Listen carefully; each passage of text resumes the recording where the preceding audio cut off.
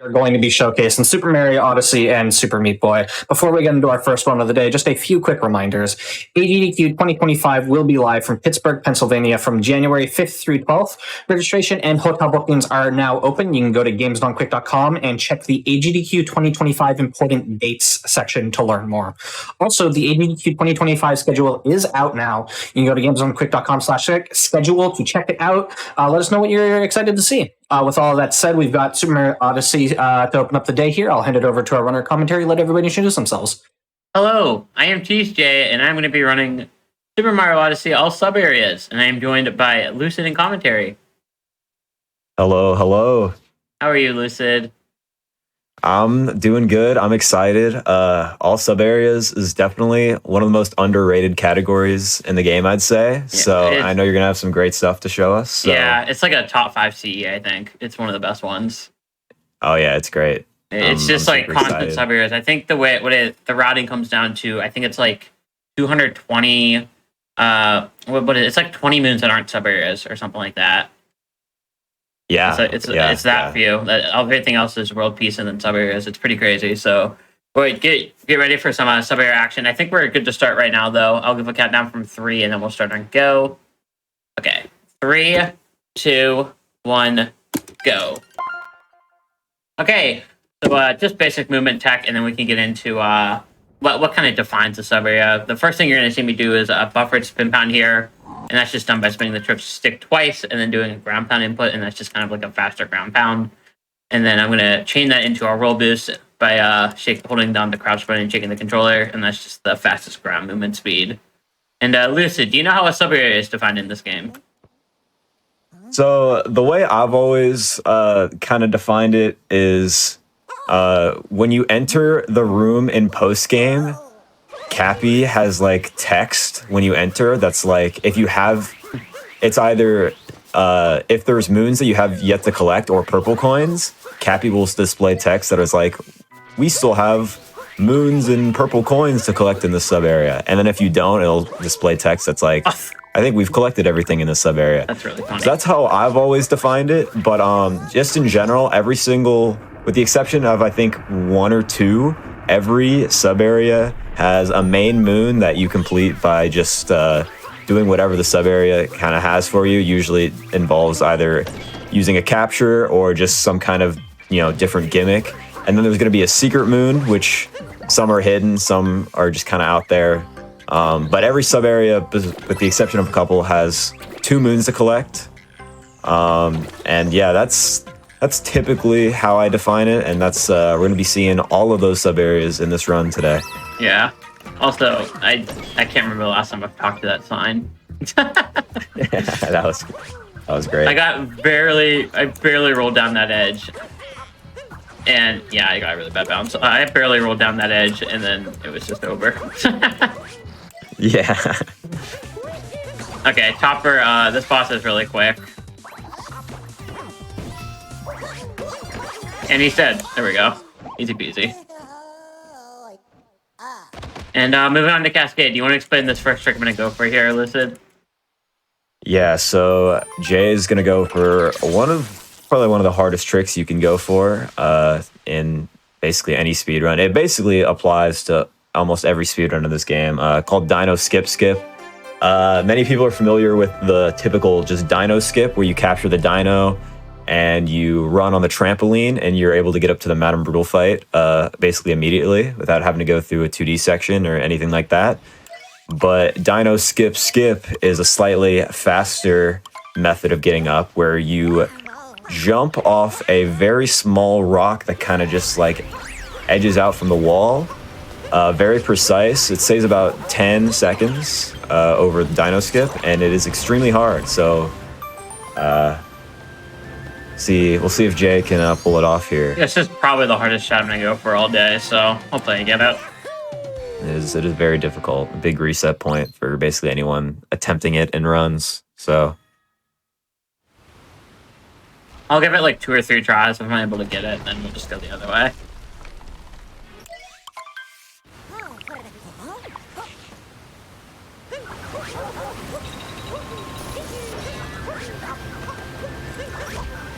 Okay. That was a really solid attempt, at least.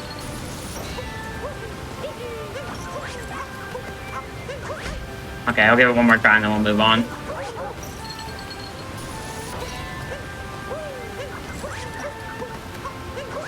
Yeah, okay, I'm not gonna get it. No big deal. Yeah. Like I said, very difficult trick. You could kind of see where she was, like the spot on the wall she was trying to aim for. It's insanely tiny. Only a few pixels there to work with, so definitely no worries on that. Yeah, like I said, that's probably the hardest trick I'm gonna go for outside of some of the sub-area strats. But luckily you can pretty easily back it up just by going the normal way and taking the dino. Or the beginner way. Yeah, very nice dino skip. And this boss is pretty self-explanatory. We're just gonna sandwich the chain jump between Cappy and Mario here to kind of knock up the hat and then instantly capture it. This is a very easy strat that hasn't changed since like the inception of the game. Yeah. Yeah, easy peasy. And then we're gonna see our first sub-area coming up here in Cascade.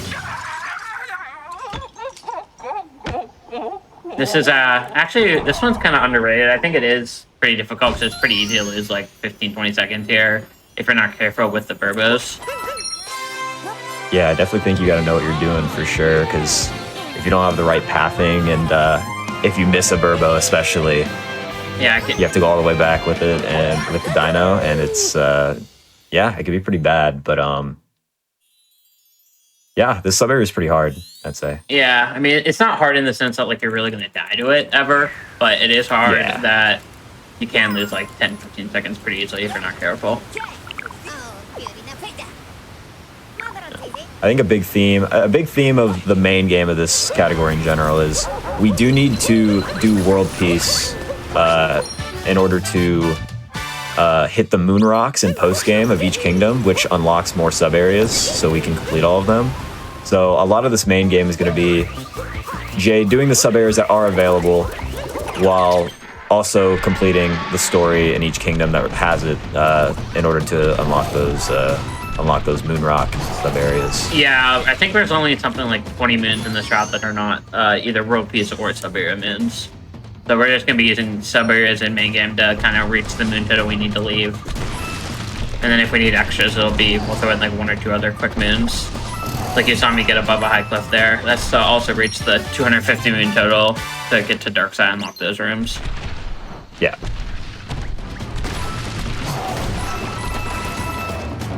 Oh, I hit the trampoline. Not a big deal. That's a classic. I think it's more fun to hit the trampoline because you just get to do some like WWE move on the burbos. There we go. I got all the burbos. That was my main focus. I can't tell you how many almond runs I've done where I've missed one burbo and have to go back for it. It's always on the set right above the trampoline. It's always right there every time. Okay, and let's look out. We're out of Cascade. Yeah, pretty clean so far. Jay has grabbed a couple checkpoints in the run. If you've noticed, she grabbed the Cap Kingdom checkpoint at the top of the tower, and then she just grabbed that checkpoint right before globing. Just a couple checkpoints that are going to help out with getting places faster is the main use of that. Yeah, just warping in post game to get to some of the sub areas. There's a sub area right out front of that checkpoint and just grabbed in post game as a moon rock sub area. But in terms of sand here, this is the first kingdom with like actual moons in it. That's substantial. So we're gonna see like I think it's like 3 sub areas that we're gonna see, and then world peace, of course. This is the first actual long split.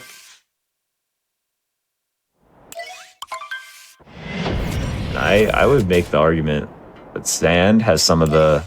Well, first of all, sand has a lot of sub areas, especially when you hit post game. They add like at least 2 off. No, they add 3, I believe, if I'm remembering correctly. But in general, I think sand has some of the best sub areas in the game. Just a lot of them are fun, or just can be like cheesed in a specific kind of way. I think they're pretty good. Yeah, I mean, There's two of them that I don't really think there's any real stress for, but the other ones you can definitely go past in. I'm going the wrong way. It's this way. I want this bill. I must have burned a little bit there. Not a big deal. That didn't lose me much time at all. This is the first sub area we're going to see. It kind of breaks the rule of having two moons, but I think the outside moon, the treasure of Nectar Ruins, is technically supposed to be like the second moon here. It's kind of weird. Yeah, this was the main exception I had in my head when I was thinking about the sub-area definition, because there's only one moon that's actually in this, in this sub-world, and then you take the pipe, and it leads you to a treasure moon that is technically counted as the second moon, but still kind of breaks the typical definition. So yeah, this is the second main we're talking about right here. And then we have to buy Jaxi to go into the sub area that I am directly on top of right now. And I'm not going to bother getting that chest with the coins. You really don't need many coins at all for this speedrun. I don't think we end up buying a single option. I was gonna say I was wondering if there was any shop purchasing whatsoever. Yeah, I think that makes sense. Given only 20 are needed that aren't sub areas. Yeah, I think we do go into the shops for the purple coin outfits for some of the outfit sub areas, but other than that, that's the only time we go in there. Right.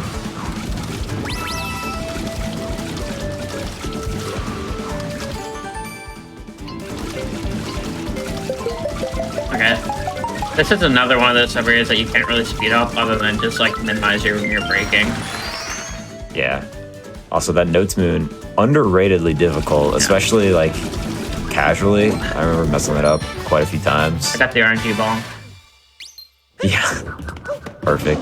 I don't know if there's any way to prevent that. It just happens. Sometimes you just don't change anything and then sometimes you just bonk there for no reason. Yeah, I'm not really sure what happens there. I wonder if it's just something to do with like the way Jaxi like runs, if like the feet just like kind of clip the that might be it, yeah, ground or something.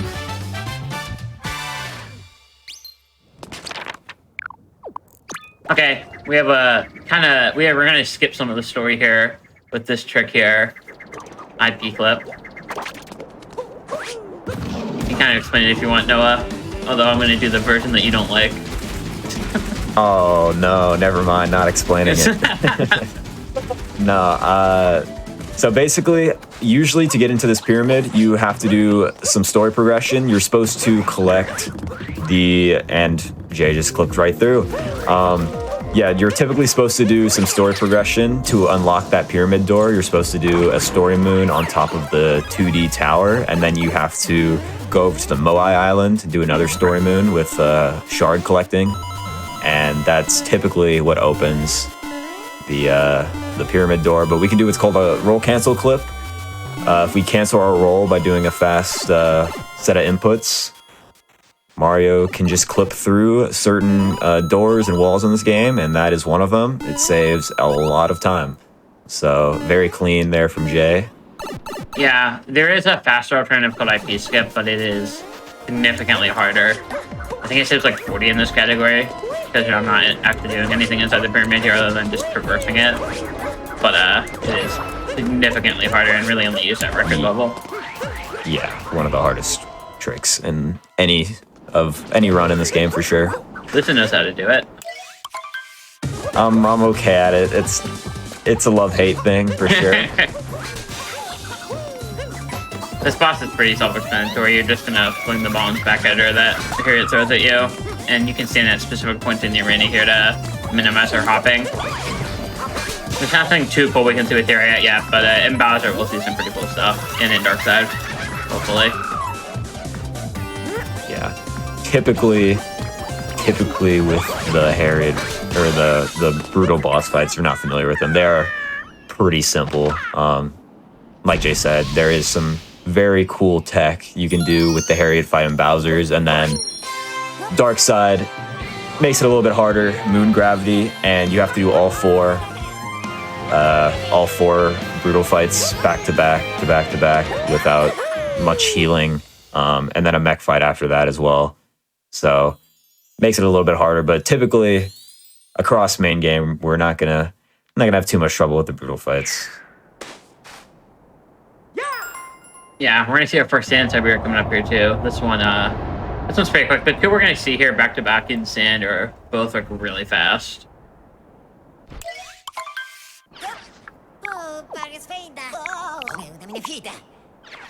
And we're just going to kind of gun it for this area right now using this wire directly ahead. And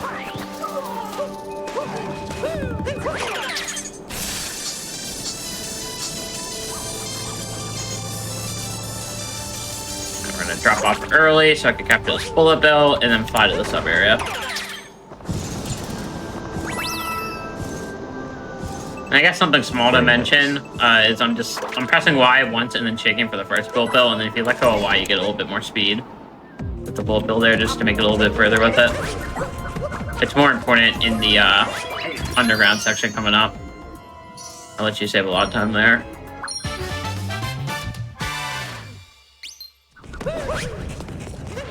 But this room is just kind of like basic movement, cross some individual platforms, and yeah, this room's really easy. Yeah. There we go. And this part is really annoying because I don't have Jaxi, and there are a bunch of mummies, so I just have to kind of react to them and make sure I don't get hit by any of them, ideally. There we go, perfect. That was really clean. Yeah, that was well done. Yeah, it really feels like RNG if one of them just pops up in front of me or not. Yeah. So we're in the bullet bill maze sub area. You're supposed to take the bullet bills through the maze, but Time for that. they just kind of let you jump on the walls. So we're not going to mess with any of I that. need to get bounce. Good save, good save. Yeah, they just kind of let you jump on the walls. So much easier, much faster than going through the maze. So. I love this part. We can just blindly hop off the roof and land on Jaxi. Yeah, that part's great. It's really hard to actually land directly on him, but I have done it a handful of times. Yeah, I think I've done it in bingo. It's like the only time I've gotten the pleasure of doing it, but it's very fun. And I like that coin ring spawns during this wing grab. I've never seen that. Wait, that's crazy. Yeah, I just noticed that when I started running it like this yesterday and the day before. If you hop on Jaxi there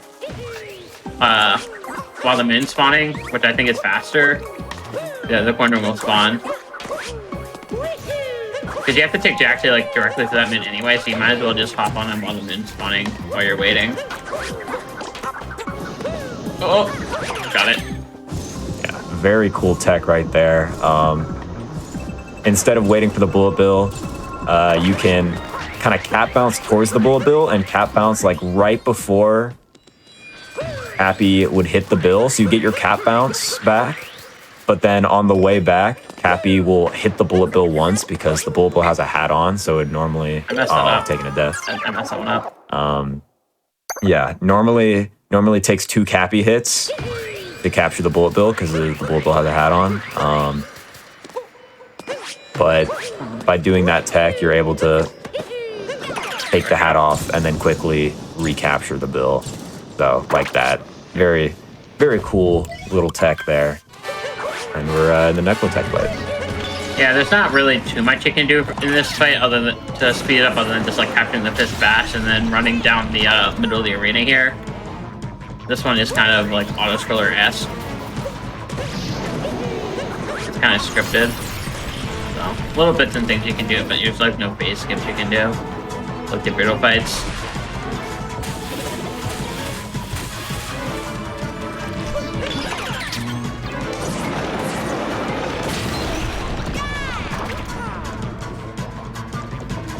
Okay. There we go.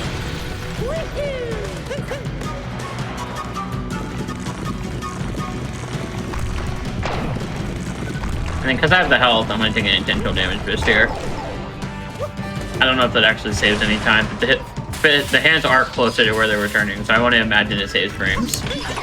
See, what I've never timed it, but what I always do is I take intentional damage boost on the first time that Knuckle Tech claps. So then like the hands never move, and then I like dive out of the way on the third one, so they come back faster.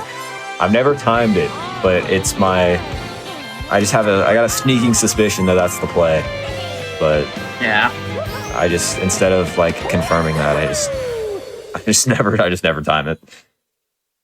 I don't want to be proven wrong. And with that, we are done with sand. We're going to be hopping on to lake here, which is significantly quicker, but still has 2 sub areas that are pretty cool that we're going to see. Yeah. Lake specifically, you won't see one of them until post game, but I think Lake absolutely has 2 of the best sub areas in the game in terms of just like really satisfying to perform fast. You're gonna see one of them. The jump, grab, and climb sub area I think is really good, or the red room, as some people like to call it. And then the poison waves room. Poison waves is actually my favorite sub area in the whole game. Yeah, it's great. That'll be an exciting one to see later in the round. That one's really, really cool. I'm very sad it got routed out of Darker. Oh, it did? I haven't played Darker since it did. That's sad. It got replaced with Lake Clip. That's just really I learned that last summer because of the 4-way Darker race that was at Pace. I was watching Zach run and he told me it got routed out and he was going to showcase the new route. He was the only one of the 4. Man. Oh, pouring one out for the Poison Wave sub area tonight. But yeah, we got just some moon collecting, and then we're gonna go to that red room sub area that I mentioned. That's actually the only moon we're gonna see in Lake that isn't world peace or sub areas. Oh wow! Across the board in the whole speedrun, believe it or not, that is the only Lake moon we see. That's pretty crazy because lake moons are like really fast. Like even Dory not being in is crazy. Yeah, this one's hard a little bit, so hopefully I don't screw it up.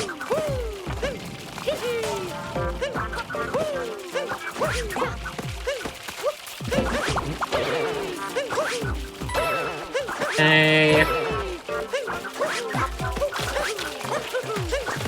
Oh, let me try that again.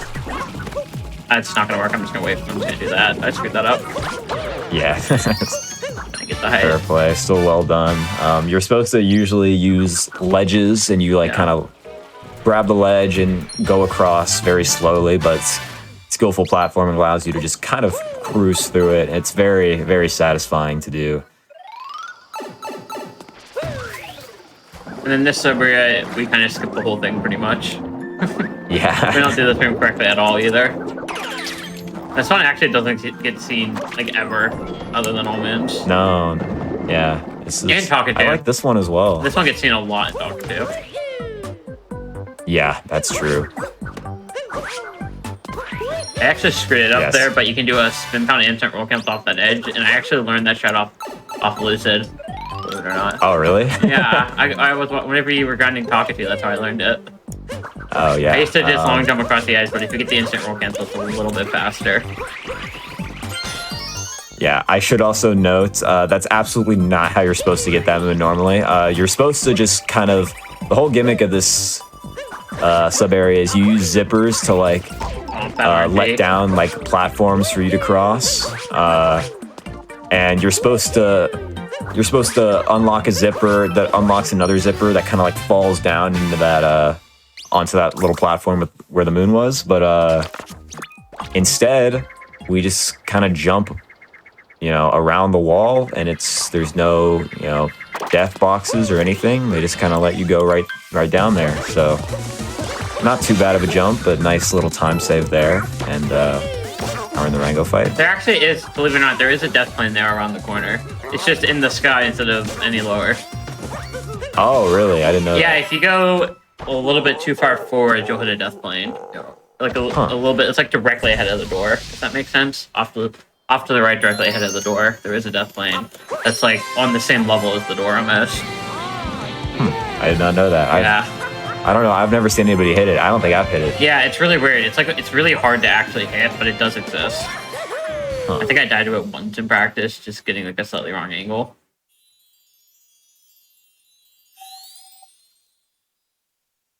Yeah, it's like I said, it's you're probably never gonna see that death point ever in a run. So Yeah.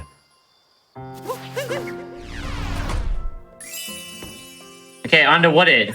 Wooded's actually really cool because this category and I think Talkatoo are the only two categories we're gonna see the Sphinx question get answered. Oh, let's go. That's awesome. Yeah. Yeah, Wooded's it's just the best kingdom in my opinion. Just almost in every category. I don't know how you feel about this one this category specifically. It Jay, has but all banger sub areas apart from one that paints the entire kingdom almost, I feel like. what? I don't know. I'm trying to think which one you're talking about, but I don't know. It's like a Is it? top 3 worst sub area in the game. Are you talking about Are you talking about sheep? Yeah. Sheep is cool. No, It has a cool strat. no. I'm pro sheep. I'm pro sheep. That room's awful. The shot doesn't even work half the time.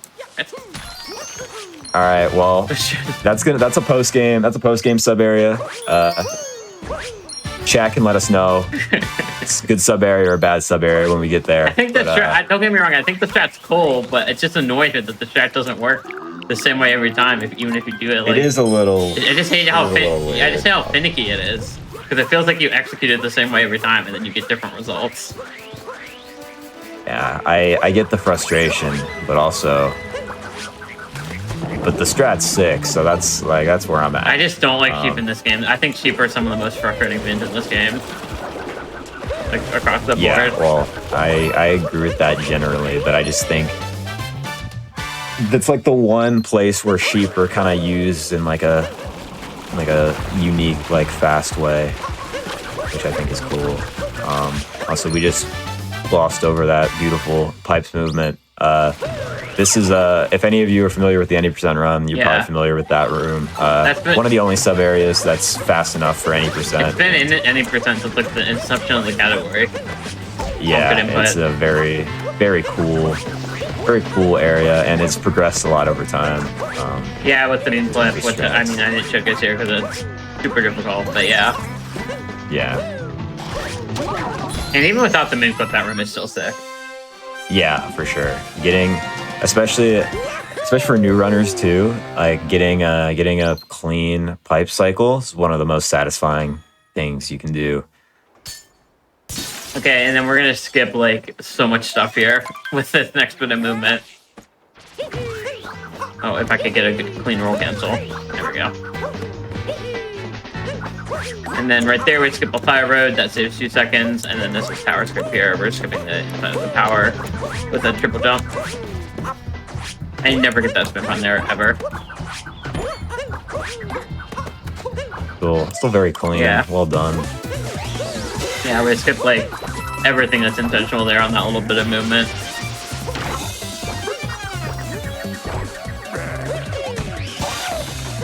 And then Spirit's pretty self-explanatory. This is probably one of the easiest brutal fights. It's quite annoying if it does go wrong, though. This is probably the most annoying one when it does go wrong. Yeah, it's very, very hard to stop Spirit when he's moving around, poison. Yeah, if you poison screw it trail. up, you just say goodbye to like 10-15 seconds. You're not saving it.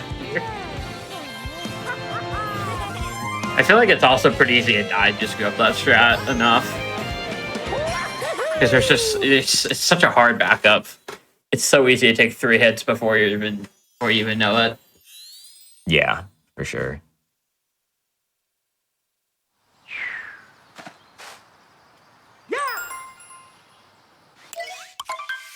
Okay, and we're just gonna go finish off Pete's here. We're gonna do 2 sub areas, one of which I think is pretty cool. The other is auto schooler, so it's not as cool. Yeah.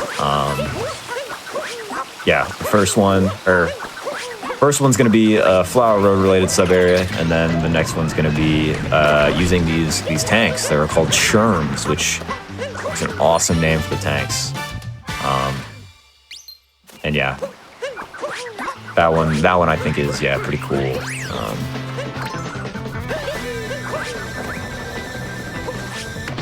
Using like the rocket power for like 1 second, just for a little bit of speed.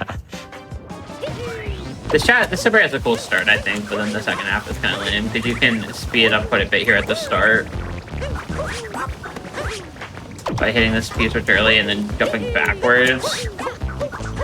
If you really want to take that up a notch and add a little bit of risk into the room, you can do that triple jump blind and have the spot road on screen and have it progress even a little bit further.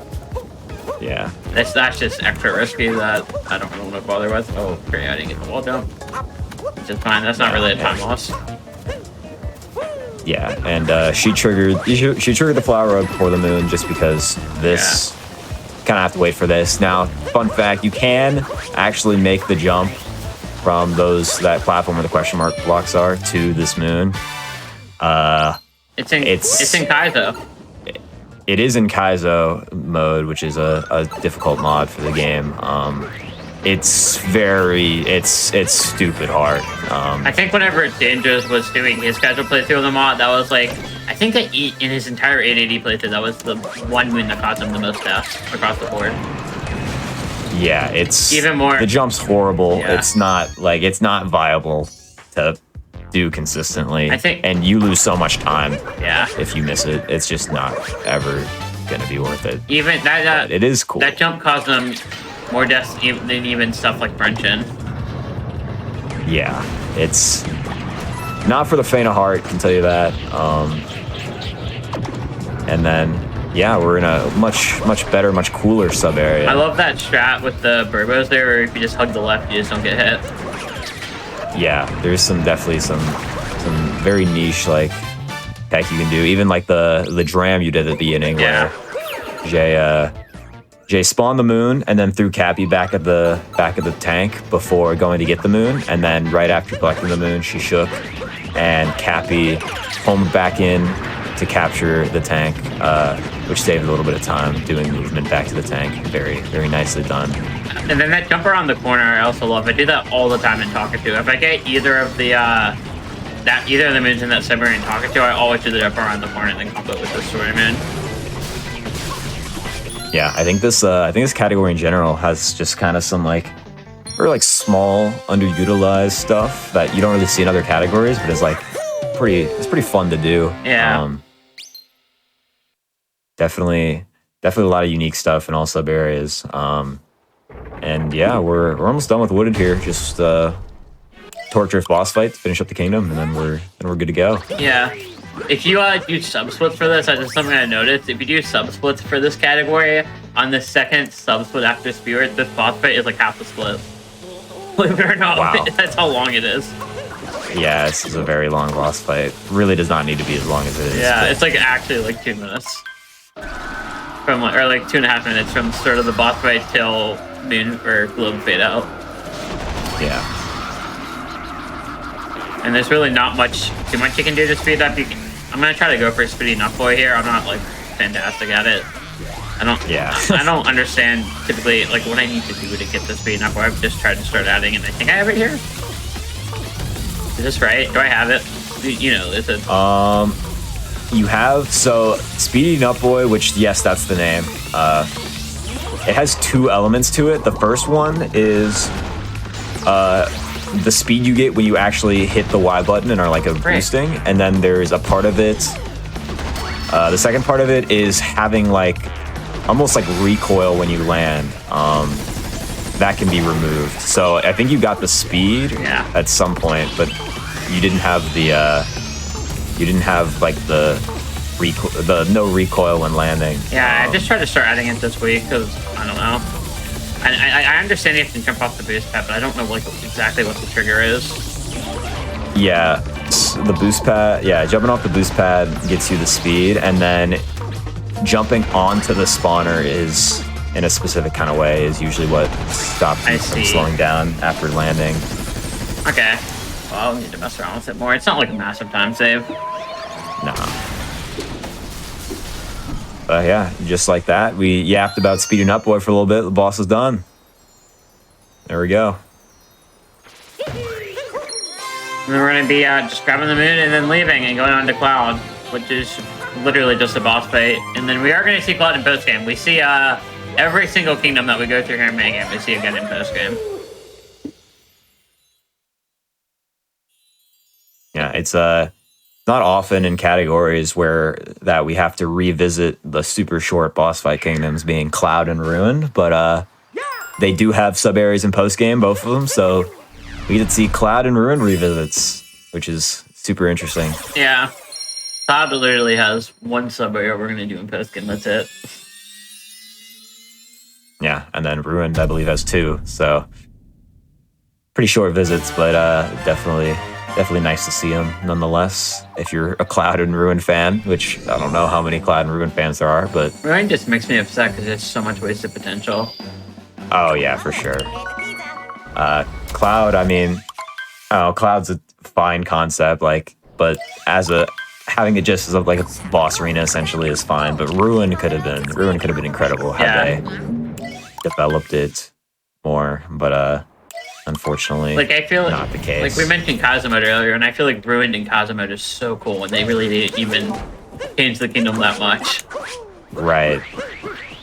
Yeah.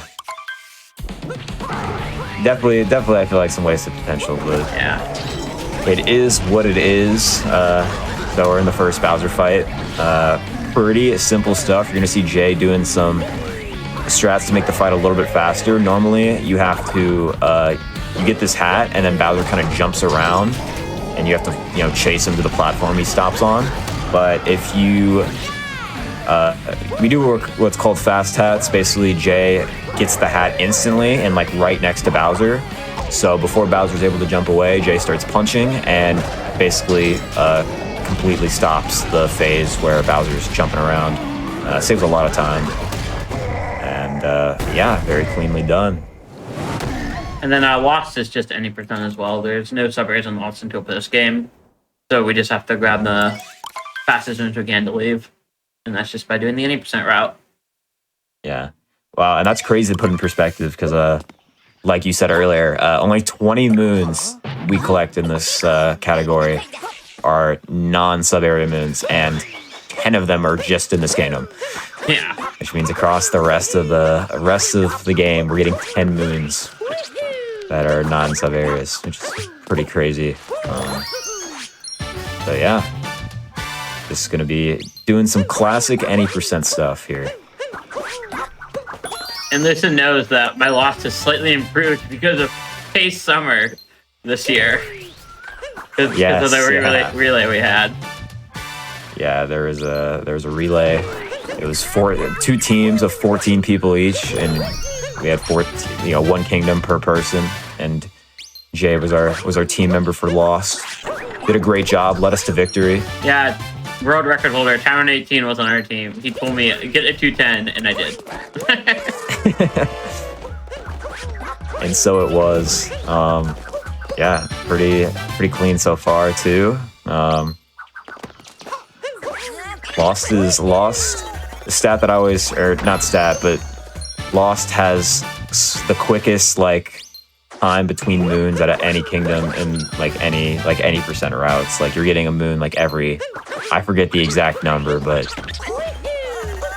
a good Lost kingdom is about 2 minutes in length, and you get 10 moons in that span. And there's also cutscenes and stuff too that you have to take into account. So yeah, very quick kingdom. Jay doing it very cleanly, even making it back up after the moon. A lot of possibility to take a death there, which does just spawn you back at the Odyssey, so it's not too bad. But saving yourself there does save time. And yeah, I got cage triple. I'm really happy about that. Yeah, really clean cage triple. Got the spin pound dive after 2. That was great. Very well done. That was actually, I think, the cleanest loss I've had so far on this DRS I've had this week. That was really good. Well, there you go. Showing up for the marathon or the showcase here. Very well done. Not that it matters that much, but I think if I'm not using splits, but if I know my PV for whatever reason all sub areas, I think loss is my biggest time loss across the board. I got a 3-minute loss in my PV, so I saved loads there. Yeah. I'll say, in general, this run has been really good so far. I think, the DSS misses were unfortunate, but, I'm really... Yeah. That's, the main thing I can think of stuff that's gone super wrong so far, so you're doing doing a great job right now. Yeah, now we're in Night Metro.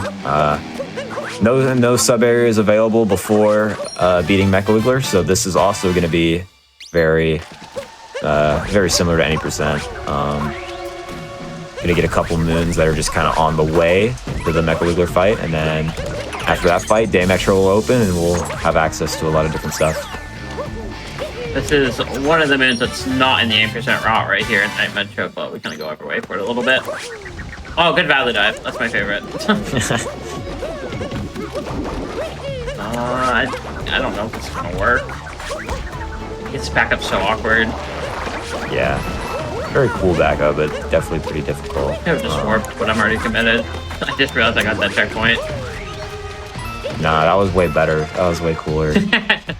So it's all good. That was, yeah, pretty cool backup there. Intentional fall just to show it off. For sure. Yeah. Totally intentionally got a Valley Dive there. I guess if you're not aware, Valley Dives are just whenever you dive, or dive for a cap bounce, and then Mario just slightly misses Cappy there. Either do like a camera change or like a stick adjustment. Yeah, it can happen. It can happen in there's places where it's pretty common, but then there's other places where it just kind of happens, and it's definitely a pretty big frustration for runners in this game. But was able to back that one up pretty cleanly, and yeah, now we're in the Mecha Wiggler fight.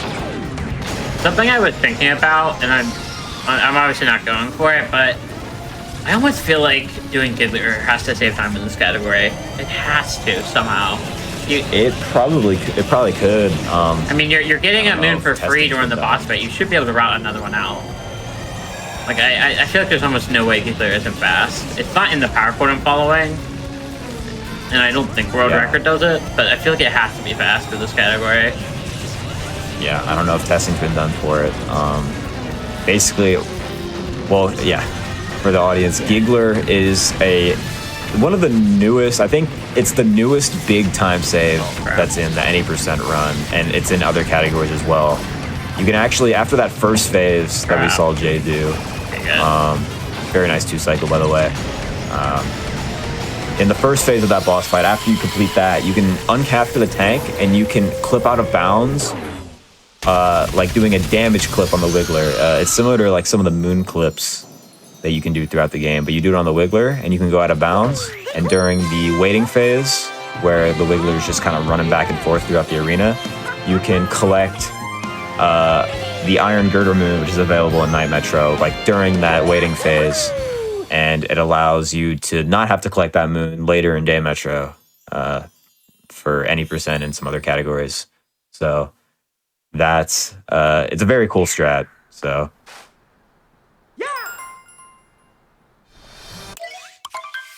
yep.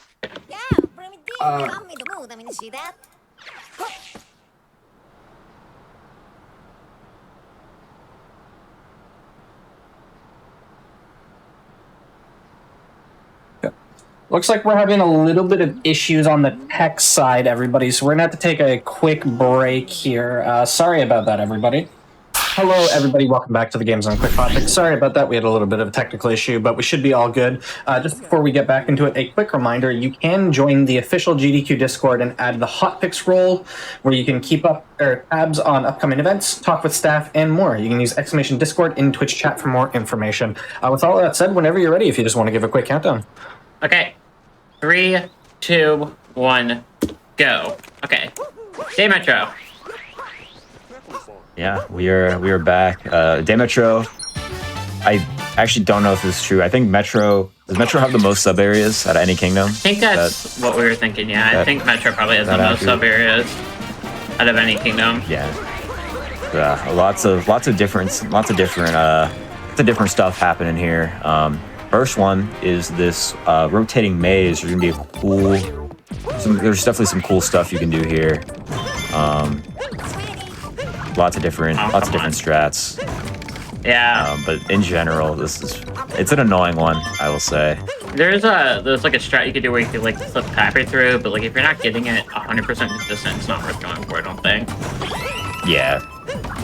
And no, I think does Heather might do it in record, on men's record. I think he might. I think he probably does. Yeah. I do it in bingo when I have to do the sub area. Also, neat little strat there. Jay throws Cappy at the Piranha Plant, and then the Piranha Plant kind of sucks up Cappy, and then Jay walks away, but kind of lines up Mario with the shard and the Piranha Plant, Yeah. and then the Piranha Plant spits Cappy back out, like, towards the shard. I think that's another reason why I don't do it, because I really like that Piranha Plant strat. Yeah, that's a really good one. Okay, we're gonna do a really cool capture strat here to enter a sub area in a really unintended way with this pull. I think that might work. There we go. I had no idea that strat was in this run. This category is great. Yeah, I didn't know either until I watched Danger Showcase of it the other day. So I'll try and do my best to explain what was up with that. So that's like really the only quote unquote wrong warp that really exists in this game. So typically how this sub area works is you capture a taxi, and when you hold forward with the control stick with the taxi kind of like goes off screen and like drives forward. And I believe the game checks to see if you're in a capture and are in like the zone where the taxi drives forward to consider you like in the loading zone. But if you capture something else and then go into that loading zone area, it doesn't have to be the taxi. So Jay was able to capture the pole and then just kind of flick herself into the loading zone, and it counts as being in a capture and saves a little bit of time over the animation of the taxi. It's really, really clean. It also means, I think this is the only category across the board where whenever you do polling, you don't grab that drummer immediately. Oh wow, yeah, that's really unique. I noticed that as well. I was going through the trial, I was like, it's really jarring, because I had one attempt where I did grab that guy immediately, and I was like, that's wrong. Also, I don't do the fast shot for this room because I don't bother learning it. It's more difficult. It's tough. So I just do that. That works. It's at 90% though, if you want to see it. It is true. I think there's three. I want to say there's 3 sub areas that are in any percent, and 2 of them are in Metro. So that was the first one, and I'm sure we'll see the other one in a bit. Actually, no. I guess People's Room's post game, right? Yeah, it is, because you need the third mid. Yeah. So there's a Metro sub area. People's Room is what it's referred to normally. It's like the only sub area in the game where there's actually 3 moons, and one of them spawns in post game. So that's gonna be for later. But yeah. And I already mentioned it, and I already forgot I was supposed to grab this guy, so I hit him. I just mentioned it's so jarring. It's like I said, it's the only category where you grab that guy there second. Yeah. But I think it's great that we get to showcase that full warp into the sub area. Yeah, that's a very does not get to see that strat does not get to see a lot of action and in most runs. So very cool that it's in this run. It's one of those strats that like you could pick up your controller right now and probably get it in a few tries. It's very cool. Yeah.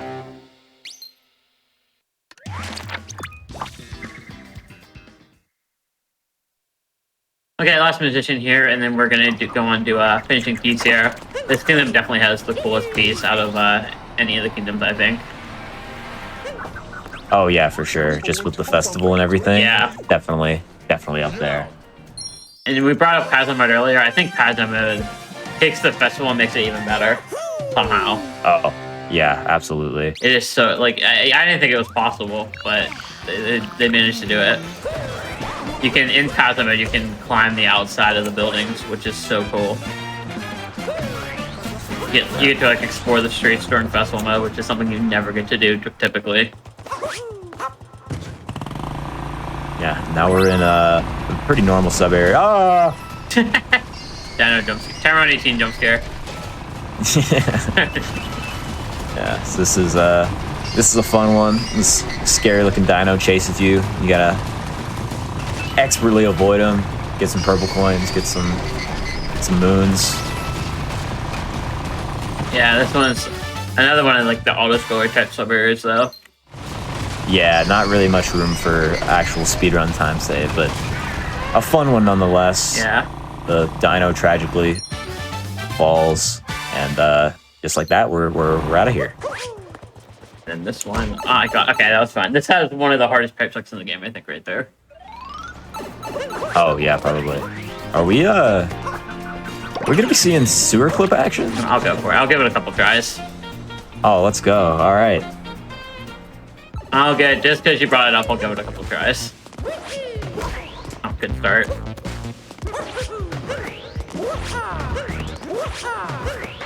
Come on, give it to me, game.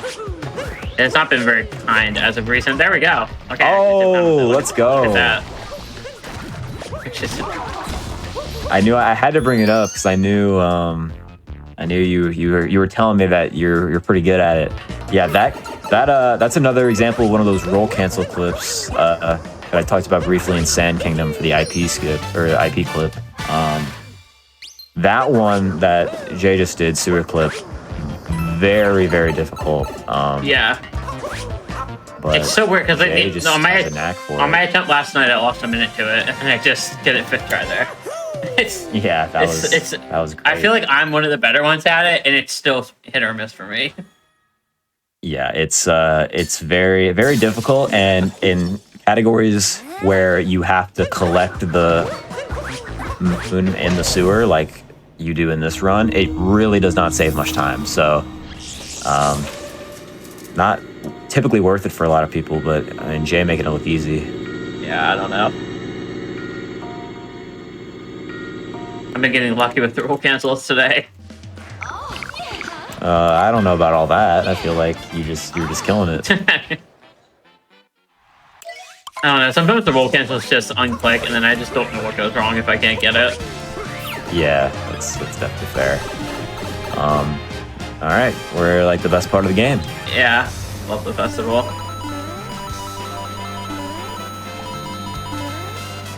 We are going to skip the Secret Moon here, though, but I kind of like skipping the Secret Moon in Festival. I think it makes the movement better. Yeah, I agree, actually. I don't like the movement out of a pipe. Yeah. The Secret Moon.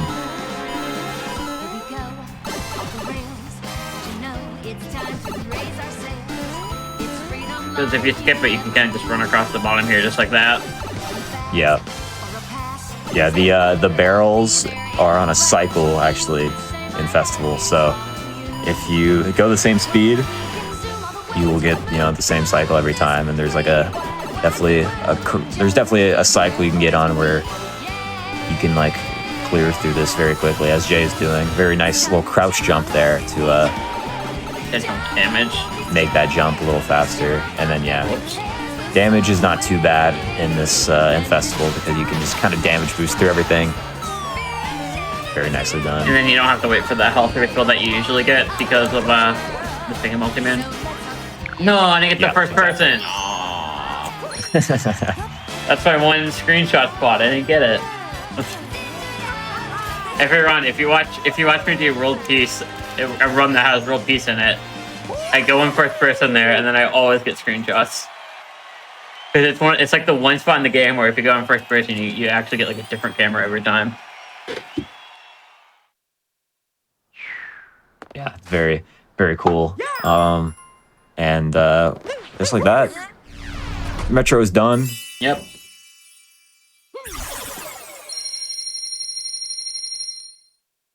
We're gonna be going on to Snow Kingdom here. And the start of snow in this category is like really awkward. Not to like in terms of like difficulty, but in terms of just like the way it looks, at least from like a viewer's perspective. You're gonna see here in like a second. We have to get 15 purples for the outfit room, and the way we go about doing that is kind of weird, just because we don't want to have to revisit the outfit room later. We don't have to. We don't want to want to go into Shibuya later. So the fastest 15 purples are just kind of look weird from a viewer perspective. I don't really know if I can word it better than that. Yeah. So there's a few sub areas in the game that require purple coin outfits. You have to wear them and go up to a door and talk to an NPC, and the NPC is like, you know, you can only go in here with this outfit, and then you have the outfit on. They're like, all right, cool, here's the door. And there is one of those sub areas that you can clip into without having to put on the costume, and which is actually a metro, which I'm sure we'll see later. But for the other ones, and this one included, there's no clever way to get around it, so we're just gonna have to bite the bullet, get 15 purples, and be on our way. So this is where it starts to look awkward. We grab those purples without grabbing any moons, and then we come down here, and then grab the 2 sets in the sub area and don't bother with either of the moons. Yeah. You would think this would be like not the fastest routing, but somehow this is the fastest routing, so. Yeah, the purples in Snow Kingdom especially are just very widespread. A lot of them are in these little mini sub-rooms, or just like in super awkward locations outside, so these are the best 15 purples to get, and that's just kind of how it is. And then, like I said earlier, we're gonna come in here and only buy the outfit and ignore the shop moon.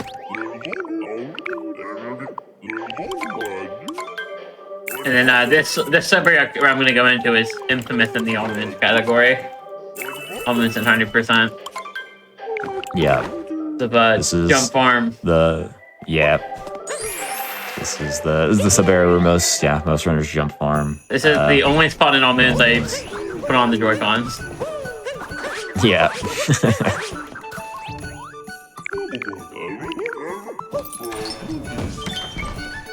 And you're gonna get a little bit of a sneak peek of that at the end of this sub area. What the jump farm looks like.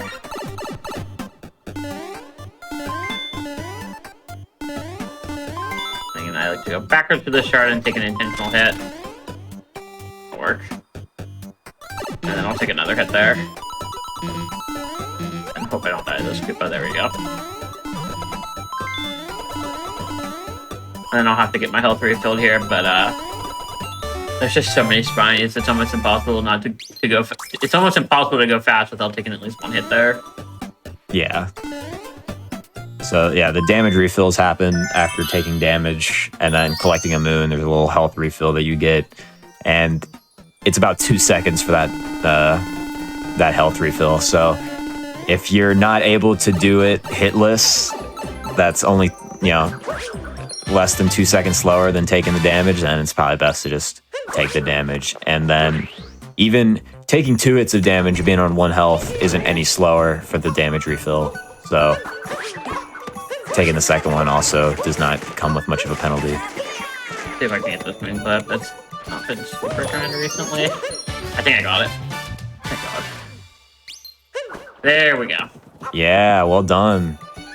That moon clip is underrated difficult, I would say.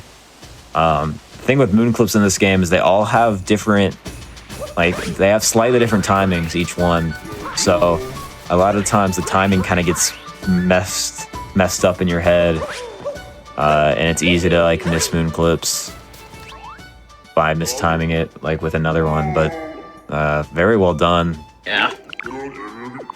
So that allows us to clip into this bound bowl race here without having to get the 4 barrier moons right now, which both saves time because we don't have to, get the moons right now. But then also some of the stuff that you normally have to do to spawn those moons, you just get to completely avoid. We get to skip a Rango fight completely, for example, just due to how the game treats collecting the bound bowl multi-moon before any of those moons. Okay, get your guesses in, bound bowl.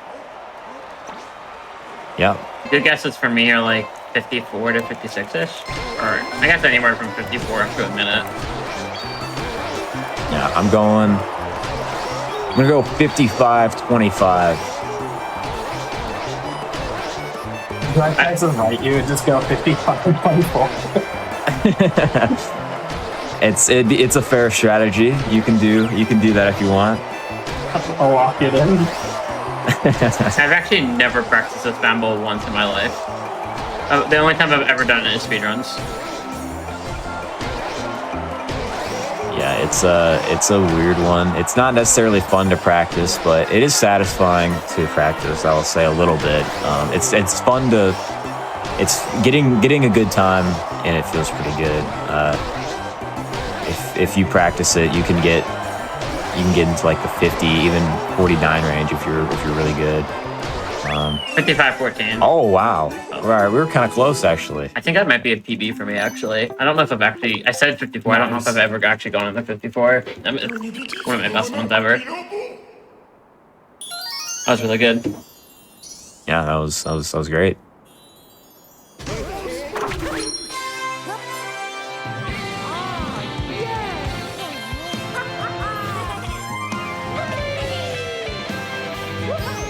And now we're going to get to see a couple sub-areas here. And we're going to see, I think, the last instance in the run of a sub-area with only one moon.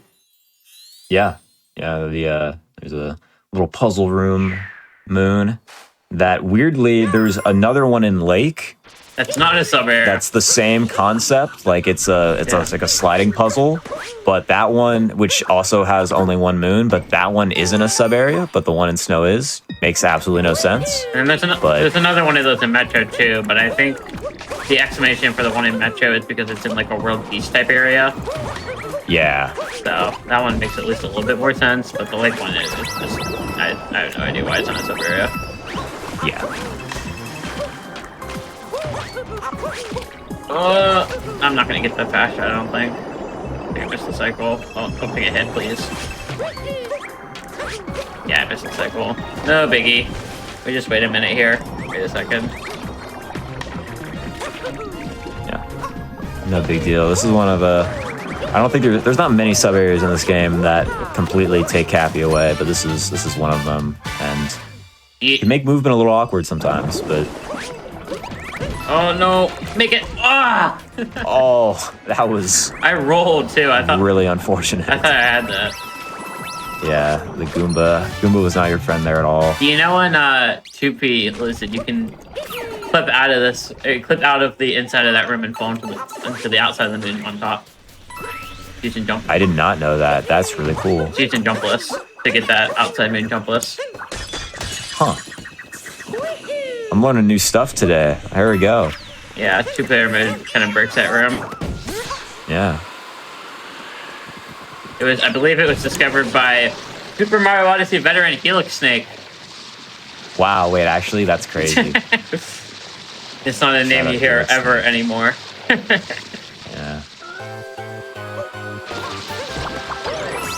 So yeah, we have another sub area here. This one, not necessarily difficult, but really, really sucks if you end up falling because getting into the sub area requires bringing that nut up all the way to that little top platform there and then, planting the beanstalk. And if you fall, the beanstalk disappears, which means you have to go all the way back to the nut to replant the beanstalk and loses a lot of time, but I don't think we're gonna have to worry about that here. In all minutes at 100%, typically I try to grab a little bit more coins. On this one, I literally just hold right for that first minute all the way through, pretty much. Yeah. There are some speed shots you could go for with like up throws to save a little bit more time, but they're so scary. There's like, I think BP goes for them. So scary. Because it's like a minute time loss if you fall out of that room. And then they'll kick a little out of bounds up here to get into the puzzle room a little bit quicker. I think I'm in the wrong spot. Hold on, let me go a little bit more this way. Oh, it's not cooperating. Come on. I got the moon clip, but no, this one's not going to cooperate. Oh, I think I'm timing it wrong. Hold on. Yes, this is what's known as a release clip. Very, very interesting way to clip through that wall there. Something to do with just Taifu when you're doing the blowing animation and like he kind of like juts his head back, and I think that's what allows you to clip through that wall there. The stream also has, I think, the only spot in the game where I do an intentional chaos dive right there at the start. Oh, really? That's funny. Because if I want to have that first guy blow the first block for me a little bit, and if I get there too fast and capture him, he won't blow the block. Yeah. So I have to intentionally slow myself down a little bit. Also, infamous Joko clip in this room. Have you seen it? I don't think so. No. In All Moons once, he dove up to that moon and dove over it and died and had to do the room over. That's heartbreaking stuff. It's really funny. Yeah. Snow's complete. Yeah. On the seaside. This has a pretty cool sub area here right out the gate, and then we're just gonna go for peace. It's another one of my favorite sub areas here. The rocket sub area? Yeah. I think it has some pretty cool movement. It's okay. It's okay. Don't know if I agree with you on that. But I mean, it's not bad. It's probably in the middle, I'd say. I don't know, I feel like any room where you can showcase like blind movement is pretty cool. Yeah, but the blind movement in this case is like fog, and it's like lame. I don't know. That's a little bit true. Plus, sometimes it's not blind movement because the fog is like RNG basically. Yeah, So I think it might be like I mean, there's cycle based. I don't know. It's really weird. yeah, I don't know. Actually, I just realized I don't think I've ever seen fogless in this room. Fogless is like a thing that just happens sometimes in the game, where if there's an area with fog and you like die and respawn, like the fog's just not there. I don't actually even know what causes it, but it's like insanely rare. It's only happened to me, I think, Cap Kingdom is like the 3 times. The main spot where I can think of it happening. Yeah, I had it happen last week, doing the task. Oh, really? In the Yoshi somewhere? In the mushroom. Did you eel get a clip of yeah. it? I think I clipped. I can't remember. It was pretty cool though. I think that'd be way cooler than Cap Fogless, that room.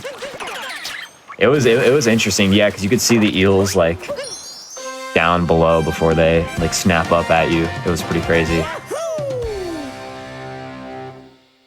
And then for the rest here, we're just going to be doing world peace and then leaving for this kingdom. Yeah, I would argue that Seaside World Peace is probably the worst world peace, honestly. Really, worse than Luncheon? Yes. Wow. That's just because you have BTT. No, that's not what it is at all. Oh, crap. This is just, I don't know, the Seaside World Peace, it's very basic. You need to collect these 4 story moons and break the barriers, or uncork the fountains to spawn the boss fight. But it's just, you just don't really do anything interesting to get to them. There's not really a better way to do it than simply just like, as Jay's doing, just using Gushins and just kind of going from story moon to story moon. And then the boss fight can go wrong very easily for reasons that sometimes feel pretty unfair. So yeah, I'm not a fan personally, but I need to not screw this up now. I need to keep this Gushin alive, looking darker.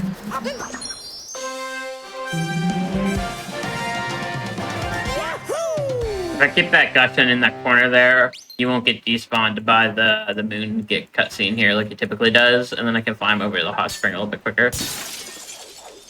yeah.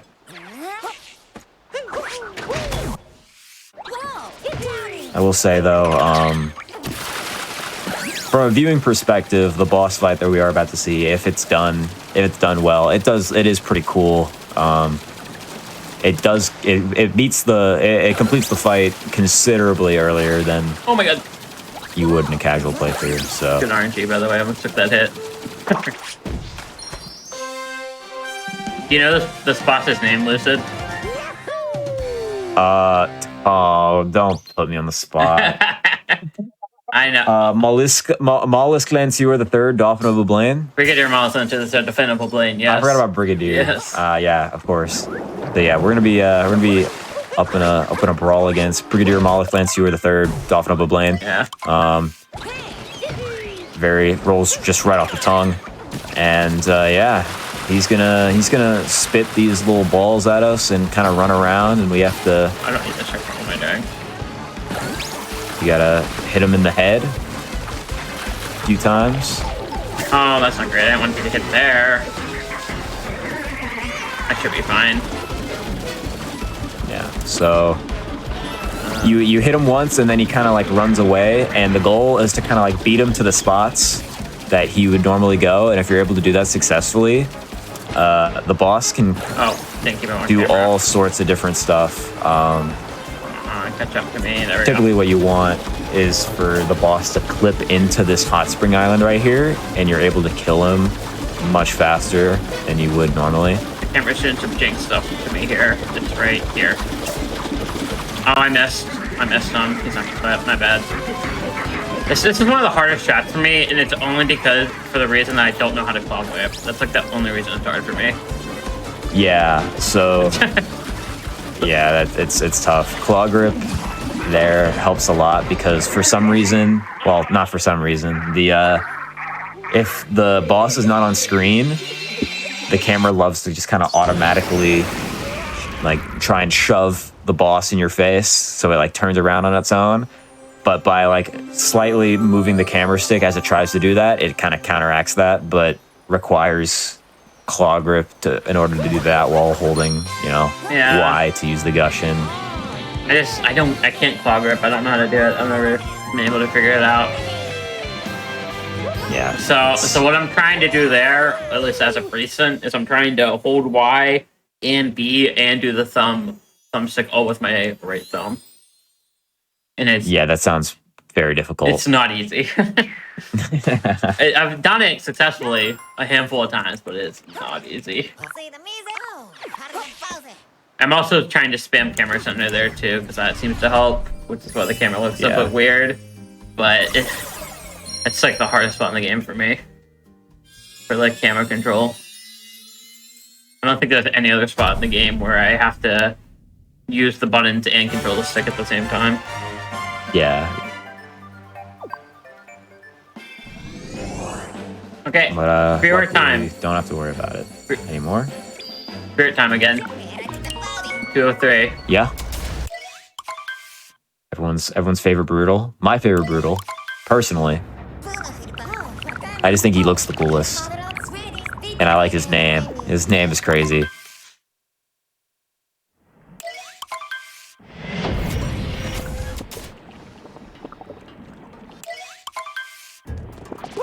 Okay, we're just gonna go straight to him right here.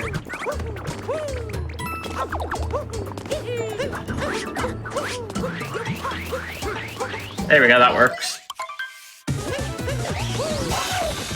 And this There's our boy. The arena's a rectangle this time, so the fight's much harder. Yeah, they really up the ante in Lunshin. Yeah, that's crazy actually. I would even argue that the wooded one is technically harder. I feel like the circular arena actually makes it, and it's like smaller, I would say, in radius. I feel like it makes it actually harder. I don't know. They could have added some like, I don't know. I know in Kaizo they had the piranha plants. I feel like that could have been a good add, but yeah, but like even in Kaizo, the fight doesn't change. You kill one piranha plant and then you do the shot the exact same. I'm just rattling off ideas here. I think Smolin said it best. There's no way of making Spirit harder. Yeah, it's as basic as it gets when it comes to boss fights in this game. Have you seen this room in 2-player listed in the 80% run? Oh yeah, it's incredible. Oh, this room is so sick in 2-player. You can just break this room open in 2-player mode. Yeah, 2-player in this game allows you to control Cappy independently, and there's a lot of like super cool mechanics you can do with that. Cappy can go and collect stuff while Mario's doing stuff, and it's just like when done correctly, it comes together just beautifully. Also, question from the chat: why am I playing in Chinese? It's faster. There's less text boxes. Simple as. There's really not more explanation than that for that one. Yeah. Okay. I have to like actually read the PowerPoint for this part because we are collecting purple coins. I don't want to miss any. Yeah, another one of the sub areas where no circumventing, collecting 15 purples, it's an outfit room, no clips possible to get into the loading zone. So we are going to be collecting the 15 purples, and which will lead us to just one of the worst sub areas in the game. I think this might be my least favorite sub area, just because it's just Really? it's just so boring. And Yeah. one of the moons you literally just get for free. Yeah, true. I have a clip on my channel back when I used to run in 1.0. I was doing a Talkatoo run. This was like 5 years ago, I think. Back when 1.0 was optimal. And the sub area broke on me completely, believe it or not. I went into the Talkatoo gave me one of the moons. This was before I even knew moon names. I went into the second pot first, and it was the wrong moon he gave me, and it didn't spawn the moon. That's really weird. Yeah. So yeah, one of the moons you just put the Potaboo in the pot, and the moon just spawns. There's no challenge whatsoever. I guess then, at least with the other moon that's like that in post game, it's at least challenging because you're doing it from so high up. Yeah, well, even like this moon here, it's like this moon right here is not difficult at all either. But at least like you have to do something. You have to at least jump on some of those tomatoes. But that first one, I guess it's just to like. I get it in the sense of it like showing you like kind of the premise if you haven't like seen it yet, but like still, I don't know. Oh, I thought I bumped. Okay, and going from that sub area into a banger sub area here coming up in like 2 seconds. Oh yeah.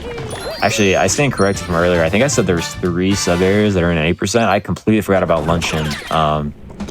There's 4, and then even 5 if you're a top level runner. There's an extra sub area you do in the spiritless route. If you're BTT, there's an extra one too, at least. Right? Yeah.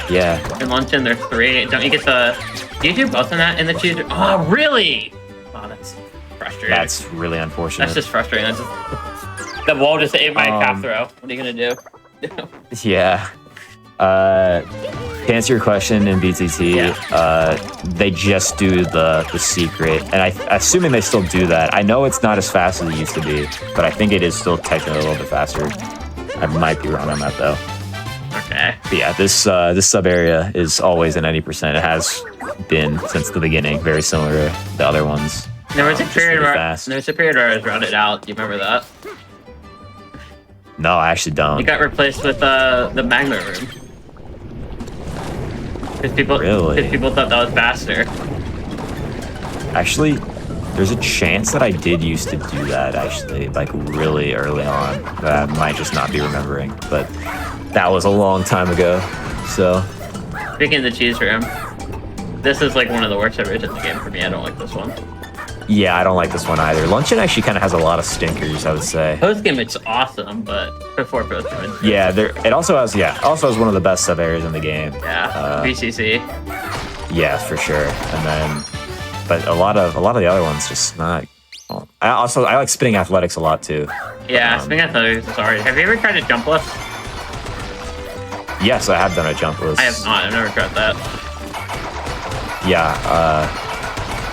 I remember that was a big I did challenge. it because that was one of the DGR challenges. Oh yeah. Yeah. You had that. It's very difficult. You had that DGR stream ages ago. Yeah. I remember you got the jump into the Jackson ruins that he wasn't able to do. Yeah, it was crazy. And then you have one of my favorite clips from your stream is in that room during that challenge. Yeah. Whatever. Why does he not have a hat? Whatever. We had to talk nonsense over that sub area. That sub area is just not very interesting. The thing about the Pan Bros in this game is they're just not very fun to control, really. Yeah. The way the Hammer Bro or the Pan Bro throws the pans is, I don't know. I don't know if it's RNG per se, but it doesn't have a consistent like throwing pattern, really. So it becomes kind of a matter of just spamming pans until you actually hit the blocks you want to hit.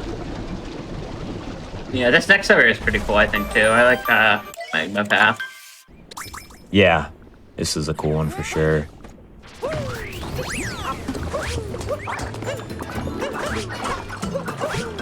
There we go.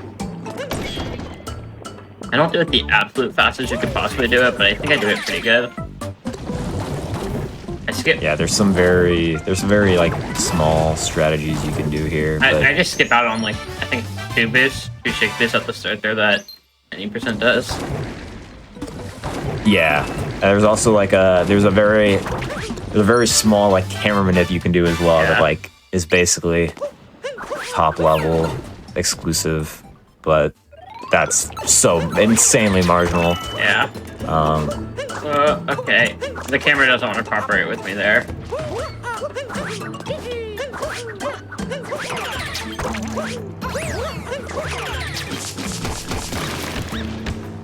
Okay. Meet Multi-Moon, and then we're gonna go fight Cookie Tail, and then that is like all for this kingdom. Yep.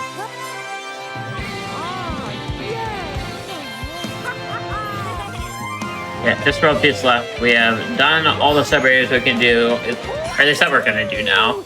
There's one more that I think we could do now, but it's just not fast till later. Yeah. I also had to reteach myself how to do that magma room without the purples for this run. Oh yeah. I didn't think about the purples being. I usually do it in all moons. And there I get the purples. I actually think it might be a little bit easier with the purples, but I'm probably the only person in the world that thinks that. Yeah, I can't say I've practiced it without the purple or with the purples, but yeah, I'm gonna have to hard disagree with you there. I know Marco, who's like an all moons main, just refuses to grab that set in all moons. He replaces it with another set because he thinks it's too hard. But I think that set's so easy. Yeah. Oh crap! I didn't think that through. I'm gonna die.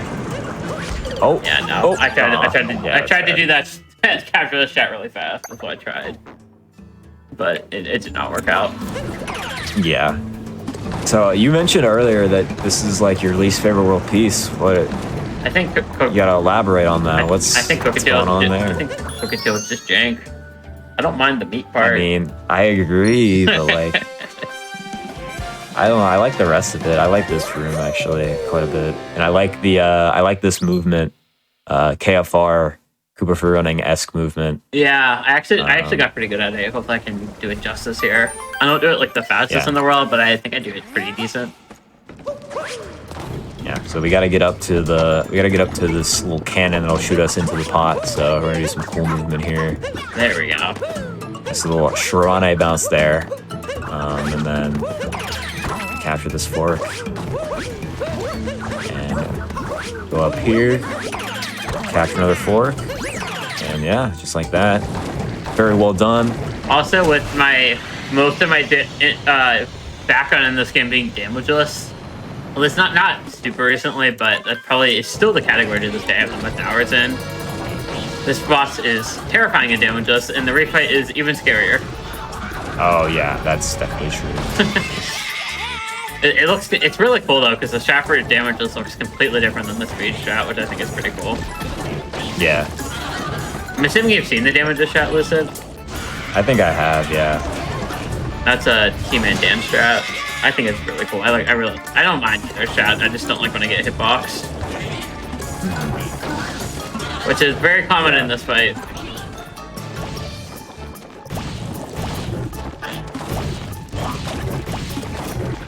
Beautiful. See, that was perfect. That was really well done. So Jay there, first of all, Jay was hitting Cookateel like kind of below. I don't know exactly what region that is, but just hitting below him with the Podoboo allows the phase to speed up. Usually, Cookatiel kind of just runs, like flies around a little bit, but hitting Cookatiel underneath skips that, and then just with some well-timed jumps is able to make it up the little lava path that Cookatiel spits out pretty fast. And that was, yeah, extremely well done. Okay, auto-scroller. Auto-scroller time. Auto-scroller time. Yeah. All right. It's really not much to say about runes in this game. Also, stuff in my keyboard.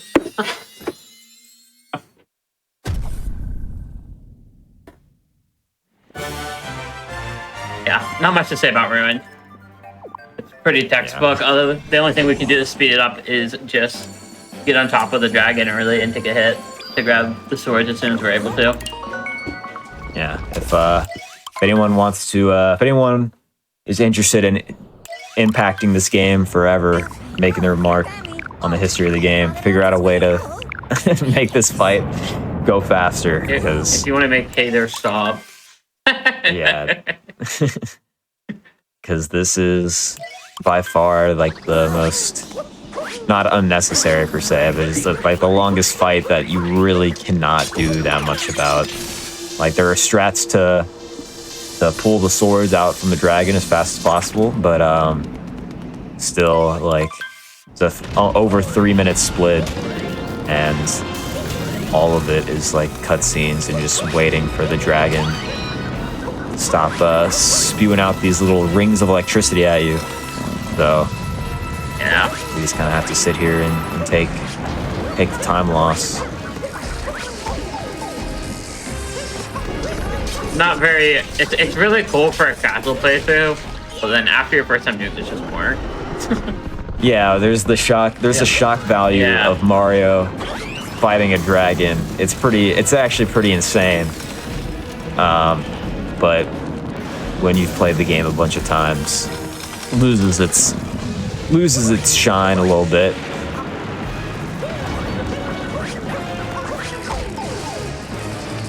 It'd be so cool if we could skip this kingdom.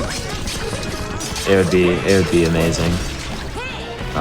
Like I said, anyone in chat, it's up to you guys. It's in your hands. If you want to revolutionize any percent and potentially make a sub 50 happen, there you go. That would be the first big step.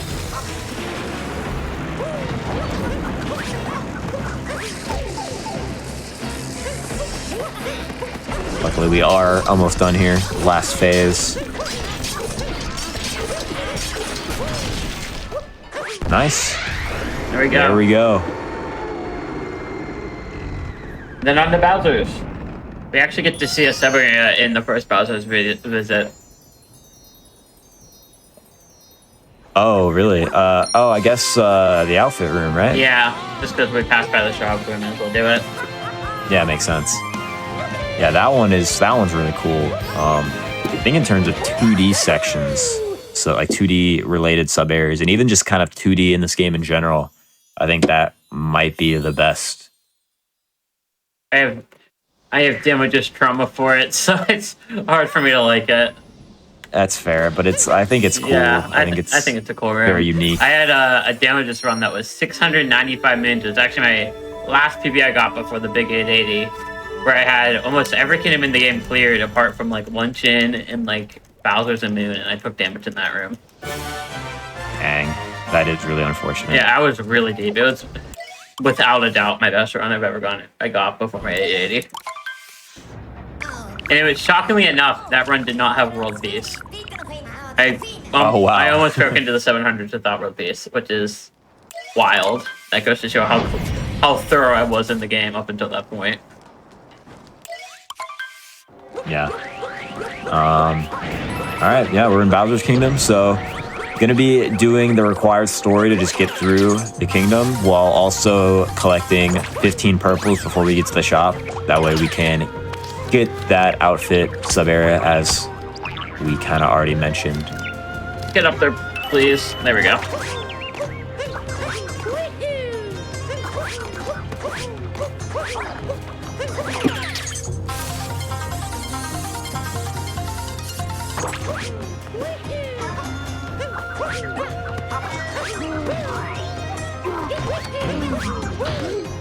I got better at that movement because Zach told me how to do it. Yeah. It's actually so easy. I just didn't know the movement. Right.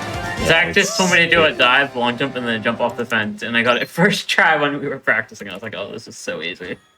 I just didn't know it was that easy because all I've ever seen is like watching top level 90% with the triple jump. Yeah, which the triple jump's really hard. Yeah, it's not really hard, but like it's definitely tough. You have to basically perfectly buffer every jump, so it could be definitely difficult. I don't know why this sets in the route. It's so annoying. Yeah, that is. There we go. I want to. Yeah, that is really rough. I wonder if can you just like long jump like near where that pylon is and get them that way? I feel like that might be possible. Like I don't know. Interesting. Don't hit me, please. Thank you. Nope. Can I bounce off Cappy, please? Yeah, don't get the showcase dive back in this category. Unfortunate. Yeah, Shard's movement is really cool when done correctly. Lots of different variations of movement you can do depending on skill level. But honestly, no matter what skill level, it's always pretty cool to see a cleanly done Shards, and that was no exception.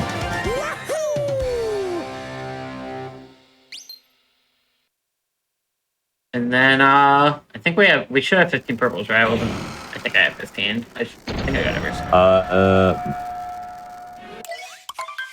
Okay. Yeah, Yeah, I did. Oh no, I'm missing some. Okay, I can get this back up here. I'm gonna do Bowser Jump though first. Or I'm gonna fail it. There we go, second try.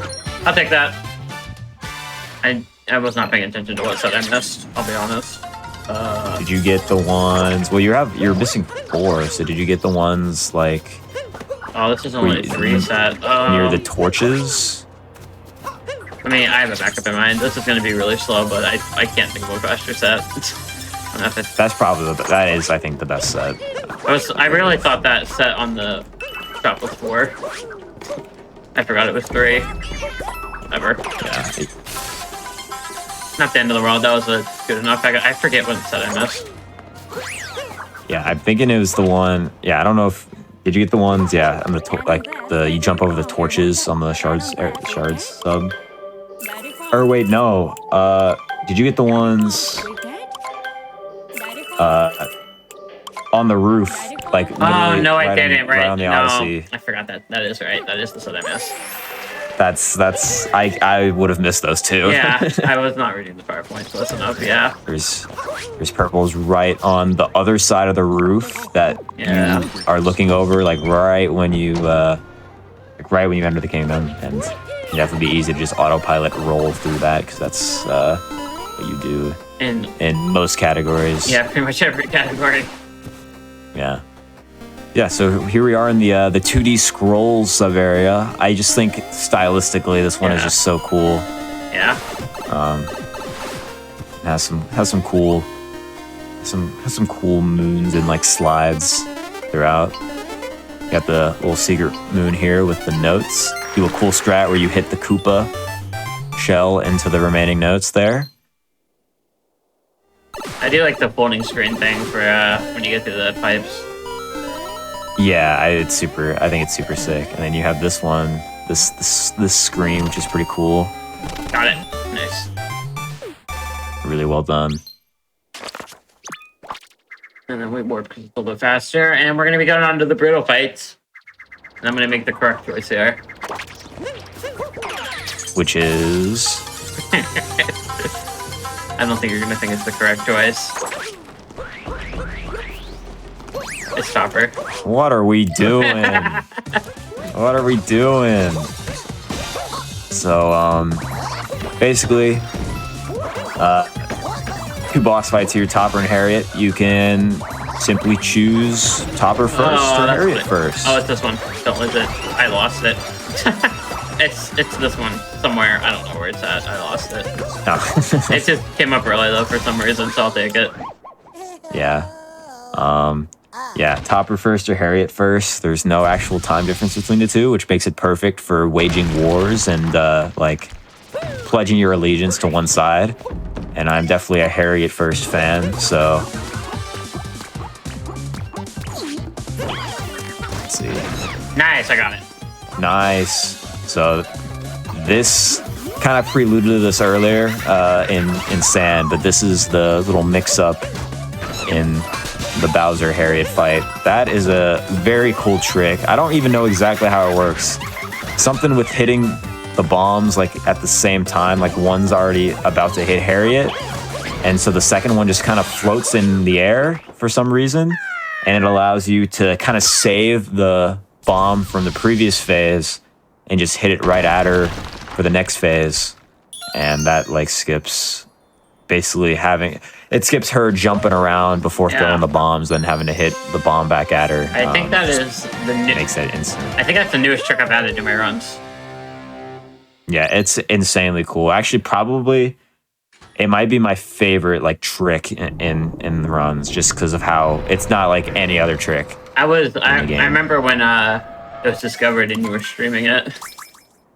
Yeah, I got the privilege of being live, like right when I believe Relaxmas, the discoverer of that trick, posted it, and so I got to like play around with it and like help optimize it for runs. It was very cool.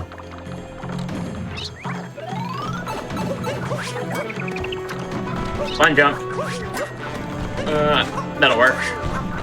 Yeah, the jump's very scary. It does not let you change the camera for a little bit there after exiting that pipe, so you are kind of just forced to either wait and change the camera, or you kind of just have to go blind for it, as Jay kind of alluded to by saying blind jump. I missed it. Definitely How did I miss pretty that? difficult. Okay, do you want to explain that? So I can focus in here. Yeah. So mech, what you're supposed to do is you capture a Pokio, you shoot bombs at the legs, and then the mech will kind of like fall down and you poke each bubble containing each Brutal. But with some really cool movement, you can manually get on top of the mech and continue to stay on top of the mech throughout the entire fight, and use Mario to hit these bubbles insanely fast. As we can see, Jay very expertly has already done 2 of the bubbles, and with some cool strats are hopefully going to be able to finish out these other 2. Go. There we go.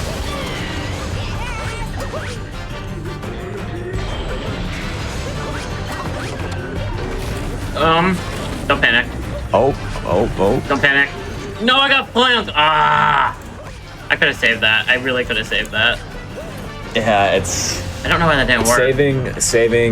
Saving mech like that can be really tough, because once you're not in the typical movement, the mech can really kind of just fling you anywhere. That backup was amazing, by the way. Yeah, I've done that backup a lot, so I got really good at it. Yeah.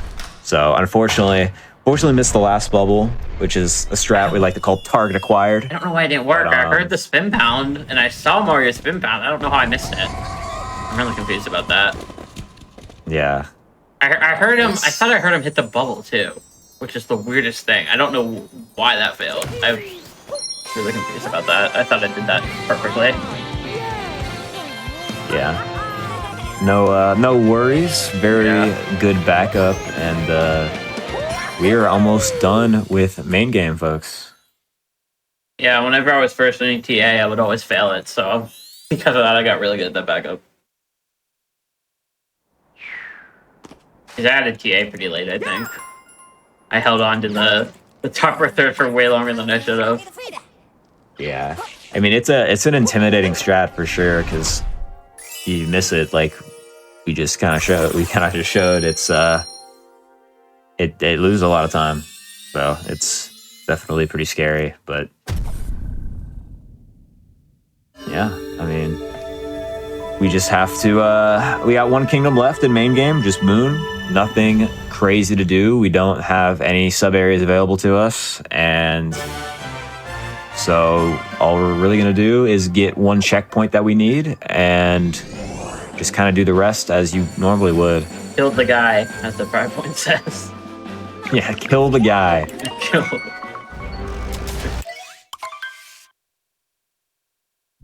Yeah, this is pretty much any percent. I think in any percent, I pretty consistently got this checkpoint anyways. So. Yeah, it's not a super out of the way checkpoint. Yeah. So a very slight detour.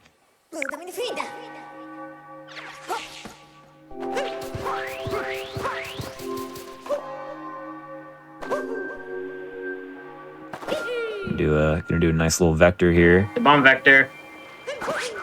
Shout out the bomb 921. Yeah, he probably won't respond to that for like another week.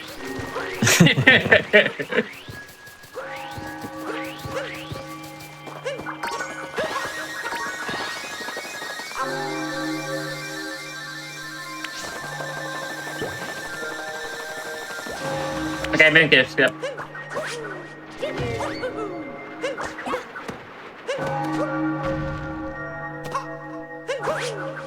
Very nice. Yeah, if you're at all familiar with Odyssey speedruns, you probably know about Moonskip, the biggest, by far the biggest singular time-saving trick in the game, and was discovered basically from day one. So, very infamous trick there, and Jay nails it perfectly, skipping that moon cave. I made a TikTok / YouTube short explaining it, and it blew up for no reason. That's crazy. That was like 30K views between the two platforms. Nice little knowledge bomb there. Yeah, and then we got the Bowser fight, which not too different from the Cloud one, really, at least for the speedrun. Bowser likes to kind of make this little fire wave that you can avoid at a comical amount of ways. You can simply jump, you can do any kind of jump, you can long jump, you can roll boost over it, you can bonk over it. The hitbox of it is way smaller than it looks. It's only a floor scan, I think. I don't think there is a hitbox. I think it just checks if you're on the floor or not. Yeah, it's very, it doesn't make the fight much harder. I was trying to see how little I could press A there. how slight of a tap I could get away with. Yeah, no worries. Gonna take an intentional damage boost here to get this fast hats phase. Perfect. And just like that, we're about to be heading into the escape sequence.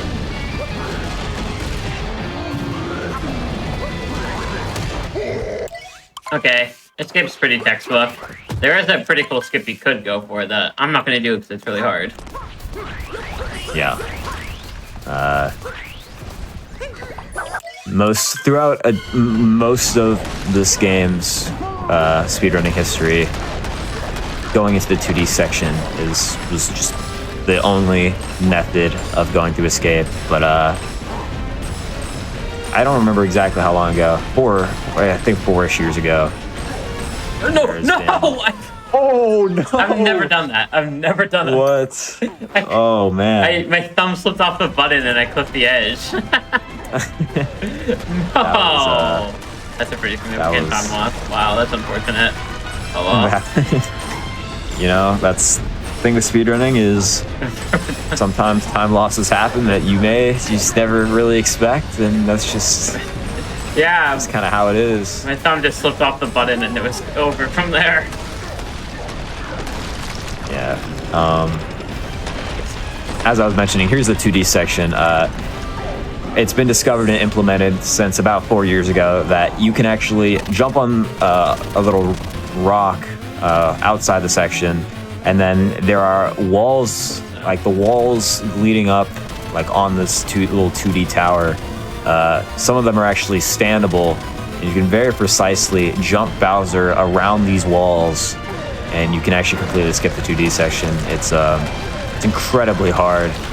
Really a strat you're only going to be seeing at like close to record level. it's very, very difficult.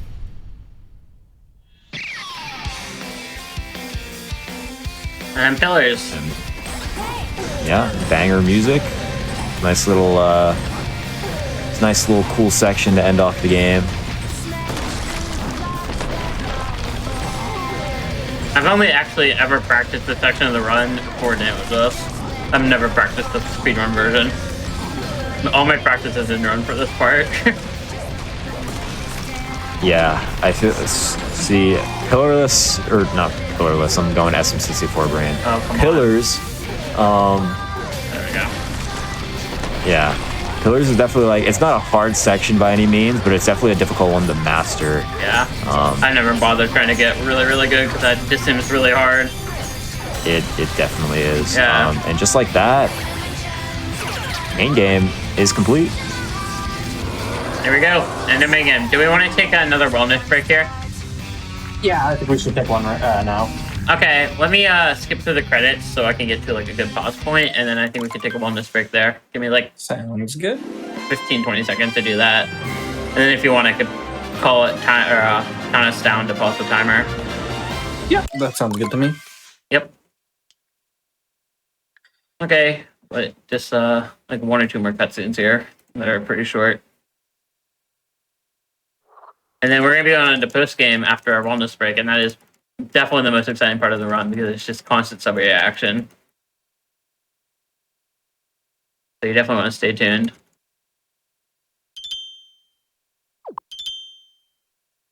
Okay. I'm gonna let Cappy talk to Mario here, and then we can go to a wellness break. This is like the last little cutscene here.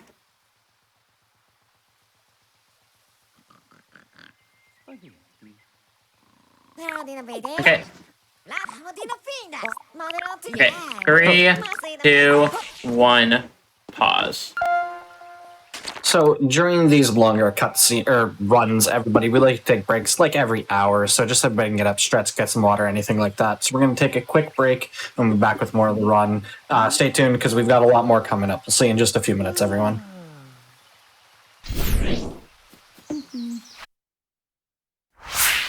Hello, everybody, and welcome back to the Games Done Quick Hotfix. Today, we're showcasing some Super Mario Odyssey. We are in the middle of an all sub-areas run. I'll hand it right back over to you, and we'll get into the post-game whenever you're ready. Okay, we'll start the timer in 3, 2, 1, go. Okay, so first thing we have to do in Mushroom here is just some purple collection for the 64 outfit for the 64 outfit room. So that's what I'm going to be doing here.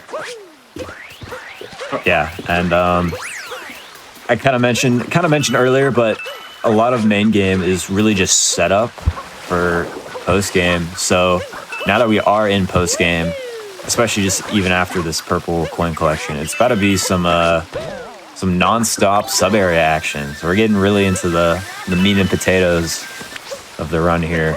So super excited. Okay, I don't think I missed any there. This purple route I did run through before the stream today, so I don't think I missed any there. And then this one's unique because you need 35 for the costume, right? As opposed to normally you need 15 for the costumes that let you into sub areas. So got to do a little bit more work here, but. That's gonna be the only Yoshi we see until Dark Side. Actually, I guess we're gonna see him in this room. I'm just saying. Completely forgot. How did I forget that? This room is literally a Yoshi room. Probably because this room's easy, and then the rooms in Dark Side are really hard with Yoshi. Yeah. I guess just to put in perspective how easy I think this room is, whenever I was doing my Damages 880 run, I did not grab these 2 sub-area moons until over 800 moons deep. Right around there. And I jinxed it. That is so embarrassing. I was focused on the freaking fruit and I died. Okay, I have a backup in mind. Don't worry, I can do it. Please make it. Jay dying in the easy room. That's so embarrassing. There we go. That's funny. No, Yoshi. See, I don't like Yoshi as a character. Yeah. So the thing about Yoshi in this game is.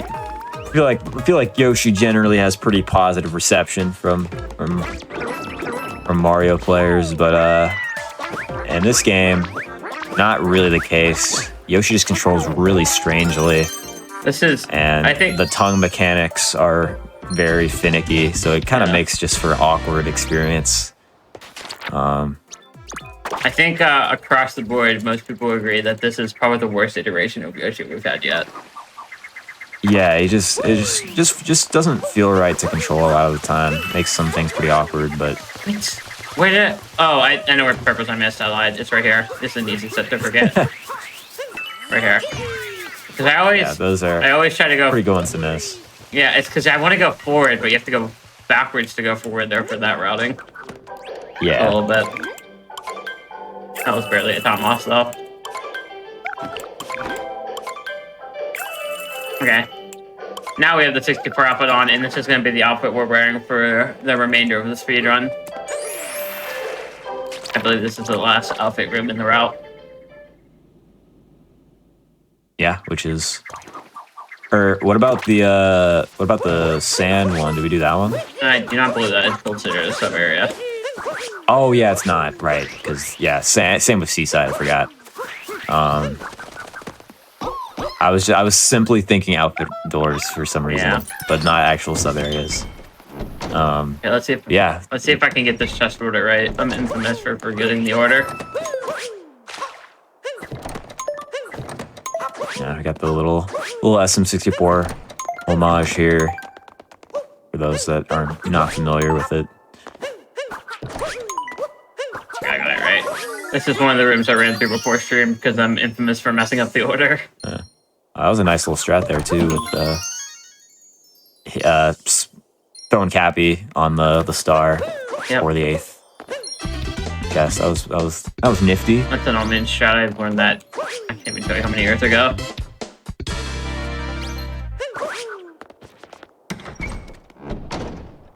And now we get to do one of the scariest rooms in the game. Yeah, this room is just in general, like casual playthrough, and then even when you're a more experienced player, this room is extremely hard. I would argue probably the hardest sub area that's not in Dark Side, like excluding Dark Side. I think this is would the say hardest this is- 2D section of the game. For sure. Yeah, this the whole gimmick here is you have to stay in this little black rectangle, or otherwise you're transported out of 2D and into 3D. Which, for the beginning, it's mostly fine, but then it gets a little bit more complex down the stretch, and it just is very, very hard to control sometimes, and very easy to take a lot of damage. Yeah, this is my probably my most practiced 2D section in the game because of damage loads. Yeah, it's There we go. a pretty difficult section for sure. Yeah. Switch over to this little climbing section.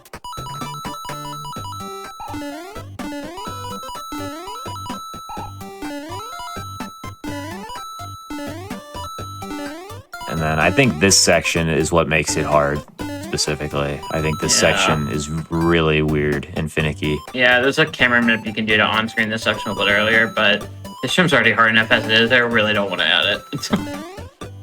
Yeah. So the thing is with this room is you kind of go around these circles like 360, and There we go. the direction that's like forward for Mario kind of changes depending on where you are, like on the circle. So it could be really weird. Like you think you're going forward, but in reality you just end up crouching or like going even the opposite direction, and it definitely make you slip up, and messing that up loses a lot of time because it's basically an auto scroller. But Jay doing it perfectly, and we're just right on to snow. I think the moon count in this part is incorrect, by the way. I'm gonna grab this pin just in case, but I think it's incorrect. Because I don't know if you've been keeping up with my moon count, Lucid, but I skipped a minute metro and on purpose, and I ended up in post game 1-up, which is really weird. Yeah. Well, it says according to the PowerPoint, you're not supposed to collect that moon. Yeah. So if you miss one in Metro, then that's probably a good backup. Yeah. Okay, and then this room's pretty cool. A lot. Keeping Rocket Fire speed all the way through, and then we get to showcase Rocket Fire Refresh here. Halfway up.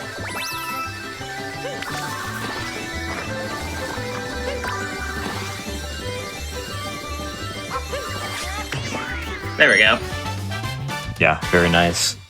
So rocket flyers are typically on a timer, but if you jump, do a spin throw, then ground pound, the rocket flower timer will reset once Cappy comes back to you, which has pretty niche use throughout Odyssey speedruns, but it's always cool to see it. So Getting here was good Very job. nice there. You did this. You are the something. That's what the guy says. The top. I always used to talk to him in Damageless. That's the best text line in the game, I think.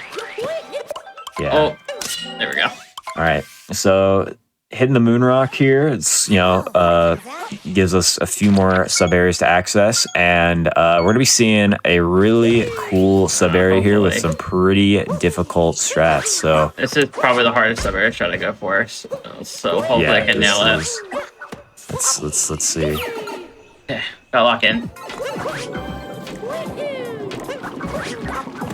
Camera do I like? There we go.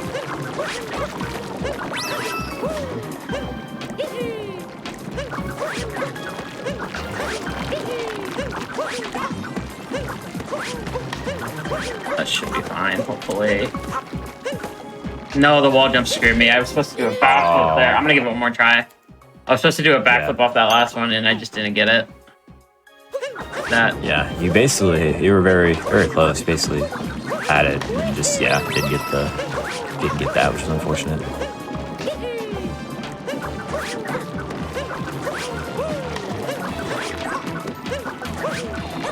There we go. Oh, I can save this, please. Oh, I don't know. I think this is gonna wow, work. There we go. That was a beautiful save. Then this There we strat. go. Nice. Really well done. And I can grab this. So, what Jay just did there, typically how this sub area is performed, you throw your hat on Scarecrow. Scarecrow reveals a flower road path you're supposed to take, and it's very auto-scrolly and not really difficult in the slightest. But skipping the flower roads, on the other hand, much faster, much more difficult. Yeah. Landing on those rings is very, very difficult. They're just awkward. Like where you think the landing spot is not really where they actually are. So it's definitely pretty tough, but really well done there. And just like that, we're out of snow. So the post game is very, very rapid fire, very jam packed with sub area to sub area, and then you just leave. It's very, very fun, very interesting. Yeah. And we get to see Dino Skip again. Yeah, in case you all couldn't get enough of the first one, we're back.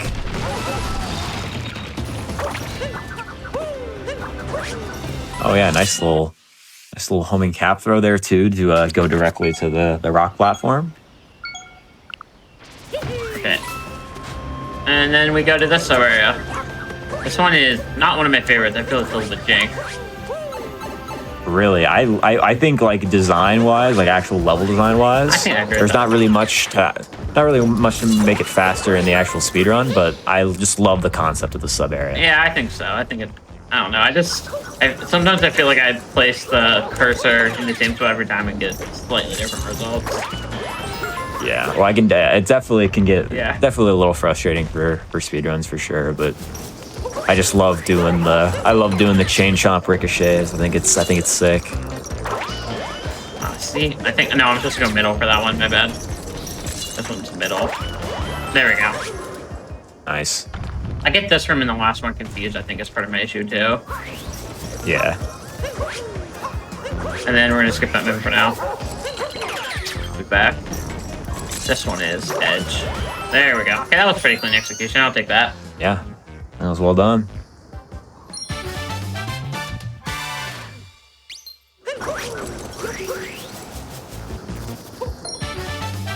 Okay, and now on to one of my favorite sub areas in the game here.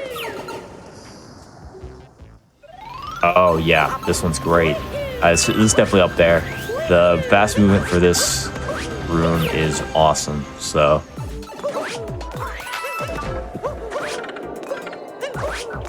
see if Jay can pull it off. Oh, come on, Cappy. That wasn't my fault.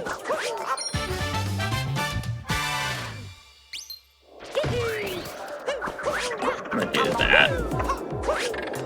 I'm gonna die. No, I'm not. Okay, I screwed that up. Yeah, here. I panicked a little bit there. Okay, we're just gonna put this safe. We're gonna do that. There we go. There we go. A little bit sloppy, but it worked out. I didn't die. Yeah. That sub area is just a great example of just like it's nothing really crazy happening, but it's just a really nice playground for just the super intricate mechanics of this game to be revealed. We're gonna see a really cool jump right here in this sub area.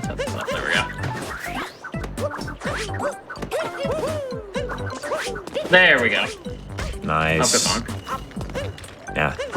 Jump skips just the Oh my 2D God. section that's slow and doesn't have anything for you. So very nicely done. Yeah, I practiced that a lot this morning. I used to do that really weird, and then Zach gave me the advice to kind of change my camera angle a little bit, and that really helped. So, I think I have this figured out now. This is definitely a harder sub area, though, for sure. Yeah, for sure. Just with that jump, and there's even just small strats you can do, like even with like the Koopa shell. That there's a fair amount of complexity for a sub area that's just 2D, because obviously being in 2D restricts kind of your possibilities for the most part. But yeah, there's definitely some complexity there.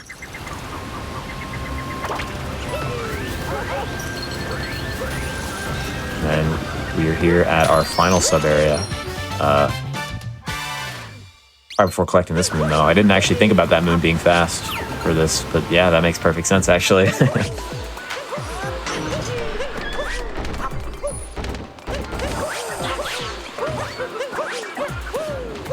Good dream, that's been my favorite.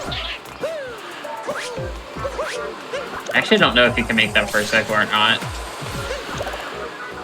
I'm not sure either, actually. I don't think I've ever made it, but I wonder if like you have like perfect movement if you can.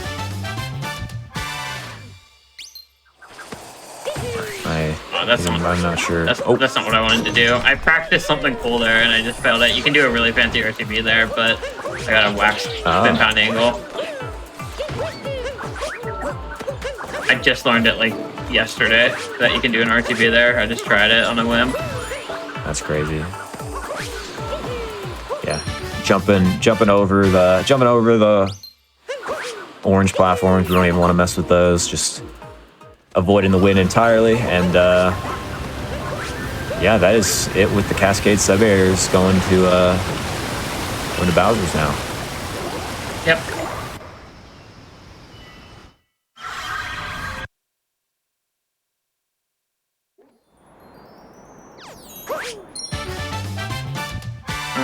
Okay. Now we gotta warp and break open the moon rock.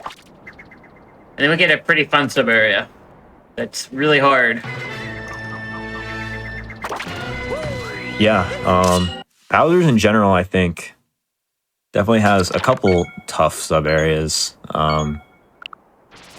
This one definitely, I'd say, being the main one, but it's also pretty cool to see Pokio capture used effectively, so I'm excited for it. Definitely think the Pokio is one of the better captures in the game for sure. Just one of the most fun and has more possibilities than some of the other ones. Yeah, this has really hard movement though, for sure. Oh yeah, absolutely. The first secret moon's just in this crate here. This part's not hard. It's the second part. Yeah. And then there's some pretty cool movement you can do with the Pokio here to kind of traverse this area quicker. Oh, I screwed it up. Oh! No. Oh! Almost an incredible save, though. This room is so hard. And it just doesn't help Yeah. that I'm not very comfortable with the Pokégraptor. Yeah, having to poke these very, like, small walls in order to, you know, flick Really? yourself across faster. I am struggling. Okay. I need to lock in.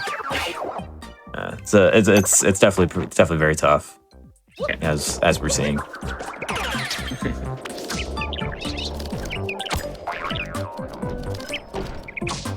Really? Oh my god. Okay, come on. Okay, I'm gonna put this a little bit safer because I've already died twice.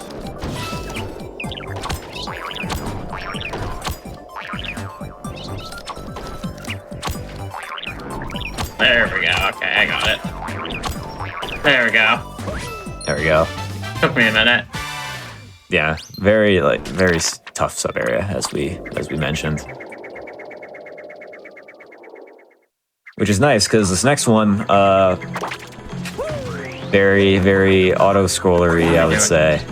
Where am I? Okay, I want to do this. That's what I want to do. Give me the triple jump. Oh god, there's a bird after me.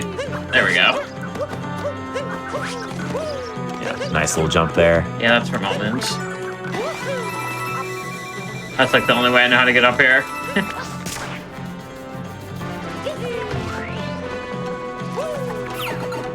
Okay, this sub area doesn't really have anything crazy going on in it other than just going around the room. I don't think there's really any fast strats. Yeah, it's a hexagon tower. There's one shard on There's one shard per side plus a key that reveals the secret moon. So just kind of have to go on every face of the hexagon, get the corresponding shard, and basically it. None of the shards or the key. None of them are too difficult, really. So there's that shard moon spawn, and then next face we'll have the key.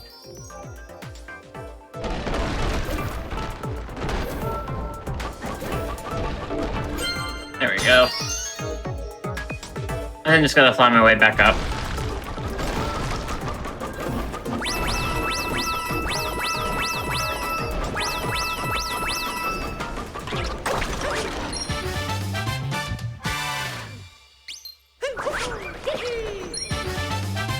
Okay, and then this next room's really fun. Yeah, got a little Jizo room here, which are the statues that you can just kind of clomp around with, and they can activate like P-switches and stuff.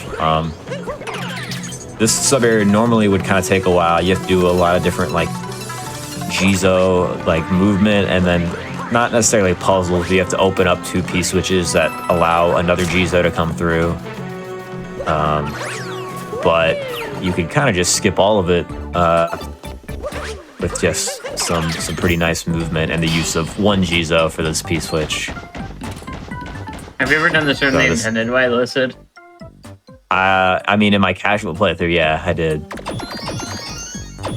But since then, I don't think so. Oh my God, of course. Yeah, this P-switch opens up the Seeker Moon, which you can collect without having to do any of the other Jizo stuff in this room, and then from the Secret Moon, you can just do some pretty basic platforming, and there you go.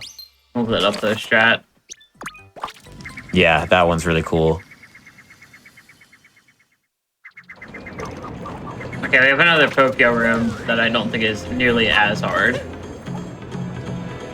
I tried to get a triple jump out there. I thought I saw an opportunity. Yeah. Yeah, gotta kill the ogre here to enter this sub room. Oh, got it. The gate's open for you.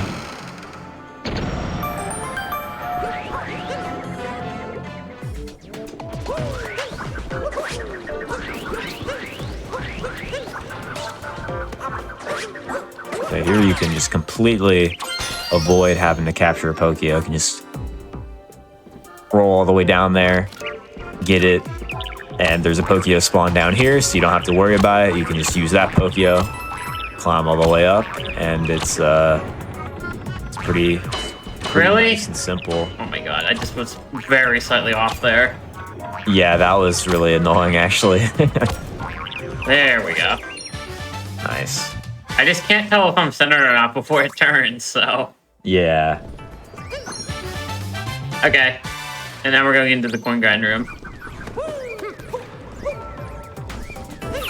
Yeah, and then this is the final sub area of Bowser's, I believe. Yep.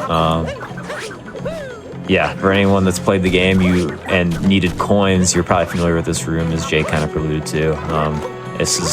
This room is very popular for coin grinding.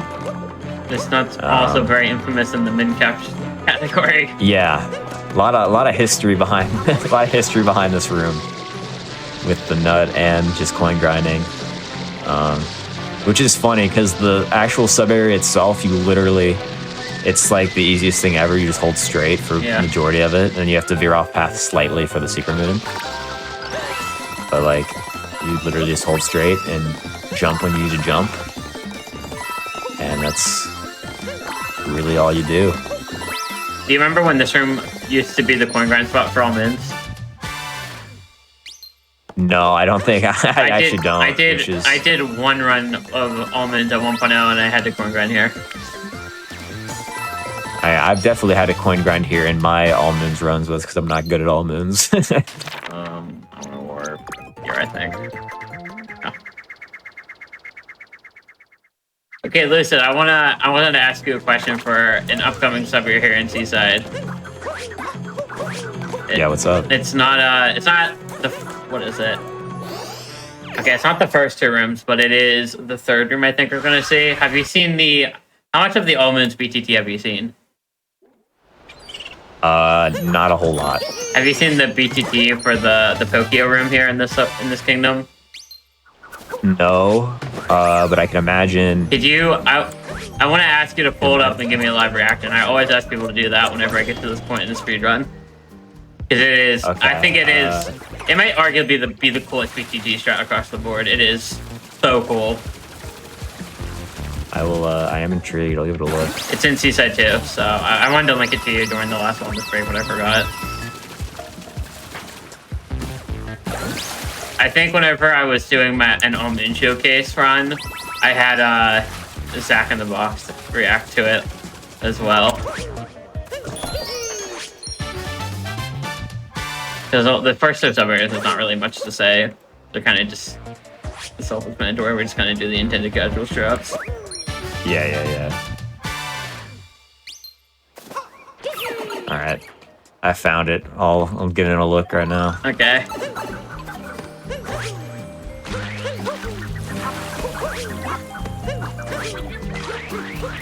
See what we got here. Oh, whoa. Okay, that's kind of crazy. Yeah, that would just not happen for me. Just no way. And then...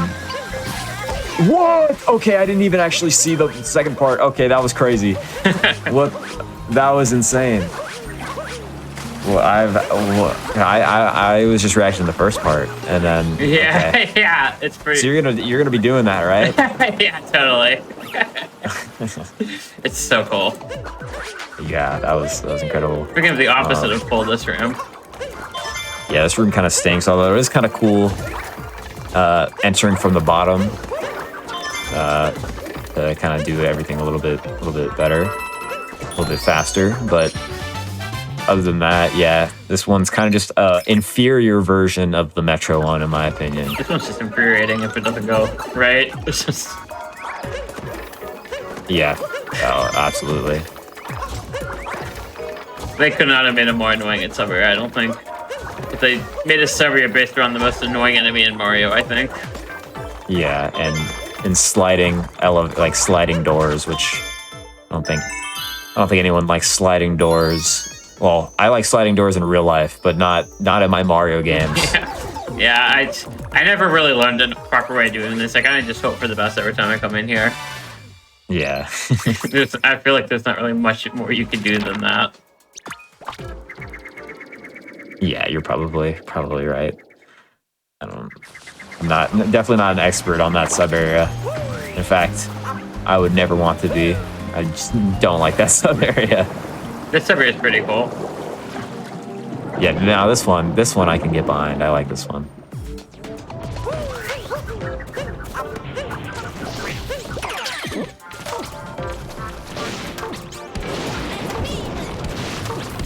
Yeah, I get to see a slightly random uproot appearance here. Yeah.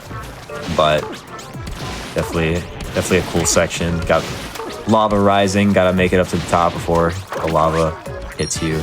And yeah, just a cool concept in general. Also, there's like in the Kaiser mod for this game, there's like you can do a bunch of crazy jumps to the faraway islands. To islands in the background. It's like super cool. So there's some interesting stuff in such a neat idea such a neat idea for a moon. Yeah, it was a great idea. It was awesome. Where is the sub area? I've never gone to it this way. I've only done the old moon movement where I'm lost. I think it's around the bend here to the left. Yeah. Okay. I've only ever gone to that. I think I've only ever gone to this area from Rolling Canyon. I've never done it that way. Yeah, it's I always find myself forgetting where this sub area, and then also the little timer challenge that's in the crack. I took a hit. Around this area as well. I always struggle to find for some reason. That should be good. There we go. Nice. I tried to do a slightly faster version of that and it took a hit. Yeah. It's that can be deceptively hard hitting that brick with the moon in it, but well done from GA. Did you know something else to know about this room? Do you know Did you know it's possible for 2 or 4 of these blocks here to not spawn in on the bottom? I saw that once. Bianca was doing an all moons run. He camped to this point, and just half the blocks weren't there, holding up this staircase. That's wild. So he just saved time for free. Yeah, he just saved time for free. That's crazy. Yeah, I don't think it's ever been replicated, but it is a thing that can happen if you're just absurdly lucky. Theoretical time save. And yeah, we're done with Seaside. Like I said, just to reiterate, just very action-packed post-game. Just literally going in, getting sub areas, maybe a couple extra moons like this one. Yeah. And we're really just moving kingdom to kingdom here. Oh wait, speak of a fast kingdom, we do 1 sub area here and then leave. Yeah.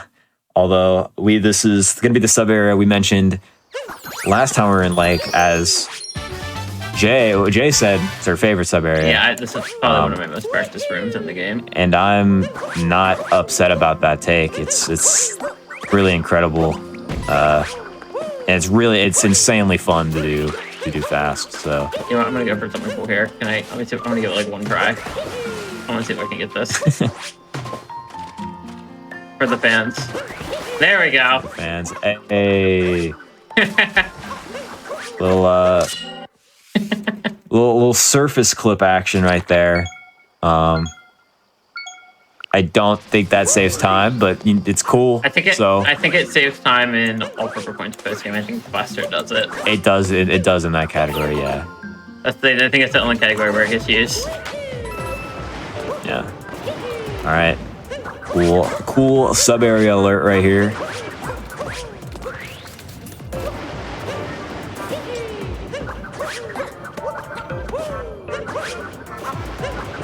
Yeah, wow, really well done.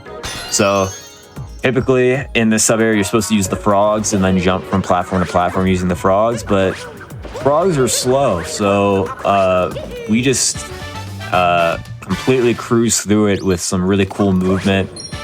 The poison waves are on a cycle, so as long as you're doing the same movement every time, there's a consistent cycle. Yeah. And yeah, Jay absolutely killed it right there. Oh, we're gonna go straight into another really sick sub area too. Banger. Oh yeah, we doing the transparent. Yep, sub area. Transparent lift. Yeah, that's another one of my favorite sub areas. And then we're doing Strange Neighborhood after, which I think is great too. We got a nice little stretch here of really cool stuff. Oh, I need the main arc. What am I doing? I forgot I had to hit it. Yeah. So this upcoming sub area, this one, you usually use the Moai capture, and then there's a moving platform that you kind of sit on, and you just have to avoid like the invisible platforms that like block your way as you take the moving platform. But there are strats where you can just kind of, well, first of all, there's a really cool strat here with a capture warp, and really well done right there. That was beautiful. So typically you use the Moai, there's a hidden platform that takes you to that key, but there we just throw Cappy near the Moai and do a little capture warp right there. Very well done. And then here, all these platforms are invisible, so this is solely by memory. There we go. Perfect. Jay just absolutely cruising. And it may look like there's like a bunch, like just by how easy that looked, like it may look like there's a bunch of platforms that are accessible there, but really they're pretty, like they're not that big. Like it's definitely pretty easy to mess up if you don't know what you're doing, but it's definitely very cool. I picked up something cool for this room the other day that only saves time in this category, I think. So let's see if I can nail it. Oh, wow. Okay. New strat just dropped. Let's see it. Yeah, so another instance of cheese here. You're supposed to be able to... Let's take it ahead.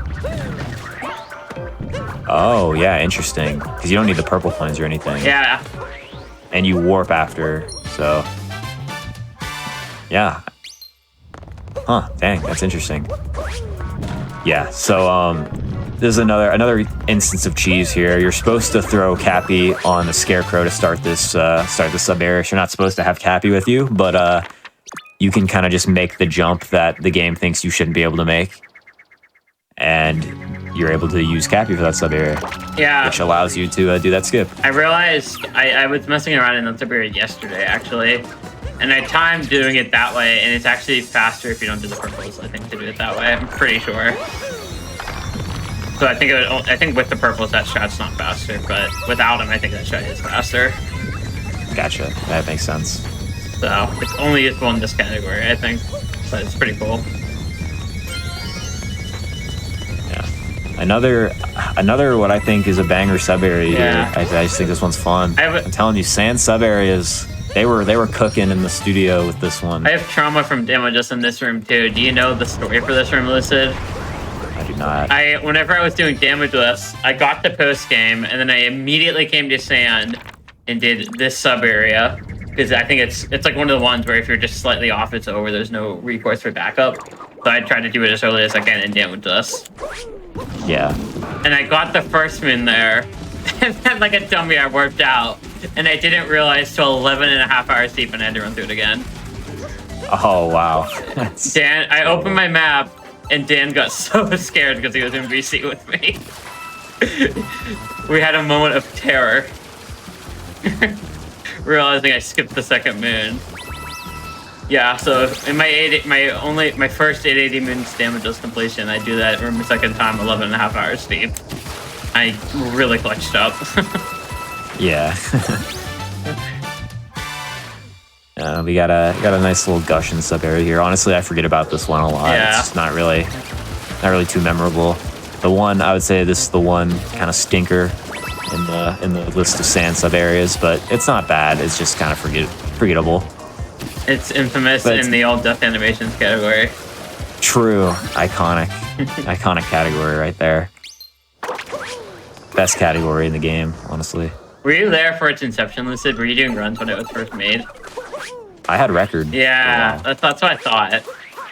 Yeah. Okay, on to Metro. Metro has a couple pretty cool sub areas too, I think, in post game. Oh, absolutely. Yeah.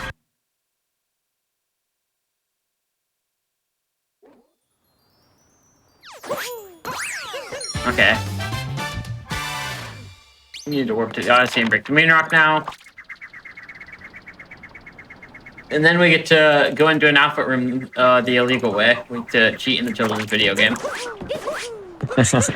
Yeah, this is the one instance of there being a outfit sub area that you do not need to actually wear the outfit for, because there is a clip for it. There's another one of the clips where you can just, like, if you really wanted to, you could boot up your Switch right now and probably get this clip. It's a little weird. Sometimes it doesn't work, but like the actual inputs themselves are really simple, and it's a pretty easy clip. It's so weird to me that they left the loading zone here for only this outfit room. Yeah, I don't know why they did that either. But yeah, you literally just ground pound roll on that barrel, and if you're in the right position, Mario just goes right through, and we can do this sub area without the builder outfit, which is really nice. I did a roll cancel there, but you don't need a roll cancel. I just did a roll cancel because you get Cappy back faster in the air. Yeah. And then this one, you just get to, after this, we just drop off down here. Oh, I got weirdness there with a brawl boost, but it worked out. And then just damage boost all the way through.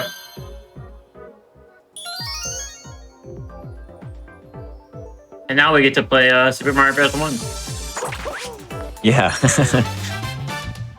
We'll throw back and action. there's no differences at all. Yeah, the control's the exact same.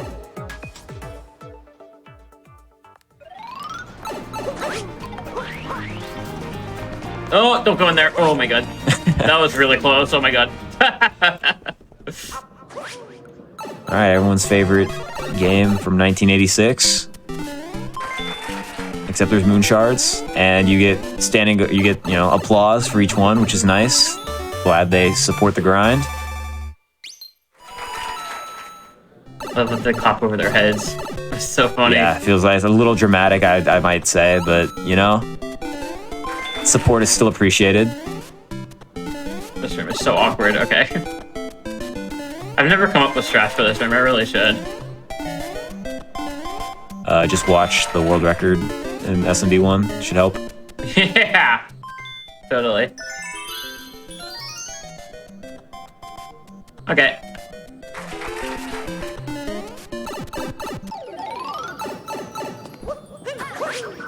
Oh, grab them in. And now we go into people's room. This is infamous in the 80% category.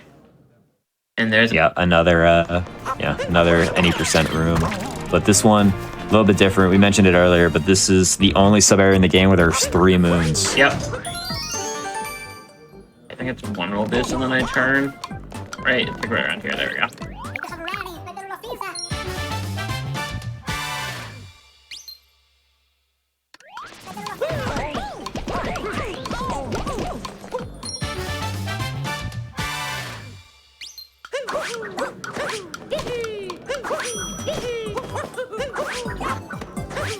There we go. And now we actually get to vaulting up the vaulting room the intended way, which is not very often seen. Yeah, I just realized if the hat guy wasn't there, reverse people's room would be really fast. Yeah. But I don't think reverse people's is used in darker because of that. yeah, unless it's changed and they found a way to do it, and I definitely wasn't doing it. Yeah. When I played darker. I just don't know if there's a way to make it fast because that guy is just right in the middle. Yeah, I don't think so either. I mean, maybe. It'd be very hard to get to the timer challenge in time. I mean, I actually wanted to do the guy last, but I don't think that'll be fast. Yeah, I don't think so. Yeah, this sub area. I like the sub area. I think it's fine. Yeah. There's some interesting stuff you can do. No. You can even skip some cycles. You can capture rockets on accident. Yeah. And we still have 3 more sub areas here. Like I said, Metro I think has the most sub areas. Nice little vault strat there.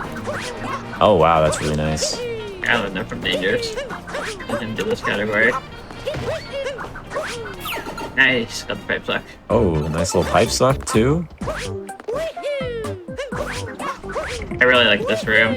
I think the platform. Yeah, I actually do too. It's very fun to platform off the moving platforms, moving girders. Oh, don't fall off the edge, please. I almost got screwed by momentum there.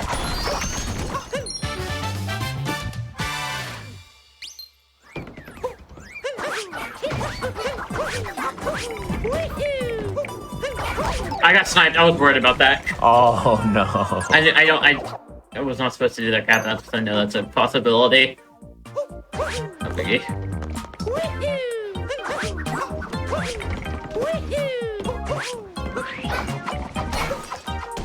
Okay, I get to showcase triple again. Okay, I'm gonna do this better. This time we're gonna go like that, and then we're gonna do that, and then we're gonna do that. That'll work. Wow, that was close. Yeah. I don't have good movement for the ending there. I just can't figure it out. Yeah. I either get sniped midair or something like that happens.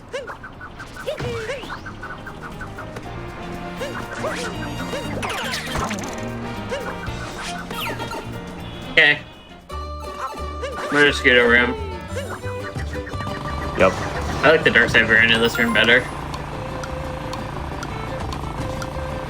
Yeah, I do too. We will be seeing that in Dark Side, obviously. This one uses the scooter, as you'll see. Dark Side 1, not a scooter in sight.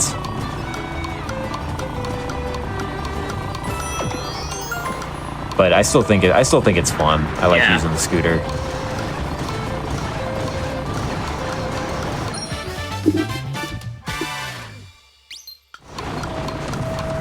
I really like how they added like 12 tanks there. Yeah. I don't. It feels a little unnecessary, but. Okay, what a kingdom time.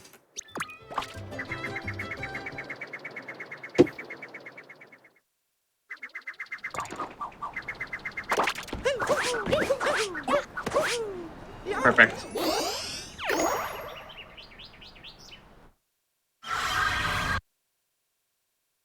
All right, and we only have a couple more kingdoms in the painting chain left.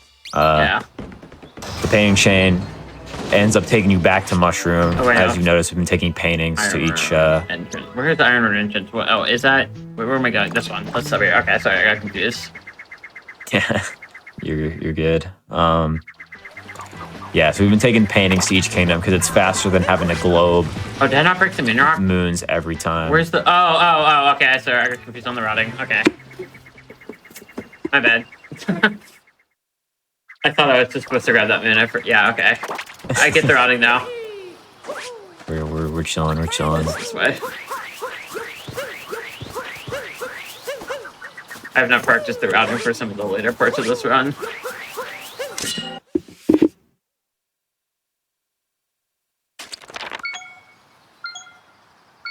Okay, now I warp there.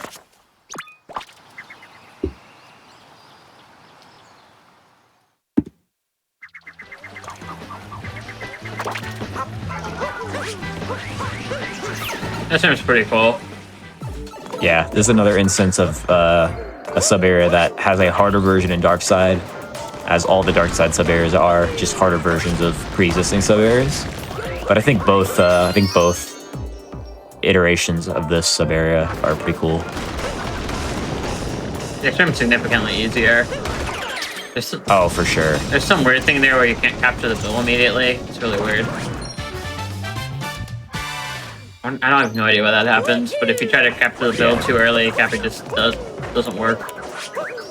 Yeah, I guess. I don't know if it has something to do with like if the bill's like not all the way out of the launcher, like it would cause issues, so they just like didn't let you do it. Yeah. I'm not really sure either, honestly, but not too big of a deal. Now we're at another sub area that has a harder version in Dark Side. They really like the wooded ones, I guess. Yeah, this one in Wooded and Dark Side are both really cool. Yeah, I agree.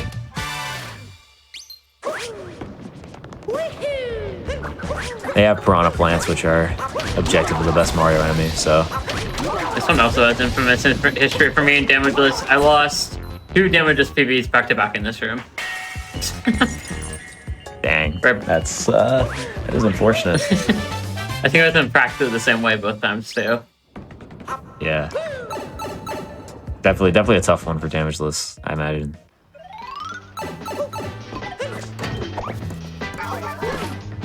And then we gotta escort this nut up to the top here. This one, it's even worse than if you fall than the snow one. Oh yeah, absolutely, because if you fall, Beanstalk doesn't respawn, similar to the snow one, so you have to go back down, get the nut, trigger the P-switch, which triggers the animation. You have to just take the platforms really slowly.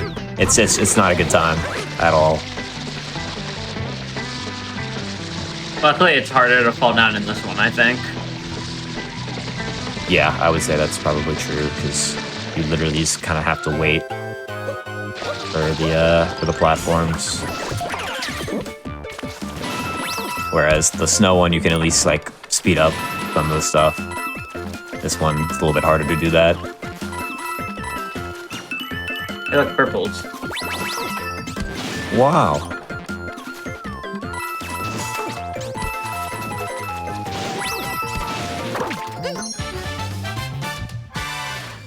Okay. I need to not screw up. Yeah, okay, that's like the only part I can fall. I put that jump really safe for that reason. I do not need a cap bounce there, but I just don't like risking anything. Oh, okay. I think I want to warp there. That'll work. Yeah, that'll work. And then I can probably just do something like this. Very nice. Alright. Chat, we were talking about it earlier. It is the sheep sub area. You gotta let us know if you like the sub area or not. I am in the Really cool strat here. Hopefully Jay can do it. I am in the camp of people that do not like this sub area. See, what did I do wrong? What? I was probably like slightly off. I'm not the expert, unfortunately, but hopefully this attempt's good. I know where I'm supposed to ground pound. It's just sometimes it doesn't want to work. That should be good. There we go. There we go. See, isn't that strat cool? Normally you have to, normally you have to take this sheep around this giant, almost obstacle course-like There we go. section, and then there, but with some precise ground pound spots, you can just send them right up here immediately. and if sheep can sheep likes to not cooperate there. Sometimes he loops around the thing instead of going in there. Oh, that's not gonna work. I had a bad sheep angle. That's fine. Try it again. I'm so jank.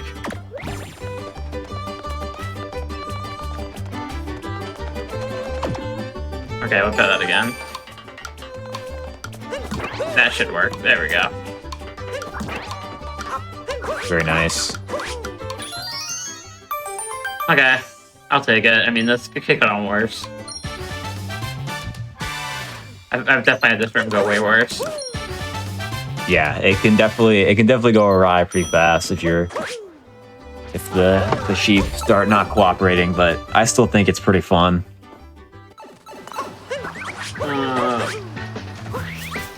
And I also like this sub area. I think this one's pretty good.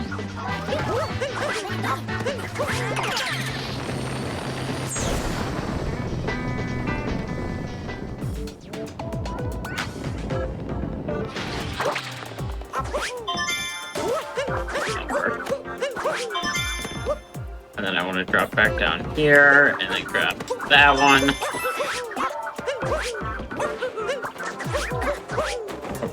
Grab it, but don't cap. Dang, I was hoping I would have captured that. Okay, now I think there was some like sort of strat you can do to get this shard without capturing the Goomba, but I don't know how to do it. I think there's some down throw stuff you can do. Yeah. Potentially. I'm not entirely sure. I know there's a long jump you can do where you long jump and then throw Cappy and home in and it hits one of these bottom Goombas. I've just never been able to figure it out. I've tried. Okay, oh, I don't have that checkpoint. I'm just gonna take the rocket.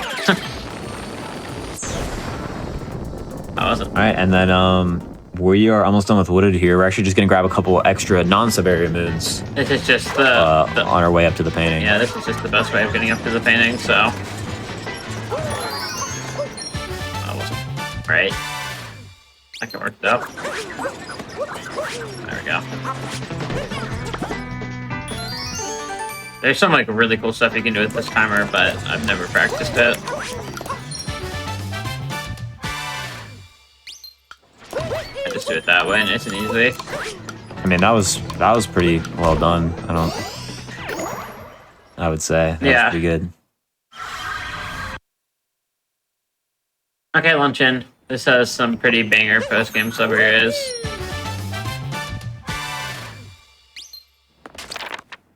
This is and then this is the last kingdom in the painting chain. So this would be a category where if you're really good at the game, you could do Luncheon right there.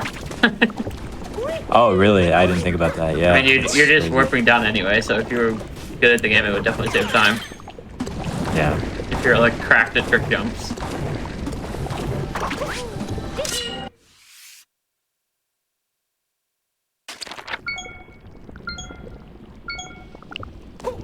I think I want to warp to the Odyssey here.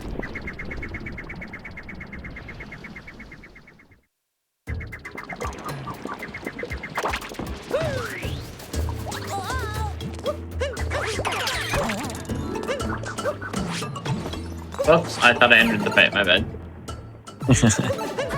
We got another sub area here that likes to utilizes the Podoboos.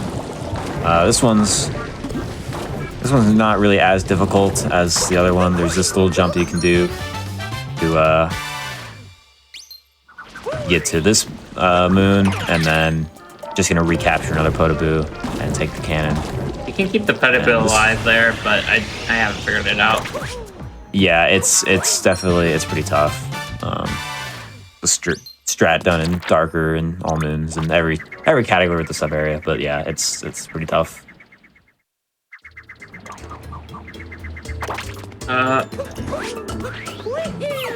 Okay, and then this room's okay. I mean, nothing too crazy. I like this one. I like how the Fire Bros control way more than the Pan Bros, because like the actual shots of the Fire Bros are consistent, and I like the movement of the Fire Bros a lot.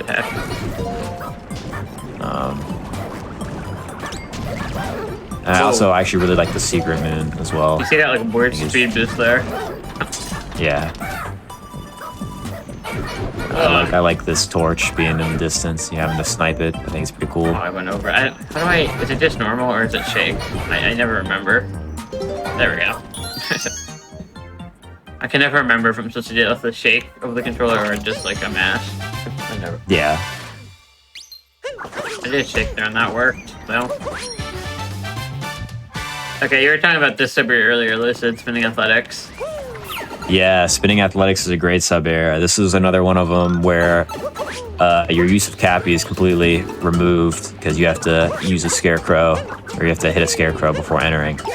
And it's just, it can be a very difficult sub area to do fast, but what is Cappy doing? That's the thing that can happen. Yeah, it'd be a very difficult sub area to do fast, but it's very fun if you do know how to do it fast.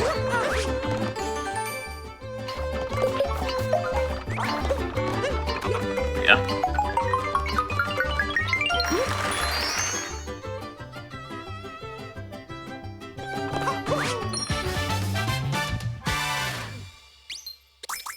Okay. Here. Purple coins. There we go. Nice and easy. Yeah, very well done. Okay. And now we have another elite sub area. This one, I'm just gonna let the gameplay speak for itself. I hope I can nail it. This was a hard room.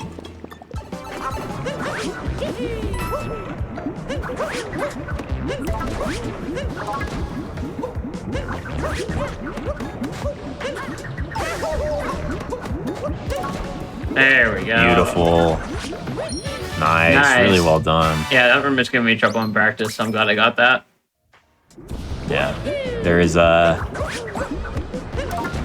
moving platform there that you usually just have to stand on, and it's basically an auto scroller, but with some really crafty movement, you can completely circumvent that. Okay, and do we want to take another wellness break here after this mid-note finishes? Yeah, I was The just last about to one? ask, So actually. what we were saying 240? Yeah, right now would be great.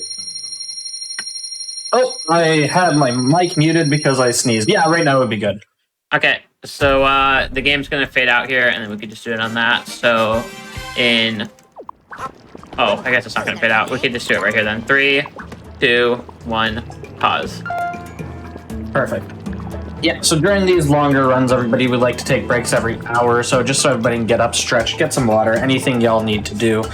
So we are going to take a quick break. Just before, though, just a quick reminder, your subs, Prime Gaming subs, gift subs, and bitch cheered on the GDQ Twitch channel do help support the Games on Quick Hotfix. So if you enjoy watching these speed runs, these longer runs during the weekends, our specials, or any of our regular content during the week, it really does help us out. So if you could consider subscribing or anything you can do, it really does help us. With all that said, we'll take our last break, and we'll see you in just a few minutes. Hello, everybody. Welcome back to the Games on Quick Hotfix. Today, we are showcasing Super Mario Odyssey. We're nearing the end of the run, actually, so whenever you're ready, if you want to just give a quick countdown. Okay, 3, 2, 1, go. Okay, we're off to Moon Kingdom here.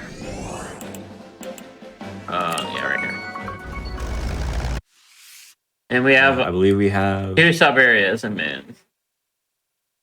Yeah, I think we have 5 more kingdoms, not including Darkside. Then we're going to finish up with Darkside, and we'll be done. Hey, look, yes, I know there is a Moon Archepi. I'm going to that right now. Did I really miss that checkpoint?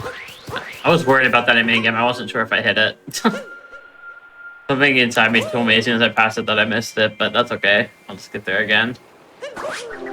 Yeah, not too bad of a time sink.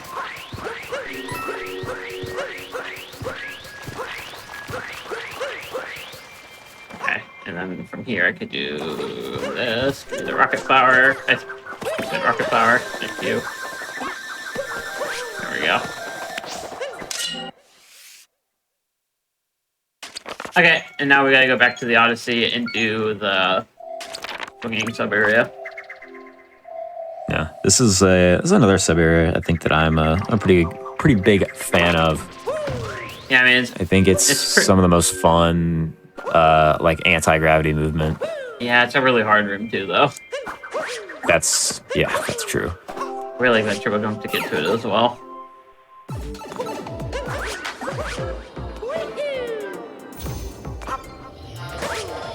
No. Rip. Rip fast cycle. Okay, man. I can make this work still, though.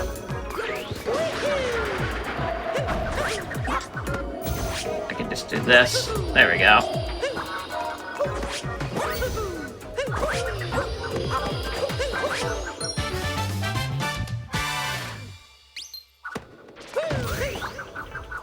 I like that roll cancel as well. Yeah, that roll cancel's sick. Okay. There we go. And now we gotta do a little bit of a vault strat here to get up to the next one.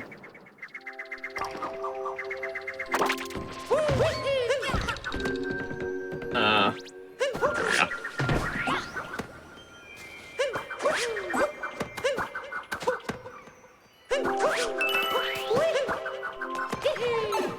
That'll work.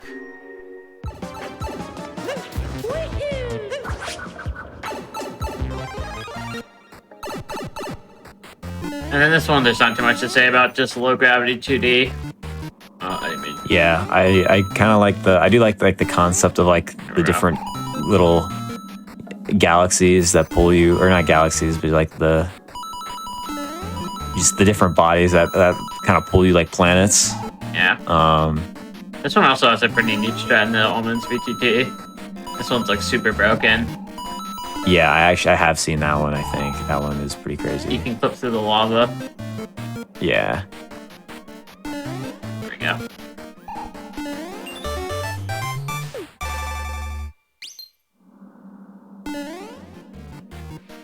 There we go.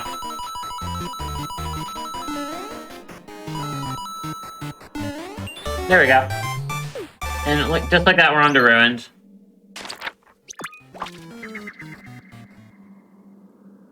Yeah, these the thing about the kingdoms that aren't in the painting chain is they happen to typically be the smaller ones, which in turn means going to be less to do in each kingdom. So we're really going to be rifling through these really fast.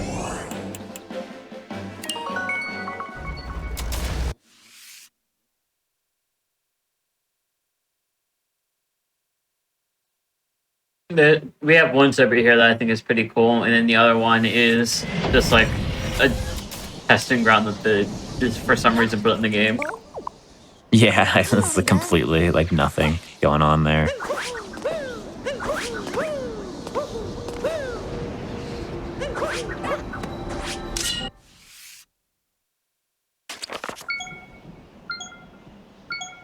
This movement is so awkward right here. Oh, I thought I could roll and long jump. I thought I had enough room to do a roll and do a long jump. I've never really worked out what to do here for this little bit of movement. Yeah, it seems definitely pretty awkward. That'll work that time. Sure. That'll work. Whatever.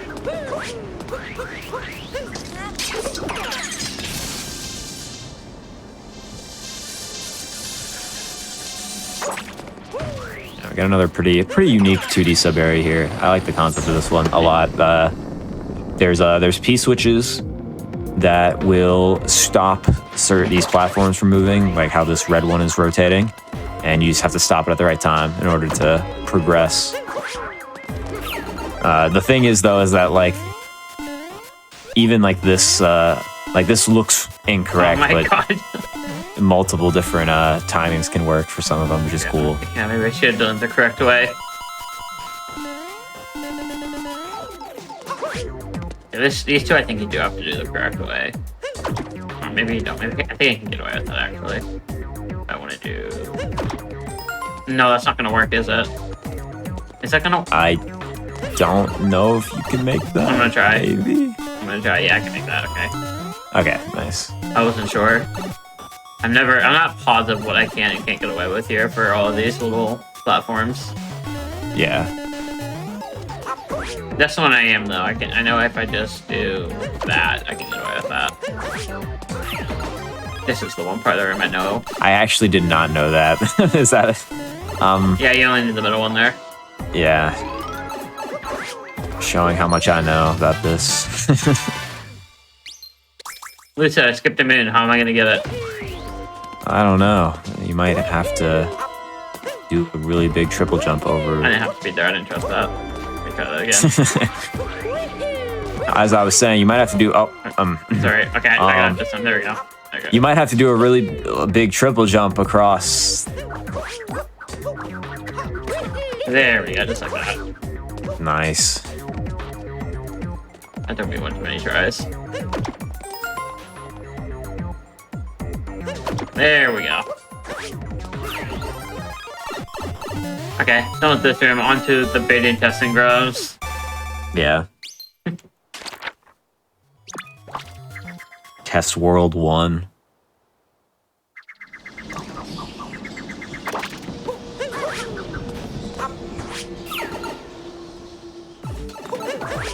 Yeah, lots of stuff to do here. There's some mummies. Oh, whoops.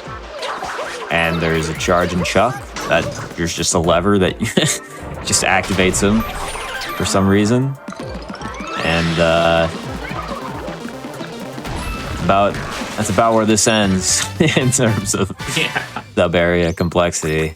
And then the secret moon has literally nothing to do with any of these mummies here. But instead there's just a secret mummy. Did I spawn him? What? Okay, there we go. I think the trigger is just spending some time down there. It's really weird. Yeah. It's so odd. Just that. It's so odd. I really just a strange sub area for sure. It's a head scratcher. Okay, on to Lost. Come on. There we go.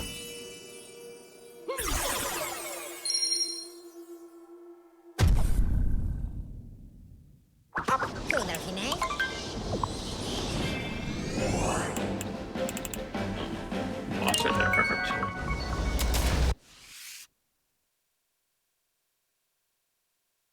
Another cannon with just 2 sub areas in it, and they're both Moonrock. Yep.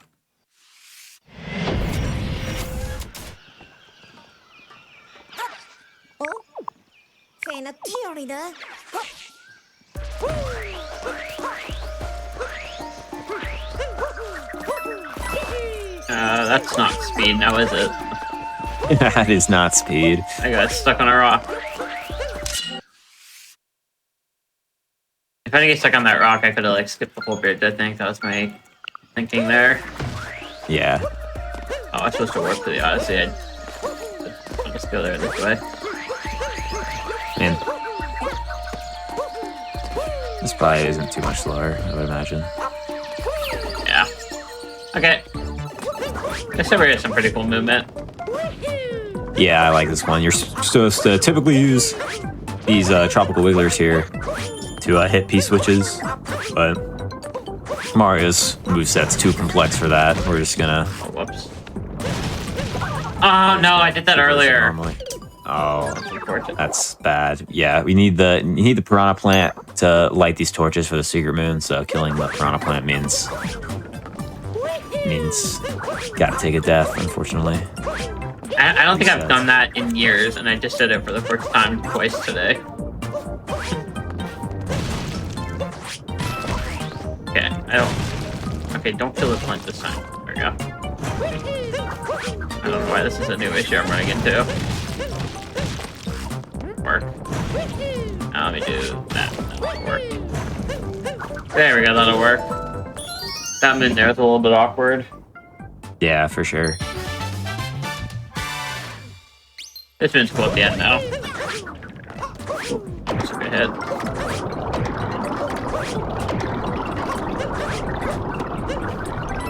There we go.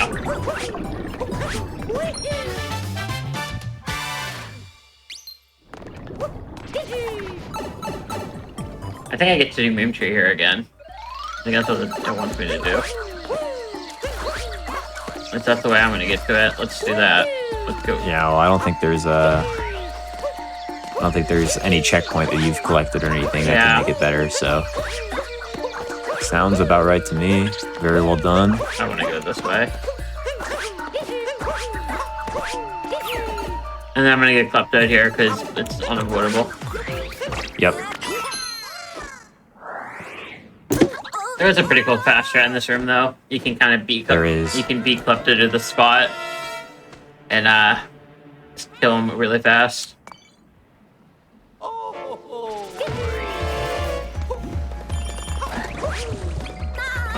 No, oh, that's not good. I can still make those work. I have to gun it. No, I got bad RNG. Oh, that's bad. Okay, I'm just gonna die. Yeah. That was just, yeah, unfortunate string of events there. Yeah. Okay, let's try this again. Okay, but it's not to buff the edge this time. There, I wanted that. That's what I was trying to do, that long jump. There we go, that's how you do that.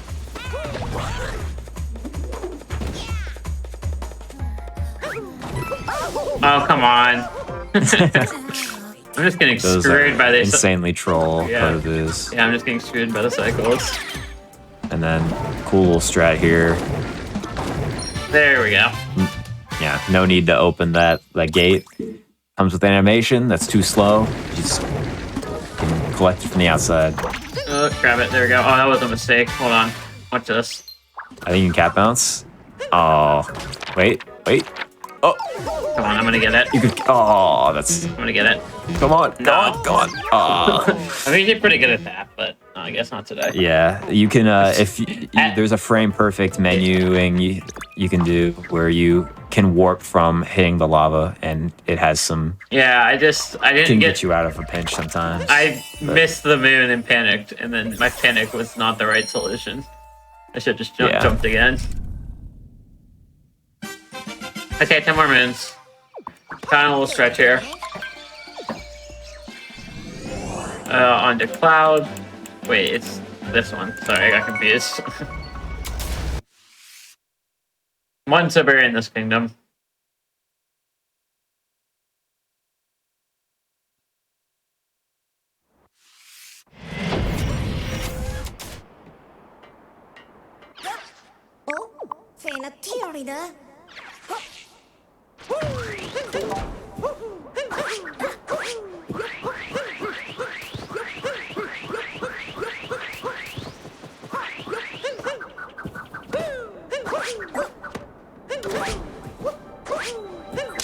There we go.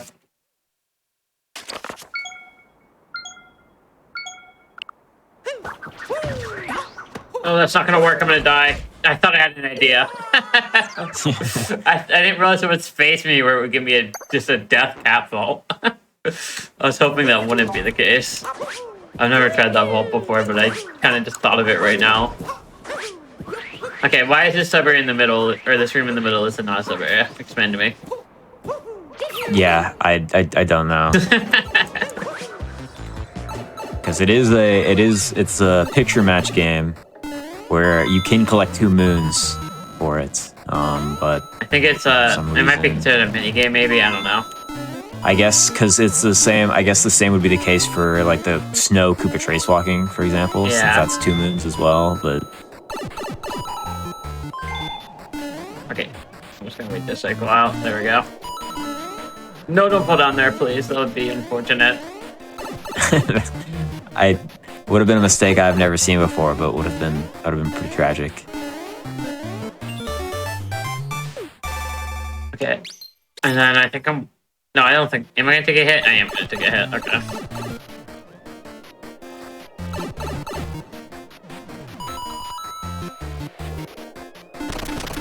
No, I tried to kill you. Okay, last moon shard. And then we're on to Cap Kingdom.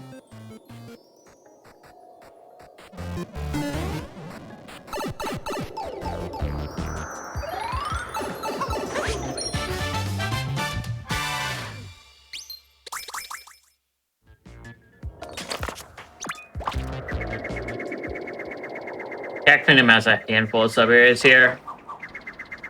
Yeah, and last kingdom before darker side, 8 sub-area moons to go, and then we'll finish out dark side, Yep. and that will be it.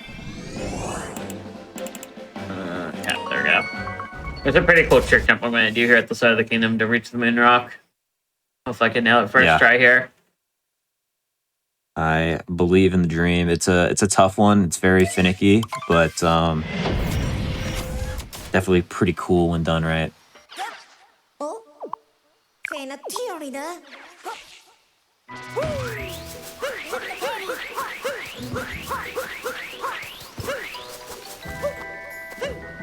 I'm going to do this as a backup. There we go. Wow, nice backup. Yeah. That's just good game knowledge that you can make that with a vault. And we warp up here.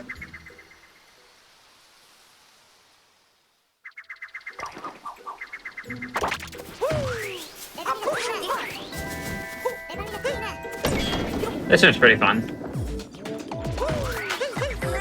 Yeah, I like all the cap sub areas. I think they're all really good. Yeah. Yeah, this one obviously included some very cool movement you can do. I like the secret moon. I think that's a really cool strat, by the way. Yeah. I like the secret moon. I just think it's in a cool location, as you'll see in a second. Right there, just in that block, pretty hidden. Which I can't really say for every secret moon in these sub areas. Some of them are just kind of phoned in sometimes. Yeah. So that one I thought was pretty good. That was really good. That went really well. Yeah, that was a yeah, greatly performed sub area. And then we're gonna come down here. I don't really know any fast shots for this room. I kind of just do it. I think there is a this is an awkward one. I think there is a fast cycle you can make with the poison waves, but I never bothered messing around with it. I kind of have to wait out these 2 ways, but I think there's a way to not do that. Yeah, so that fourth, that one you just got, that fourth one, you can actually do that one third, and then go backwards for the fourth one. I see. Or the third one, and that does skip that poison cycle. Because I have to do this room in bingo all the time, so I've gotten pretty used to it. And then Secret Moon, it's a little secret gate opening behind the poison waves, and you can just platform up here. Very nice. Oh wait, did I? Oh wait. Okay, hold on. Oh, okay. I think I did some of these rooms out of order. My bad. That's not a big deal. I missed 2 rooms here. There we go. Over here.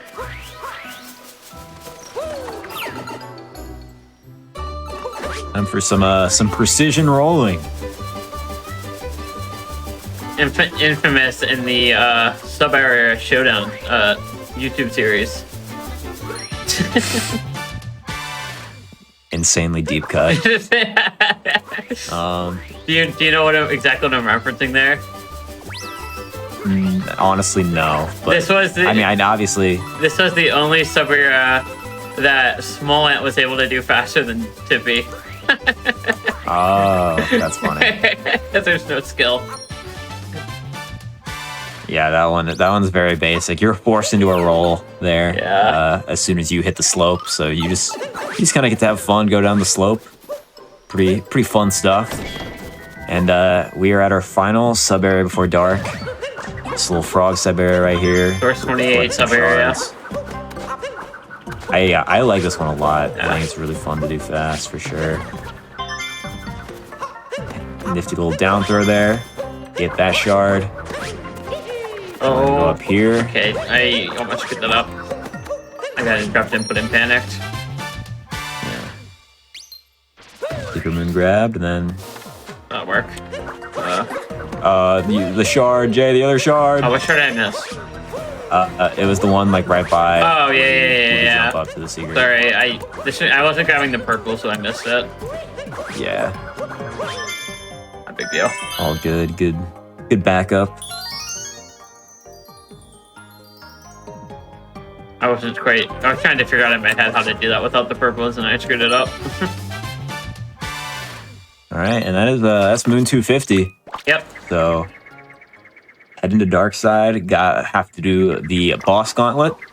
Then that will open up the remaining sub areas in Dark Side, and that will be it. Yep.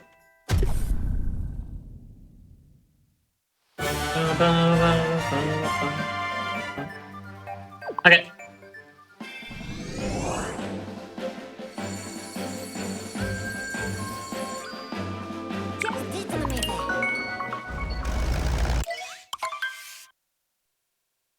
Couple cutscenes here that we gotta skip through to get to Dark Side.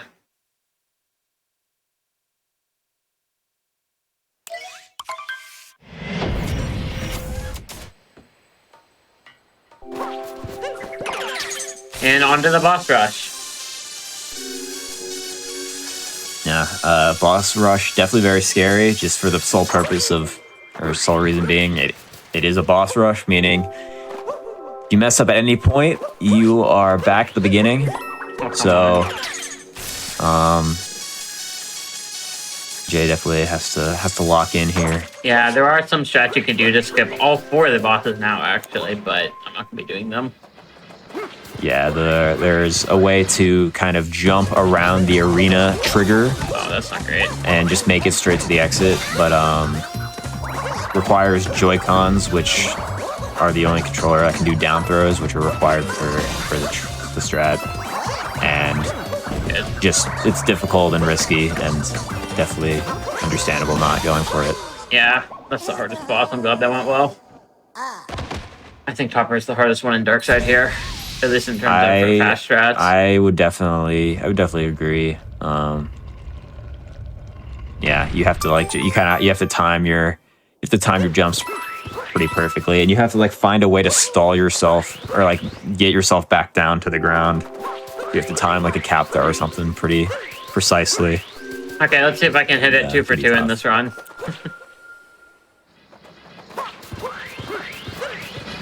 Oh, Harriet Sarbamba or Darkside Sarbamba? Yeah, I forgot to roll, so probably not. We'll see.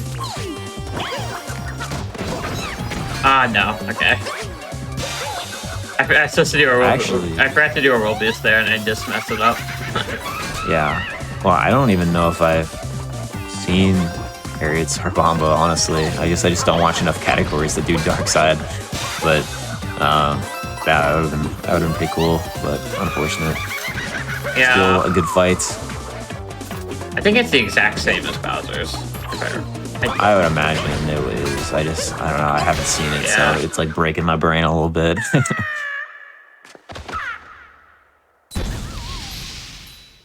Okay, Spirit. He's not really much different in Darkside versus regular Spirit.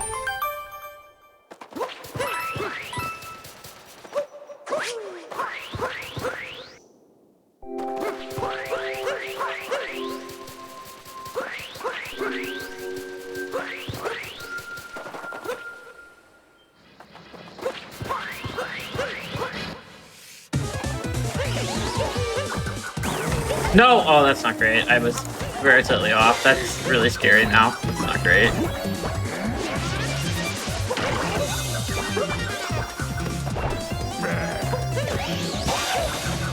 Okay, I just gotta lock in. Stick around on the OCD there, typically.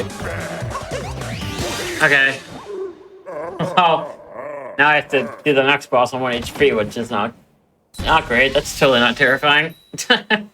No, not at all.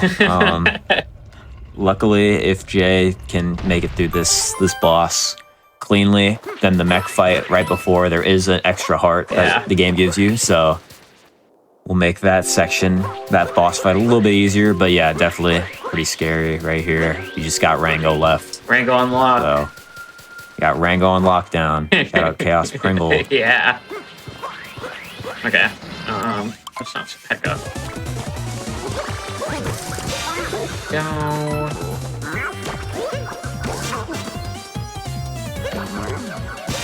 Okay, I'm totally not scared. There we go. Perfect. Okay. That's right. I was scared. Rango is really close to putting the hat back on. Yeah. Right. Yeah. That's a little bit scary. It's not typically scary, but if you're on 1 HP, it's scary. Oh, for sure. Yeah. But crisis averted. I really don't have to do that boss rush again. Yeah.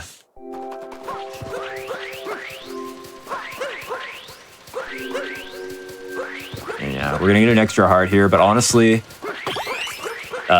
Mech is the one kingdom in this boss rush that I'd argue is actually easier. I don't think it is. In Darkside. I don't think it is. Than Mech. Really? Because I'm gonna try for TA, and that's impossibly difficult in Darkside. Well, TA is really hard, but I think just I think just in general getting up to the mech, it's like much less precise. Yeah, I just think the hardest strats for mech here are harder in Darkside than they are in regular Bowser's. Okay, can I? Oh, now I have to do this. I want to do this to straighten him out again. And how do I want to? Oh, okay, I want to do that. That's how I want to do it. I just got screwed there a little bit. Can I hit him, please? Thank you. Okay. There we go. And then I can do that. Do that. There we go. Nice. There's no reason that Ringo hit should have been gotten as poorly as it did.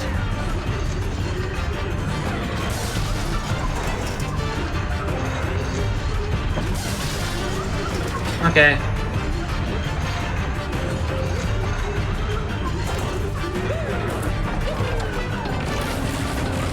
Hit her. There we go.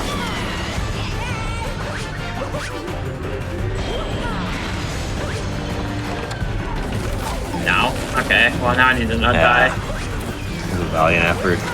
That's definitely a difficult strat. Okay, this is scarier than I anticipated it being. There we go.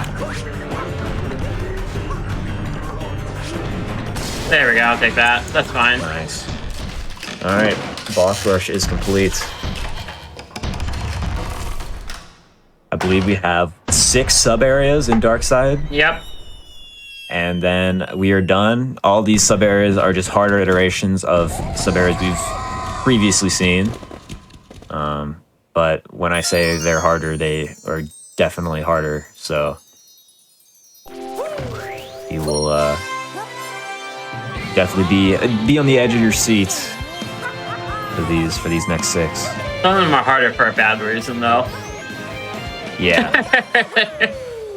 Correct. At Yoshi. Yeah.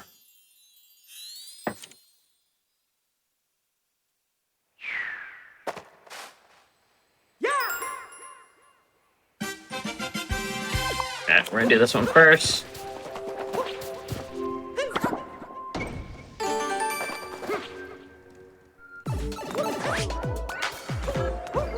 Yes, this is the Breakdown Road harder version. You don't get Cappy, and that means that the bullet bill that you captured beneath, or the bonsai bill rather, to get this secret moon, no longer possible to capture. So we're gonna do a nifty little trick where Jay just triggered the bill and then was able to platform right up to the top, which helped her avoid having to do some pretty tight platforming down below. I'm gonna have to wait a beat here. Okay, you're good, yeah. Yeah, and bonsai bill crashes right in, and very well done. Just 1 down. 5 to go. I'm gonna take the pylon back down.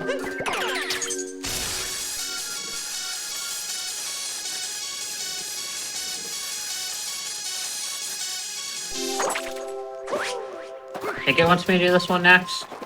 Unless I'm reading the order wrong.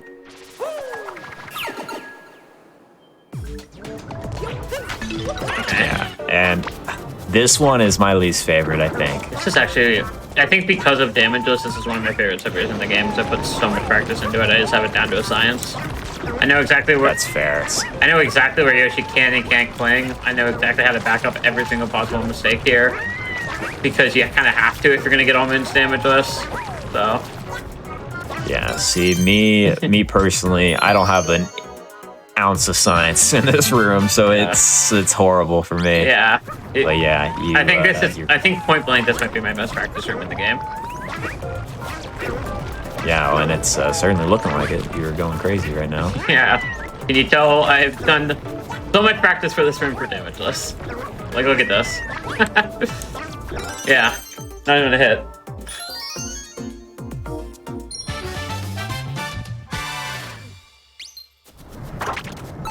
Like, I don't even practice at all anymore, and it always goes that smooth because I put so much ridiculous practice into it. Yeah. Okay. This room's a little bit scary. Yeah, got another Yoshi sub era. They really love Yoshi in Darkside, like so much, which runners do not like Yoshi in this game. So that very counterintuitive. But Okay, that'll work.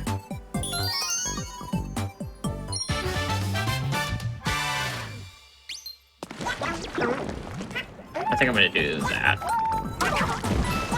Oh, don't lose Yoshi, please. That's the last thing I want to do. Okay, let's see if I can get this strat. Good. Good, please. Okay, good. It should be in the clear. Perfect. Okay, that room went according to plan. Yeah, these sub areas have been great so far. This is probably the hardest Darkside room to do fast, I'd say. Yeah, for sure. Because any hit in the lava, you lose Yoshi, have to go back, recapture. Then you don't have any consistent movement to really back up with. It's a whole. It can go wrong really fast. But yeah, another really well executed sub area, and we're at our final Yoshi sub area now. Oh, Yoshi. And then there's really not too much you can do here other than just route the fruit good, I feel like. Yeah, this is probably the easiest one just off the basis of you can't really die. It can be a little annoying grabbing some of these fruit, but probably the tamest sub area in Dark, I would say.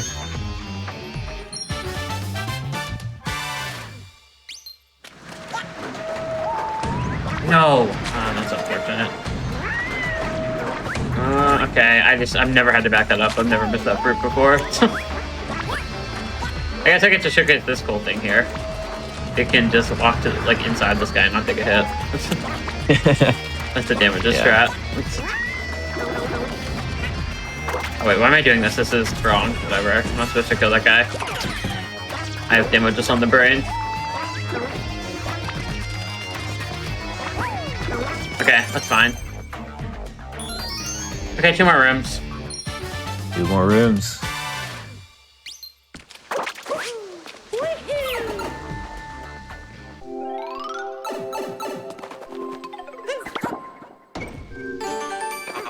Go in the room, please. Thank you.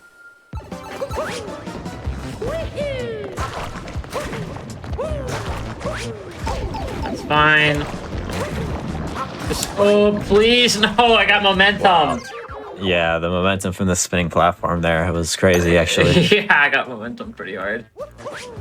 I tried everything I could to save that. Get to show off this cool triple jump again. I messed up the triple jump slightly, and that's what caused that. You can do it the way I did there and land on the right side of the platform and not take a hit. Okay, that's fine. Don't hit me. Thank you. Don't hit me. Thank you. Okay, 1 more room. Yeah, 1 more room. I think it's my favorite room of the Dark Side rooms. I just like it's not even really that difficult, but it's just really fun to... Yeah. It's really fun to move Mario through the... through this, little invisible road, or not invisible road, but... Vanishing road. Yeah. Oh. There we go, that'll work. Okay. I don't know how long this room takes. Okay, so time is going to be on moon tick of this second moon here in the sub area. So go into Mario's inventory, and then whenever you hear it tick, that'll be time. I can try to count it down. Oh crap, that's a my triple there.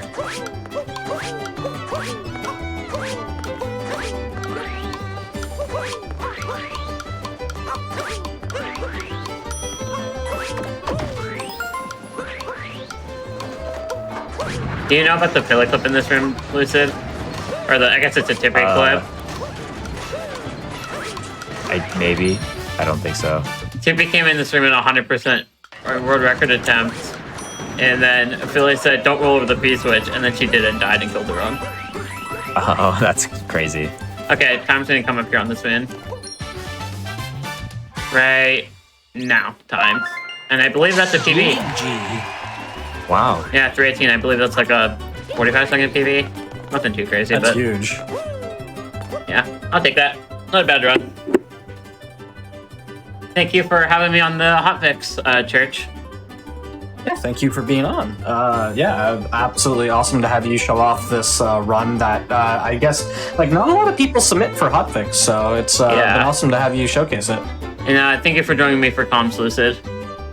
Yeah, of course. I thank you for having me. Thank you guys in the audience for giving us your screens for a few hours. I appreciate it. Yeah, and if you want to catch more of me, I just stream over on twitch.tv/cheesej2ys. Lots of Mario Odyssey over there. I think I'm going to be picking up Kaizen mode again pretty soon. I think that's for my next midterm going on winter break. And do you want to shout anything out, Lucid? Yeah, okay. Twitch.tv/Lucid. That is my Twitch. I am primarily any percent runner. I'm currently 4th place in any percent. And that's kind of what my focus is right now. Gonna try and be getting top 2 at least soon. So that's what I'm doing right now. If you want to follow me over there, twitch.tv/Lucid. I've also speedran SM64, some SpongeBob games as well. So Yeah. that's my main spiel. Yeah, Lucid is And, very good at SMO 90%, to say the least. So if you want to see some top level gameplay, definitely go check him out. Yeah, they're both very good SMO runners. You should check both of them out. Yep. And yeah, again, thank you for both for being on, for showcasing the game, talking about it. Absolutely phenomenal run. Had a blast watching.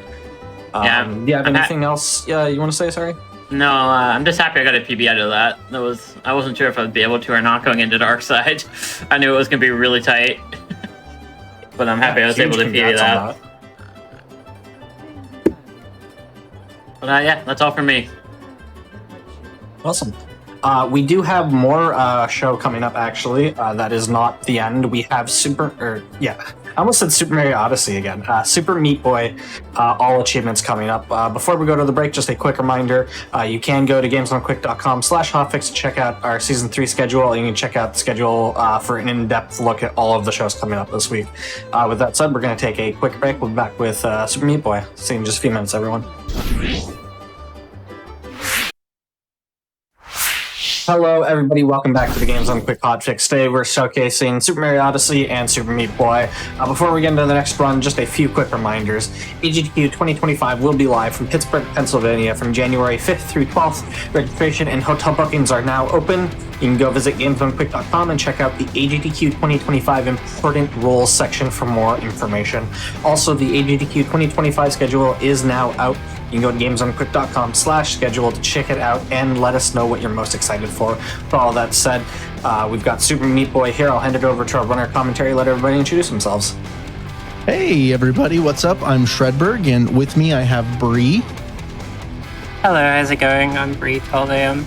All right, and yeah, this is Super Meat Boy. We're going to be doing all achievements today. This is the hardest category, I think, in this.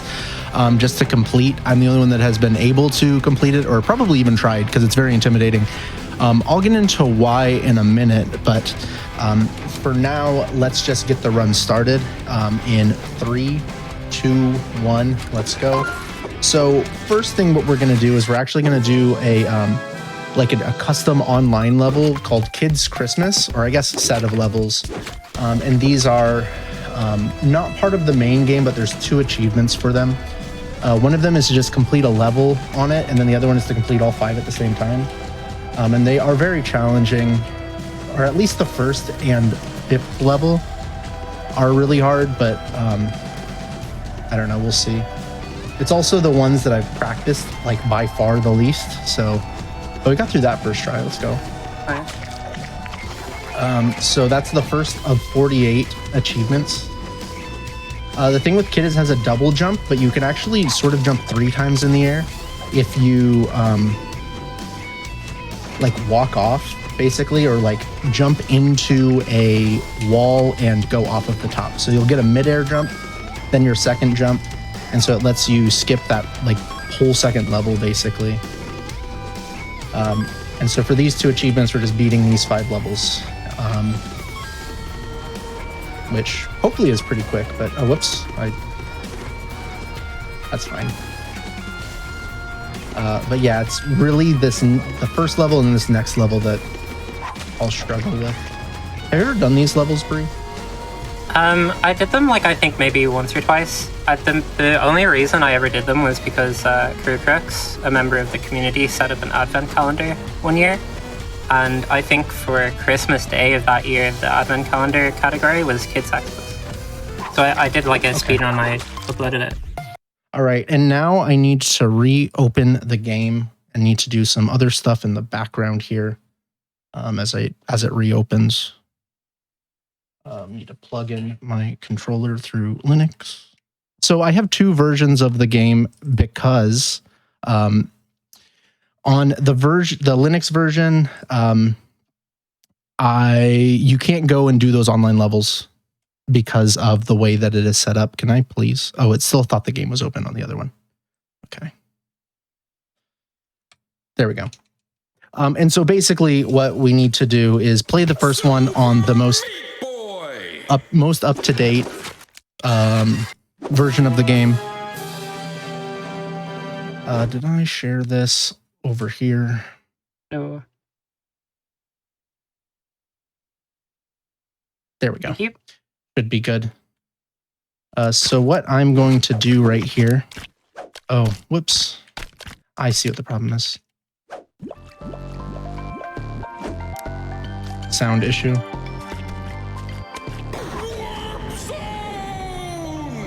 But anyways, yes. So now, sorry, that transition caught me off guard in terms of my explanation. So now what we're going to do is we need to do a few things. One, we need to get everything in the game. So all the bandages, everything like that, we need to get. We also need to beat these chapters first, like without dying. All these levels 1 through 20. So right now I'm doing it in sort of like a funky order, which basically means that I won't risk dying going on in one of these warp zones. But you see these 20 levels on these map spaces. I want to beat all of these without dying. And if I do die on, say, like the 18th level, I got to do all 20 again. So it's a very, very risky category in what is known as a very, very difficult game. The first 3-4 chapters, not too bad. But after that, gets pretty tough. All right. And then when I go in, oh, sorry, when I go in here, I actually want to type in a code. And now I'm going to play as Tofu Boy. Actually, I'm going to switch immediately because he can beat like a few levels in the game without using glitches. In my PB in this category, I actually completely forgot to do that, and I lost a couple minutes at the end of it being like, what achievement did I forget? And it was that one. So we're going to save some time on PB with that. But yeah, to get the basics of the game, at least, if you've never played this before, 2D platformer, very fast, very difficult. Pretty much every single level, we're just trying to go and get save Bandage Girl from, you know, the bad guy, Dr. Fetus, right at the end. And once we do the level, we immediately go into the next one. Really fast, really fun. Yeah. Am I forgetting anything, Bree? I think you got it. Yeah. Just a Yeah. precise. This is probably not faster, but we'll see. No, it's not. Oh, yeah, I see. I was trying to do a wrong warp there and it didn't work, but that's slower anyways. I'll do it later on for another one, but I'm also doing like a slower route here because I decided just to be even more safe. What I'll do normally is I will do the warp zones at the same time, because the way that it tracks it is there's a death counter in the game, and once it goes up by 1, it'll reset your progress. But the other things that will reset your progress is exiting the chapter or switching chapter. So I forgot, I gotta play this again. Missed the bandage. Classic. So if you die in a warp zone, even though you don't need to do those warp zones deathless, it does count if you die in a warp zone. So doing those at the same time as doing the 1 through 20 can be a little bit risky. So right now I'm just playing it safe. This is a great category for people like me who are babies when it comes to hard strats, because it like basically says, hey, you're gonna like do better if you do the, you know, way easy baby strats. And that's awesome. But yeah, as I'm doing it, I need these bandages. Every 10 or so bandages, actually it is just 10, I don't know why I said or so. Every 10 bandages, you get an unlockable character. The ones where the first digit is an odd number, like 10, 30, 50, you get a character that has completely different physics and everything. And then the 20s, you get like different types of Meat Boys. So it'll be like 8-bit Meat Boy, a black and white Meat Boy. All right, 2 levels to go here. We unlocked Head Crab from Half-Life. Let's go. Let's go.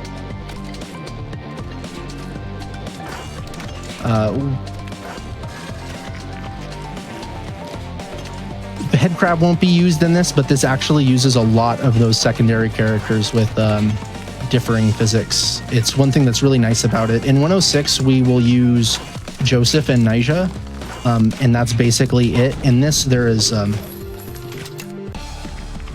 lot more. There's a lot more characters that are used. We'll use Captain Viridian from VVVVV. We unlocked earlier through a warp zone.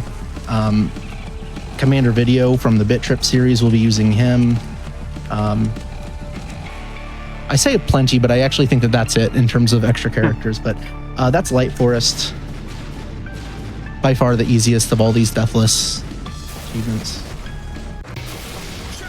And to get through what the achievements on what they are is you get achievements for unlocking each character.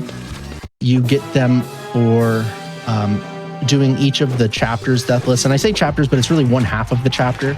Right now we're doing Forest, but we're doing the dark levels. And so these have 20 levels. It has its own separate achievement. And so we're going to be, doing these 20 Deathless as well. And one thing that I have on the back of my pocket in case I like mess up but don't immediately die is it only counts a death, right? If you actually die, you can exit back to map or change character and it doesn't count to death. So if I'm like falling down a pit, I can just pause the game and sort of reset the level. I don't want to be doing that too much because I want to just do it correctly, but it's one thing that can really help, not die on the 15th level of a chapter. Yeah, it's a very common strat that people use when they go for these Deathless achievements. Yeah. Casually, especially, absolutely need it. And also casually with these, what people will do is they will start and they'll really exit to map a lot after beating a level so that they can do sort of the harder levels first and then the easier ones after that. I will not be doing that because I do think that it's sort of a waste of time for me specifically to do that. But it is a good way to do it casually. I'm going to do this warp zone in the middle here because this one is if I mess up, I can do that exit to map thing. The thing that does think about that is there's 3 levels in each warp zone. And let's say I'm falling to my death on the 3rd level, I'd have to do all the levels over again. But shouldn't happen, but we'll see. I've never jinxed myself before. Nice try. No, we got it. Yep. All right, so we got those first 12 all good. We just got 8 more to go. Yeah, if you see me pausing right here, I'm doing a thing called auto jump, and that makes you jump on every single frame. What it really is good on this level is that when you hit the wall, you will jump on the very first frame each time, and it makes you not hitting those saw blades very consistent. So largely when I'm doing those auto jump strats, it is for consistency. And there's also some that are just straight up faster, but a lot of it's consistency. Waiting on some cycles there to make it easier on myself. Oh, that was way late. Oh my gosh. Yeah, and the thing about this is 106, you take a death and it's okay, you lost 5 seconds, oh well.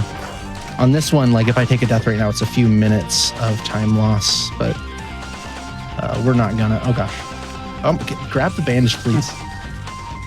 There we go. All right, I'm gonna lock in right now.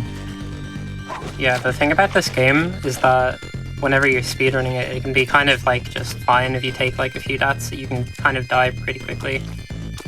But in circumstances like this, when you're going for the Deathless achievements, it's your top concern. And what you might have just saw there was for each chapter, there's another achievement that you can get, which is for doing all of the levels in a certain amount of time. I think they're rare, ultra rare, all that sort of stuff. Nice. Good job. All right. Oh, whoops. I'm not done with that one. Oh, yeah. True. I got to get Glitch Girl. That's the last one. That's the last achievement in here. And it's also the 6 in 106. So you get 100. Whatever. This is how I do it when I'm doing Deathless attempts, which is different than all achievements. Because in all achievements, you can die. And when I'm trying to beat 106 Deathless, obviously you can't, but whatever. Glitch Girl is completely random, and when it pops up, the way that it works is that there's basically an RNG chance that Bandage Girl looks glitched out like that right there. Before you beat the chapter and get 100% on the chapter completion percent, it's your chapter completion percentage over 2001, which basically means you have a 55 to 60% chance of seeing Glitch Girl while playing through the chapter normally. There we go. But then once you 100% the chapter, it's 1 in 11, which kind of strange odds, but that's what it is. I kind of actually prefer it to be where I do not get glitch girl while I'm playing across on all achievements, because it makes me want to play through the glitch levels, because all of them but Dark Salts are actually fairly, or not Dark Salt, but just Salt Factory, are pretty straightforward. That one, there's 6 of them. The first 6 of the 7 chapters have it. Glitch Girl will pop up once you or potentially pop up once you beat the boss for that chapter. And as we'll see, chapter 7 has no boss, so it has no glitch level. I'm trying to start like a myth that if you beat the game 106 Deathless, that's when in Cotton Alley, the glitch girl can pop up. You actually get the chapter 7 boss to pop up, and then you can beat that, and then glitch girl pops up. But trying to get that to catch on. Maybe you'll get on the fandom wiki that has like inaccurate things. I was trying to think of inaccurate stuff on the fandom wiki, but all I could think of was the like Jerry jump in like the Celeste one. Wait, what is that? I don't know. I have no idea. It's just the Jerry jump or something. I don't know. The Jerry jump? Okay. Yeah. I think I made the Jerry jump. I invented it. That's true. I believe that. Stadia only. All right. Got a couple there. Achievements. Let's go. Huge. The achievements in this chapter are pretty easy. I think after Light Forest, where I was a little bit scared, I think I'm less scared right now, and I just was like, oh. Okay, well, normally what I like to do there is land. So Meat Boy technically actually starts off a little bit in the air at the beginning of each level, which let me there jump off of the wall instead of jumping off the ground. But normally when I do that strat, I do want to land on the ground and then jump up and do a wall jump, because it's very consistent when I do that. But there I accidentally did a wall jump. It scared me.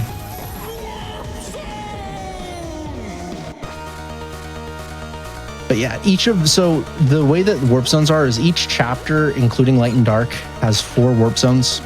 The light side of them have 3 warp zones.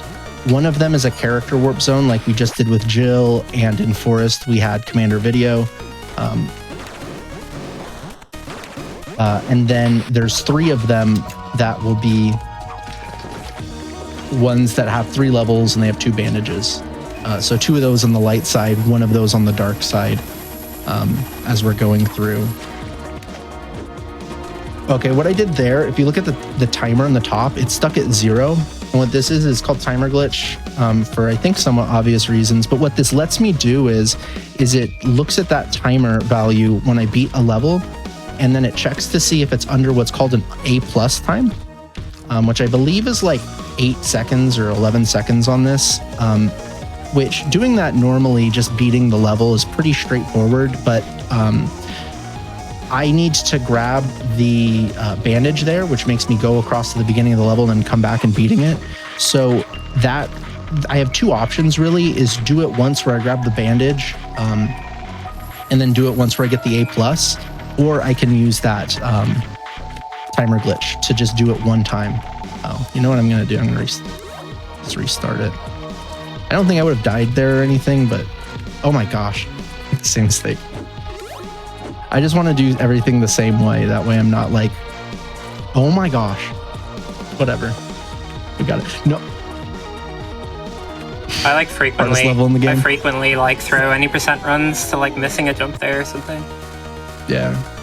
Any % runs are like, what's so frustrating is that the first like 2 Forest and Hospital are so straightforward, but you maybe get like 20% of your runs out of Hospital. Mm-hmm. Yeah. Part of that has to do with when you have a 3-second mistake in Rapture, it's like, oh, who cares? Not a big deal. And a 3-second mistake in Forest, it's like, this run is dead. Yeah, and you're just like, a minute into the run or something, so it's like, do that again. Started the run like 45 seconds, to spare between PB and Sum of Best. After the first split, 45 seconds, it's like, up, run's over. Yeah. All right, I've got 6 levels to go. Oh, I shouldn't have. Oh, I accidentally, and I don't know why, neutraled off of that. And that's not how you do it. I'm overthinking this level right now because I've made too many mistakes. All right, we're out of it. Let's go. Done with that forever. Goodbye, gallbladder. Yeah. Okay. Let's see here. There I'm using a thing called storage along with the auto jump. And the auto jump, you can see how it helps you climb like really fast on there. But I also use a thing called storage. I said earlier about how you start like technically slightly off of the ground. And what happens when you beat a level is you'll, either be on the ground or actually I should need to lock in for a second. I didn't lock in. All right, so now we actually have to, as I was talking about with the time loss on there with the death, our counter starts at 1 again. We got to go through all of those. Kind of a dumb thing. This is to save like 3 seconds, but I have to go in here with this. Now there's like no risk at all. But I missed my auto jump and then I accidentally pressed A to unpause the second time I paused. Yeah, that strat scares me, which it probably isn't the worst, but very easy to lose time on. It's killed plenty of, like when I'm grinding like 106, it's one where like you don't think about it and then randomly like for a week I'll die on it like 3 times. Just overthinking it there. But that's fine. Light hospitals. Fun. We get to go through and play 17 levels again. And this time we don't have to grab the bandages, so we can just go through them much quicker.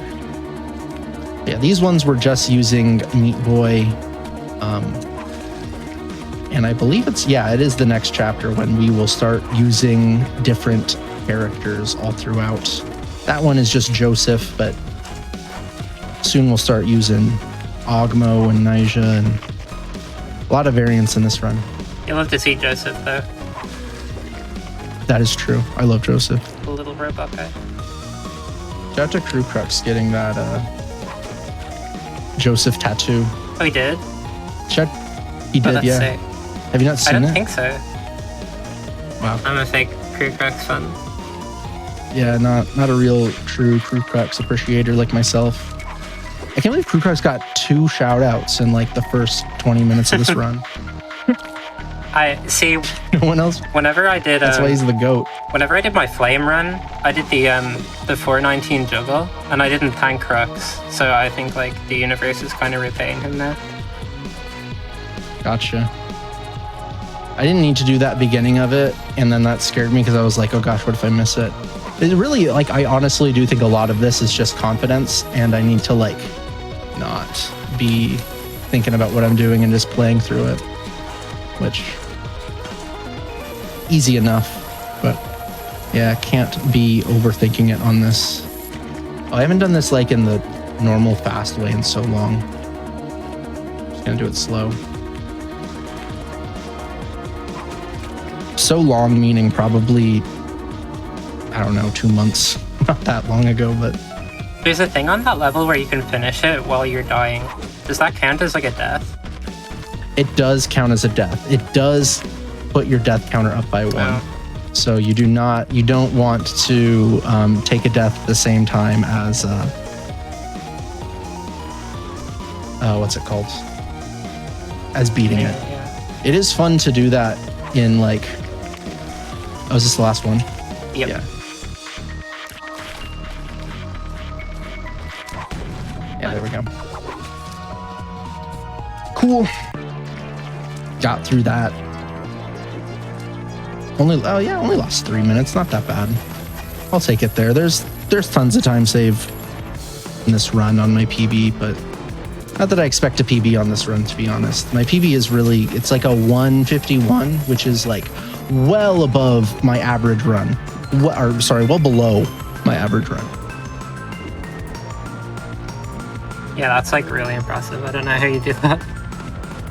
I don't know either. I was just going for like sub 2 hours for like 5 attempts and then just lucked into it. Okay.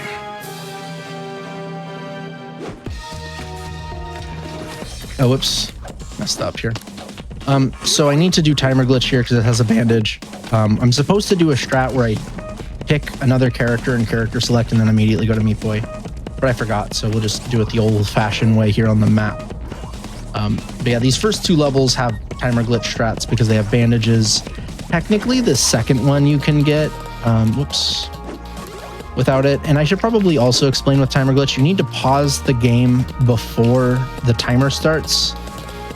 And then you say, exit game, and it's going to ask, are you sure? And you say, nope, I'm not sure. And then when you unpause the game, the timer will be stopped.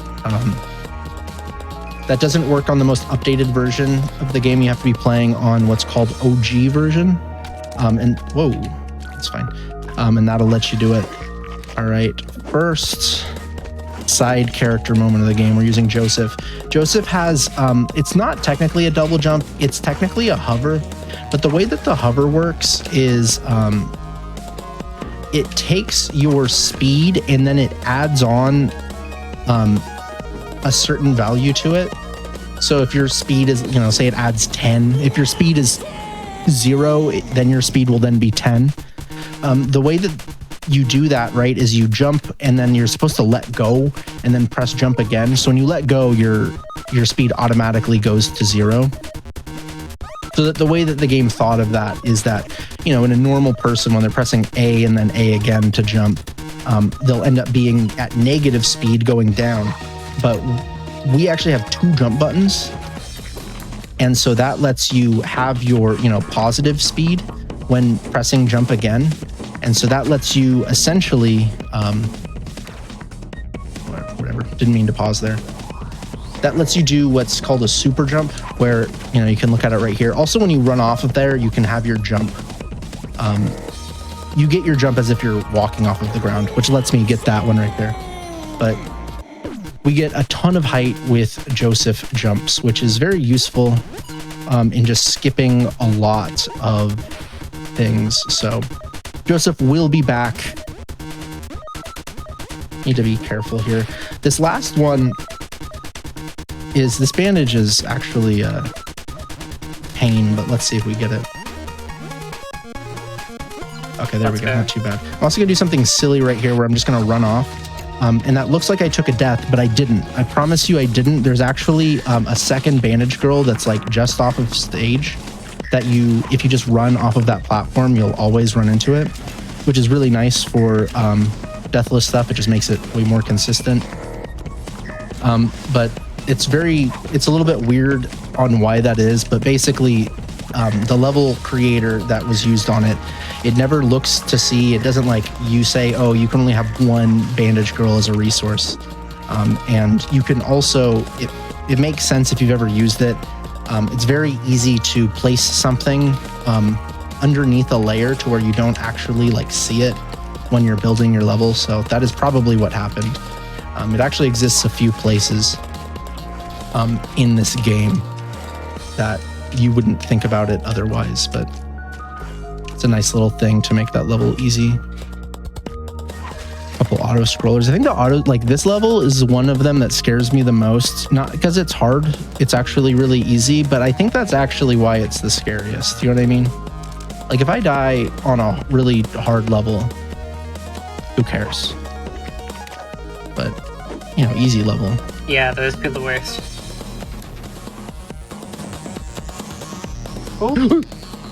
Did I die? No.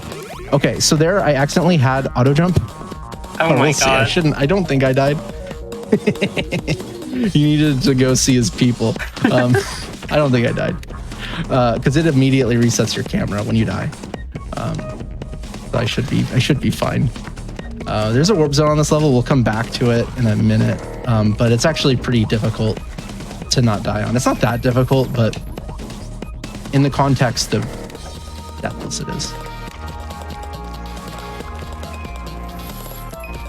This next level coming up has a bandage, but I actually will not be using timer glitch to get it, and I'm not going to be able to get the bandage and A+. So right now I'm just going to be beating it without getting A+, just for safety. But the reason why is when you do timer glitch, there will be some animations that will start to play after you do it, even though you're in the pause menu. And that makes the cycle for those mini saw blades very difficult to work with. And so I've just decided that I'll just play through it twice. This one is one where it's kind of tight. It's like a second. Yeah, Nice. 0.8 seconds. All right, there we go. We got the achievement. We, in fact, did not die in that one level. Redeemed. And we get to wait here for like 5 seconds. It's like 10, actually. As it just slowly comes up. It's like the type of warp zone that I never would have found unless I like looked it up. I don't know. There's like 4, that warp zone I definitely looked up, and then all of the light hell warp Yeah. zones I looked up. Yeah, for sure. Especially the fly run. Oh yeah, I never would have found those. Like, No. the one on 414, eventually I would have found it, but the other 2, no way. All right, there we go. 10 warp zones and unlock Ogmo. Okay, so here's a boss. Boss is basically done. What you're supposed to do there is go through this whole race back and forth going against Brownie. But instead you can go, there's actually a kill plane if you're, once you go a certain distance beyond the camera. But if you just, whoops, I forgot to change chapters. If you get close enough to the wall and do what's called a sprint jump, you will not go into that kill plane. And a sprint jump is sort of the opposite of how it sounds, is you actually jump off of a wall while not holding sprint, and then you press sprint immediately. And the reason why is if you're holding sprint, you jump off a wall, you'll actually have higher horizontal speed holding sprint than not. So you jump off not holding sprint so that you have a low speed, and then you press sprint immediately so that you accelerate faster. And whoops, we're gonna do the, actually no, I need to do the, we'll do the warp zone after this actually. I want to unlock Nyjah on here, so this one is actually the one that has the weirdest route. I'm not doing 1 through 20 on here because there's a couple levels that are pretty challenging without Nyjah. So I really do need to do this early for these 2 bandages. Very bright and annoying level right here. There we go. But for the most part, these early level warp zones, or pretty much all of the warp zones, are not too bad. There's one of them that like I've been trying to, but took a little break recently. Just do this whole game deathless, 106 deathless. There's really like one warp zone, well, one non-character warp zone that scares me. And it's in Dark Hell. We'll get to it. And actually in quite a bit. It's almost pretty late in the run, actually. And for Nyjah, though, to go back to that, we need 50 bandages. I don't remember what I'm at right now. It's probably, oh, it's, after this one, it'll be 47. I remembered. Oh, yeah, you're In the 106 route, we do 3 Dark Salt levels early. And that brings us to 50 after this level. So if my math is correct, 50 minus 3 is 47. Okay, we're gonna do the Kraken. Shout out to Commander Video on this one. Whoops. Shout out to anyone that's not Meat Boy on this one. For real. Or Nyjah. True. But I've never played Nyjah in my life except one level. Oh, really? Well, two levels maybe. Nyjah's... Gotcha. Nyjah is very unintuitive, so I get it, but fun character.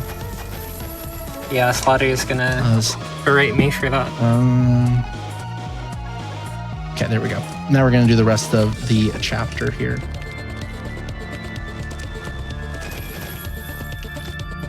Okay.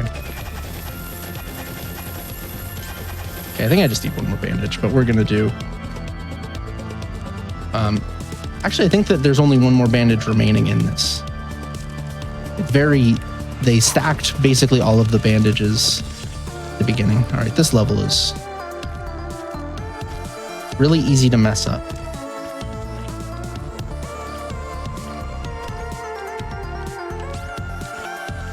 Nice. Did we get Nisha? Maybe, I don't know. We'll see. Did I miss a bandage before? That's also a It possibility. could be.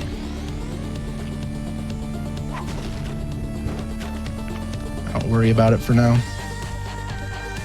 Oh, there's one in the that one where you have the spawn jump. It has the warp sound in the light world, but I can't remember what it's called. I'll look at it. I thought that it said 11 on Forest, and I definitely had all 20 on Light Forest, but either way, that's not too big of a deal here. Any sort of like small routing mistake is peanuts of time lost compared to taking a death. For sure.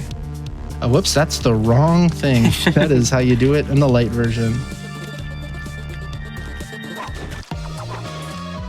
19 and 20. Okay, I'm thinking that I missed it here. No? Yeah, I did miss one. Where did I miss Is it? it like 12? I don't know the levels. Let me think about. Oh, that's the warp zone one. Yeah, there's a bandage there, right? In 212X. Did I not grab it in 12? No. And not in 12X. There is one, but I want to have. Nice. Let me see. Okay. 1, 2, 3, 4, 5, 6, 7. So I got. Whoops. No. Let me make sure on this one. Crawl Space doesn't have one. Gray Matter does not have one. Definitely don't want to. Did I get them both on here? I did. Okay, well, I'm definitely not doing that one. We can do insurance. Insurance, Gray Matter. No, I can't. That one's. So this is 19 on this world. The only one you're missing is that one. Did I fuck this up? I messed this Do you up. have 11 and Solid? I know, but here's my problem: is I exited to map. That's the real issue here. But whatever. Just gonna do this in replay. I'm pretty sure that resets it. I was going to. Whatever. We done. Oh, anyways. I see what you mean. Yeah. Stupid. All right, whatever. We're gonna go through it. Whoops. Okay, the reason why I don't like this with Meat Boy is there's like a half block wall there. Okay, we got Nisha. Whatever.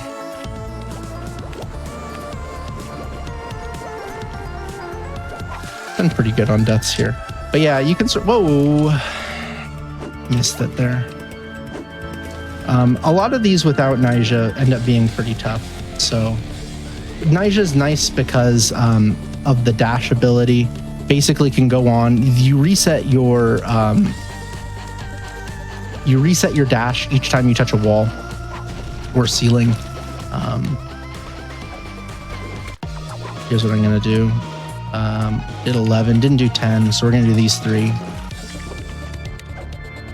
But like this one right here is really nice with Nyjah because it's really easy to just do a dash right in the middle there. And it makes it really easy. And then we're going to do a nice fun thing where Nyjah can actually clip through walls and make levels easy. So right there, we touch Bandage Girl without hitting the ground. And then there, oh no, I need to do this level. Got an achievement there, huge. W. All right, so, whoops. Oh, I didn't do this one. We want to go into Gray Matter. Gray Matter's the next one. So we'll go to Insurance, which I didn't do. Yeah, we did Gray Matter. Did I do Dust Bunnies? I didn't. think so. Yeah, no, you did. Yeah. I did. Well, we're doing it again. Oh, and I did the next one too. Yeah. That's the problem with doing this one out of order. Yeah, it's very easy to forget. Is that, yeah. That is the big reason why I really prefer doing just 1 through 20.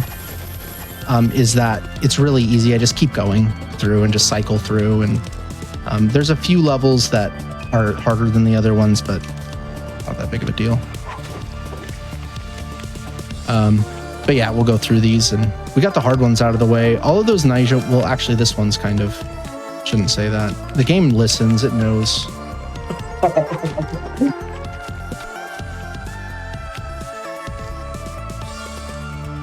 But yeah, one thing about this that can make this a little bit challenging, even when you have it, is you can take a death through what's called a wall slide, like in going into a hazard, and that's where you touch the wall and you jump the very first frame. And what that does is that makes you slide up the wall. Like imagine as if you jump off of the ground and you vertically go up instead of, you know, jumping off of the wall.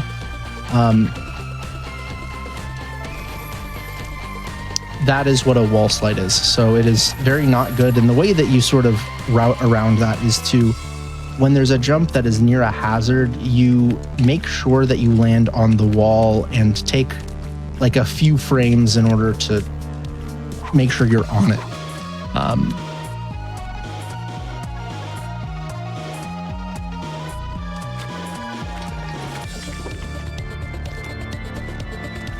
I'm realizing now what I had to do a dark level early. The way that I do it is I do the dark levels early and then I do the warp zones, but I just completely forgot to do that. But not a big deal. Really only lost a few minutes on this. Well, I'm talking as if I'm going to get all these levels consecutively, so. And while for the most part these levels are pretty straightforward, you never know with Super Meat Boy. I believe. Yeah.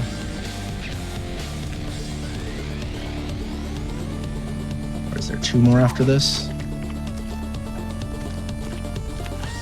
There I have what appears to be the same thing we're talking about with the slide, but that actually is a very consistent one, where you jump off of a diagonal block. That one will always shoot you up as if you jumped off of the ground, and that's because diagonal blocks both act like a wall and as the ground. So you actually are literally jumping off of what the game thinks is the ground. And this should be it.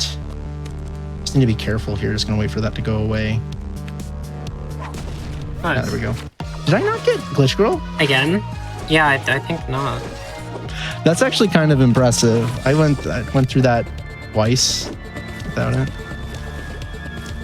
All right, so now we're taking on purpose deaths here until Glitch Girl shows up.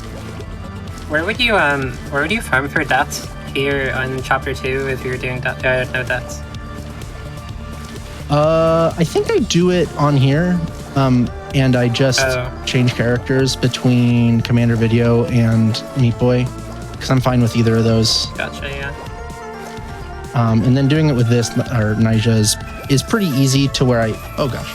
Like, even if I mess up, it's normally like that, where it's just time. Mm-hmm. But even when you're doing 106, like speedruns and all of that, that's like the grinding for Glitch Girl is one of the few places where you actually take into consideration like not having deaths. So you want to go into a place in 106 where you can see Bandage Girl from the beginning and can take a quick death. In 106 Deathless, you want to be able to see Bandage Girl and... All right, there we go. Now we're going to...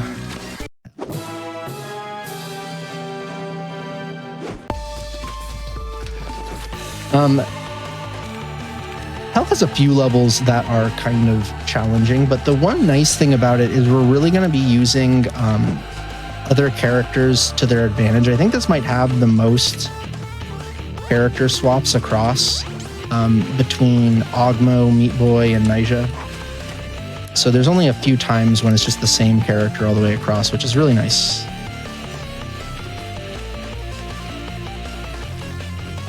This is really casually where the game gets really challenging, but and I guess from a speedrun perspective too, actually, it gets pretty challenging. With Nyjah, though, surprisingly, so the way that Nyjah works, I haven't really explained it, is that when you press down the special button, which is the same thing as the sprint button with Meat Boy, it puts you into this bubble state where it like slows you down, slower speed and acceleration. And then when you let go of it, you will do a dash, which basically is adding a two-dimensional vector to your speed. So if you're not moving at all, you'll always dash the same direction. But if you are moving, your dash will be slightly different. So Nyjah ends up being very...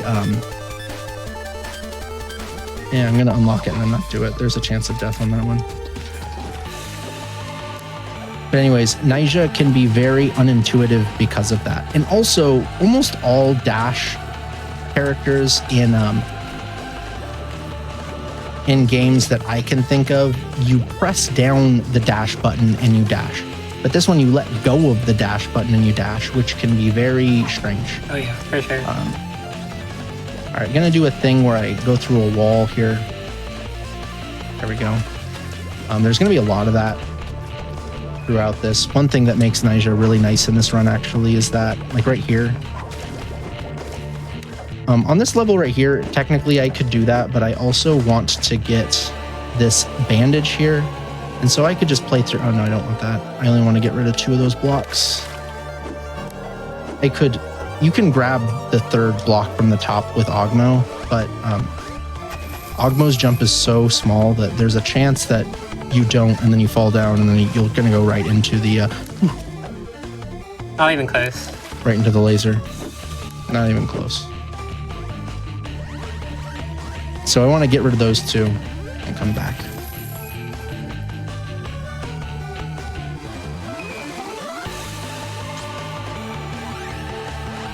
There we go. One thing is I'm running this on the Linux version of the game. Sometimes these eyeballs just disappear, and I don't know exactly how it works. It's not consistent at all, but it has to do something with your movement and then how it's like redrawing the sprites there. And it just basically makes them... Oh, actually, you know what? Let's exit to map. Let's do this while we do it. Did the wrong direction there. Actually, you know what? Let's just do this. Well, messed that up. That's fine.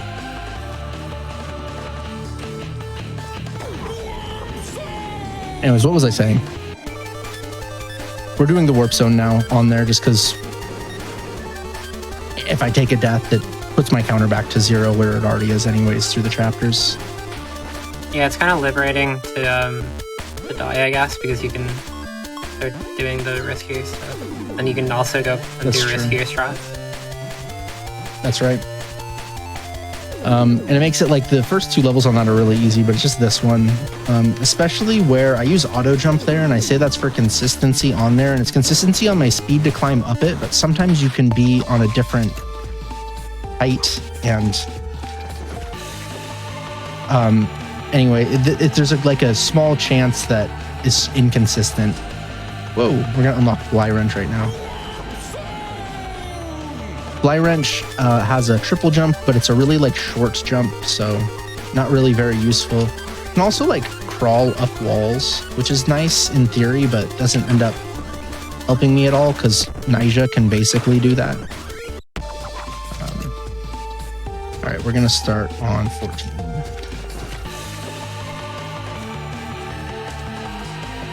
Yeah, on levels like on 217, it's like pretty fun to just play as Fly Wrench and auto jump up the whole wall at the start. Oh, that's true. Is that? Oh, can you just like not?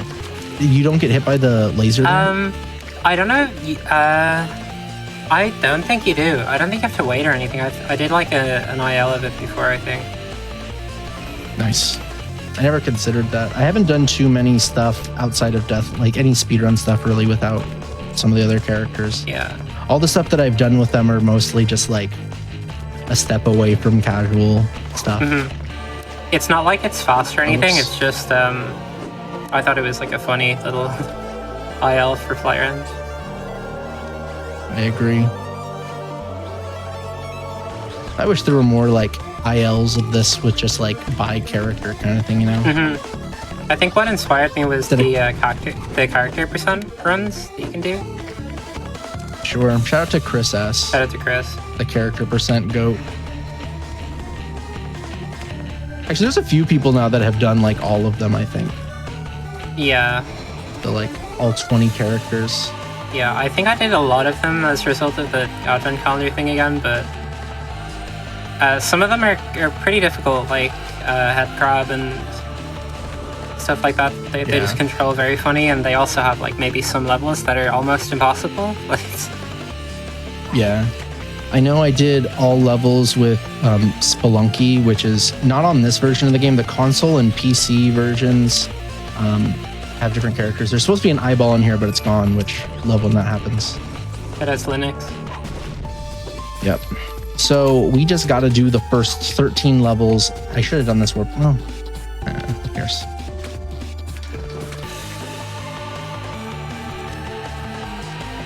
Yeah, just got to do those 13 levels.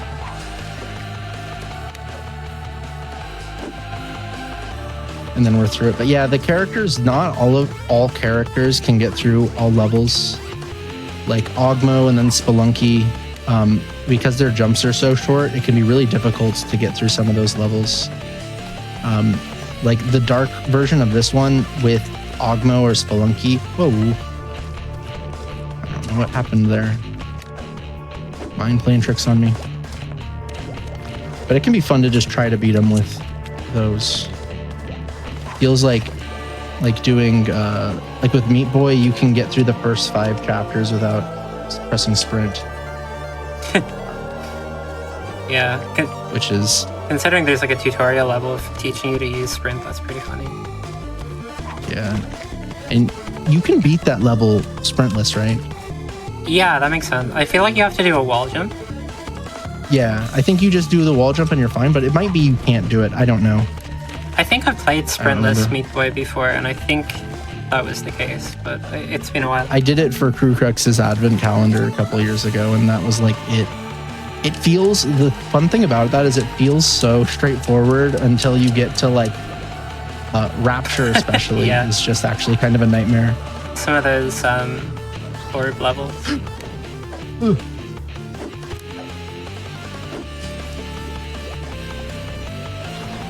There's also a character that Shroud unlocked earlier with the code called Tofu Boy, and the levels that you can do on Tofu Boy are really restrictive, but it's also really fun to be able to clear them because of how like limited he is as a character.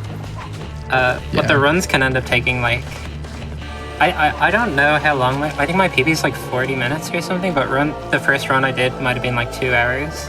Some levels are just insanely difficult with some characters. Nice. There we go. We got through it. Yeah, Nija's ability to, what's it called? Just dash through walls is really nice. All right, gonna use a little trick here to make it to where the fists just go through me. Not supposed to do that, but that is using what I described before as what I do for timer glitch, essentially. But I described it where some things are still going on in the background. It'll do the animation for his slam and slide across, but it will not detect being hit. So it is actually slow, and this is a speed run, so shouldn't do it, but I love showcasing it. So you're welcome, chat.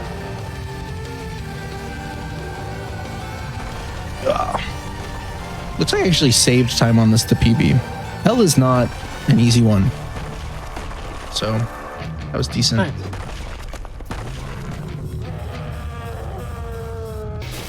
Biggest time save compared to my PB coming up here.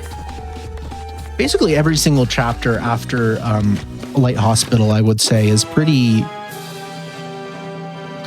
challenging to get through it, just like 100% of the time, consistently deathless.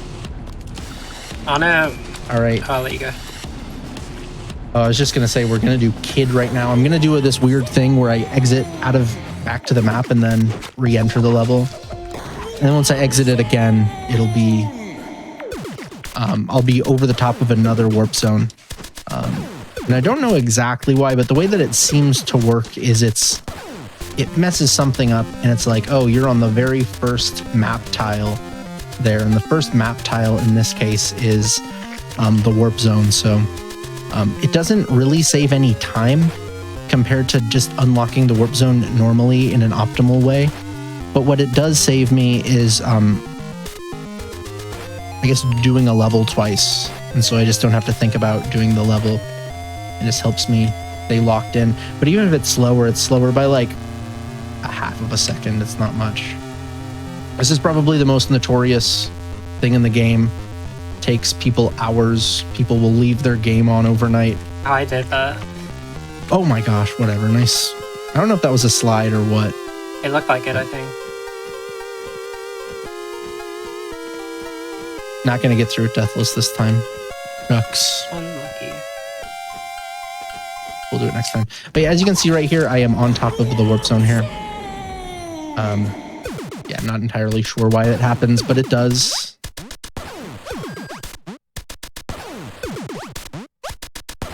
This is also probably the second most notorious warp zone.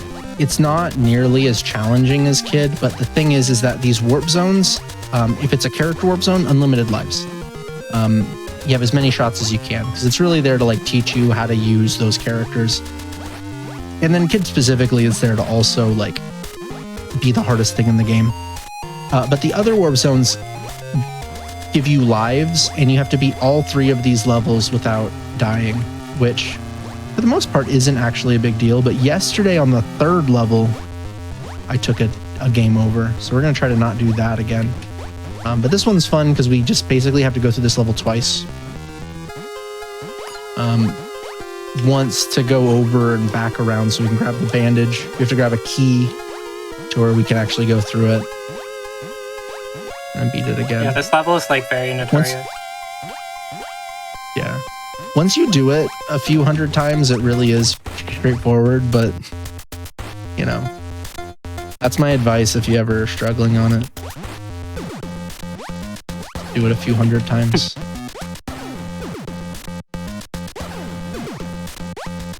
Alright, it's this jump right here that's been... There we go, first try. Nice. Easy. Way harder than it looks, legitimately. There's a lot of things, I think, in this game that's actually a lot easier than it looks. It looks very flashy, when in reality, it's like... You have like 10 frames to make a jump, which... 10 frames is a ton. But that one is actually like pretty precise in your movement. There's a lot of different factors that go into that jump, so... Yeah, when starting... I can get through it first try. When starting at 106, I lost like so much time to that jump. These 2 warp zones in 106 speedruns are like the thing that makes people, I think, really frustrated with the category. Because for the most part, as long as you have like a strat in 106 for speedrunning, you can get through it in like a pretty decent amount of time. But those 2 warp zones are just like the Kid and Skyscraper. Yeah. Are very challenging. Light Rapture, until you get... as a split, is like probably the scariest thing to go into. In all categories, honestly. Yeah. Shout out to Larry. Yeah. We'll get in. Larry's the boss of the chapter. I'll explain Larry in a moment. But yeah, this one uses probably the most Nyjah of any chapter, maybe. There's only like 4 or 5 levels that don't use Nyjah on this, which is, I think, pretty surprising to a lot of people casually, because the thing with Nyjah in 106 speedruns is that you're sort of using Nyjah in a very reckless capacity, where obviously you don't want to die, but you almost route it out to where Nyjah is so fast you don't care if you die.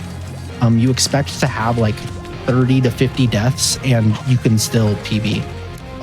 Whereas on this, I'm only using Nyjah as like a safety measure that I actually find it more consistent, which is people that use Nyjah find it surprising because, again, she seems as though she would be very inconsistent, but not really. Okay. And then in terms, one thing that people ask all the time is if you can get 106 with just Meat Boy. But the answer is no, at least not without glitches. Whoops, messed up. We're gonna do a trick called a float glitch here, where you use that bubble and then you jump off of things, and that lets you float all the way up those levels. I'm not entirely sure how it works, but this does. We're going to use that, I think, only in 2 or 3 levels. But it's nice when we can use it. It makes that level, I mean, especially the dark version of it, very challenging. I was going through and routing like all trophies, which is like the PlayStation version of this, and that the dark version of that actually ends up being very challenging because there's not really a character that makes it very easy or skippable on that one. Right, let's get through. Got 3 levels here, and then I gotta do a warp zone still. But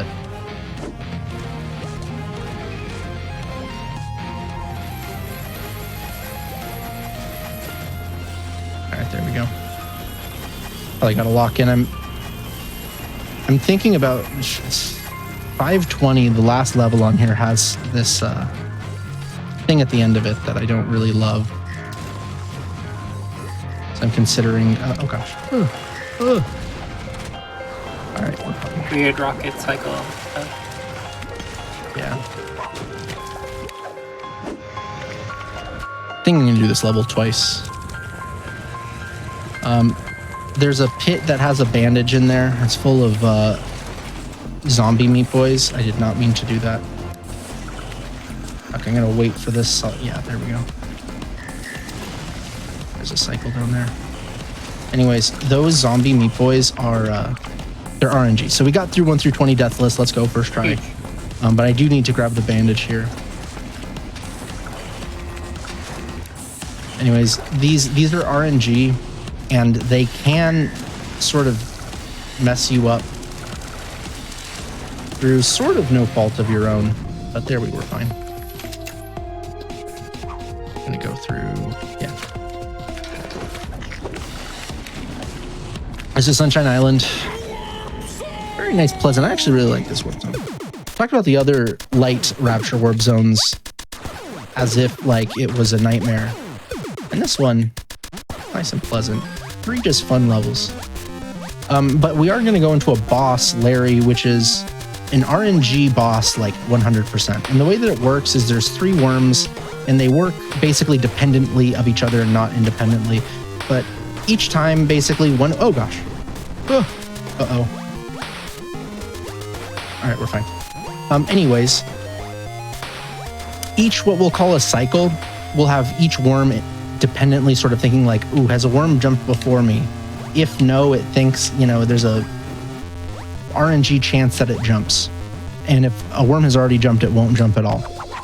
But what we can do is we can use that timer glitch that we did earlier to basically separate them. So they're one jumped. The other one ended up popping up. It's 50-50 chance if they end up going up. But anyways, we separate it so 2 can jump on the same cycle. And a cycle being like a chance for the worm to jump. The fastest that we go for is a 2 cycle, meaning they basically all jump as soon as they can. And that pause and pause glitch on it separates those cycles to where you have a group of 2, and you hope that one of them jumps of those 2. Have like a 75% chance that one does, and then the other one it's 50-50, just as the lone worm. So in a way, you're separating it into 2 cycles, even though, you know, we call it a 2 cycle, and in reality, you're not lowering the amount of cycles or chances that they can jump, but you're increasing the chances that they can jump. It's just like the time of a cycle, right? Yeah, that's exactly right. Because the big thing is it doesn't really check to see if it can jump. If one is in the air and not dead, it doesn't check to see if that's in the air. It just checks to see if one is dead, because it assumes that they're all going to be thinking within the same amount of time, which is roughly a few frames of each other. So you have to just pause and have that pause within a few frames. Whoops. We'll do it. Doing a backup. I don't know what I was doing there. I was doing it as if that. Oops. What are they called? Platform? I'm forgetting the name. Yeah, I was jumping as if the platform was like right there, but it wasn't. All right, I died on this yesterday, so I need to lock in. This is really, honestly, a very straightforward level. But as I've said numerous times, nothing in this game is like. There's literally like 2 levels where you can't die. That's the wrong. There we go. The A+ on that level is like 40 seconds or so. Unlocking the dark levels, getting the time underneath that we need is like, honestly, most of them are like hardly a consideration. There's like 1 or 2 levels coming up in Cotton Alley that we even think about, or at least I say we, but at least I think about it. I know that plenty of people have. All right, there we go. Nice. Light and Deathless. That trophy, or that achievement, is not a trophy on PlayStation, which is a fun one, so. Oh. Yeah, it doesn't have that or the dark one, which. The dark one is one where I actually think that it is a consideration. It's 5 levels, so it's really not that bad, but they're pretty long, so. Very easy to die on, too. Challenging. Yeah. Is after this level a good time for the break? Yeah, this is actually the end of like the any percent game part of it anyway, so that would be perfect. Excellent. Oh, I didn't split. It's fine. Need to keep track of my runs. Go out to the run.gg. True. Useful website. Dragon Ran in chat says, did he end up getting that Light Hill warp zone? There was the one in Weeby or something, right? Are we still have to do it? Probably not. I think we still. Probably not. I think you unlocked it, but there's like didn't do it. That's probably correct. There's like 2 things that I haven't really done. We'll check it after the break. Ah. Nice. I was trying to run off of that and then hit. My brain went between 2 different strats on that one. Classic. All right. I was trying to run and then hit that so I could fall, but then there's a strat called Leap of Faith where you just run off of it without holding sprint and then a little bit off and then you hold sprint again after a little bit. All right, we beat the game. We got the beat the game achievement. Oops. So yeah, now would be the perfect time for a break. Perfect. Yeah, so during these longer runs, everybody, we like to take breaks every hour, so just so everybody can get up, stretch, get some water, anything y'all need to do. Just a quick reminder before the break, you can now join the official GDQ Discord and add the Hotfix role. There you can keep tabs on upcoming events, talk with staff, and more. You can use !Discord in Twitch chat for more information.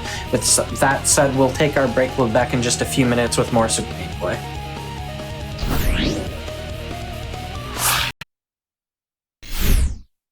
Everybody, welcome back to the Game Zone Quick Hotfix. Today we are showing off Super Meat Boy all achievements. We're in the middle of a run. I'll hand it right back over to you whenever you're ready if you just want to give a quick countdown. Yeah, let's get started back again in 3, 2, 1, let's go. I'm going to go back and do some cleanup because so far in this run there's been 2 things that I have been like, oh, I'm going to do that after the fact and then forgot to. So one is a bandage here on 318. Where we're gonna go do fast strat. Actually, I might have messed this up. Oh, well, I did mess it up on the second try, but that's fine. There's one where you can skip through, basically go auto jump, go through a hole in the ceiling, and saves you a whole boatload of time. But oh, whoops, nice. We can just do it like that. So went ahead and got that, and now I forgot to do a whole warp zone here. I unlocked it, and then I was like, I don't really like to do it while going through. And so it tricked me into not doing it at all, which it doesn't matter, but I'd rather not forget about it again. which this because of this category being a little bit like non-linear is not the correct wording, but you know, basically you'll have to restart a little bit upon a death.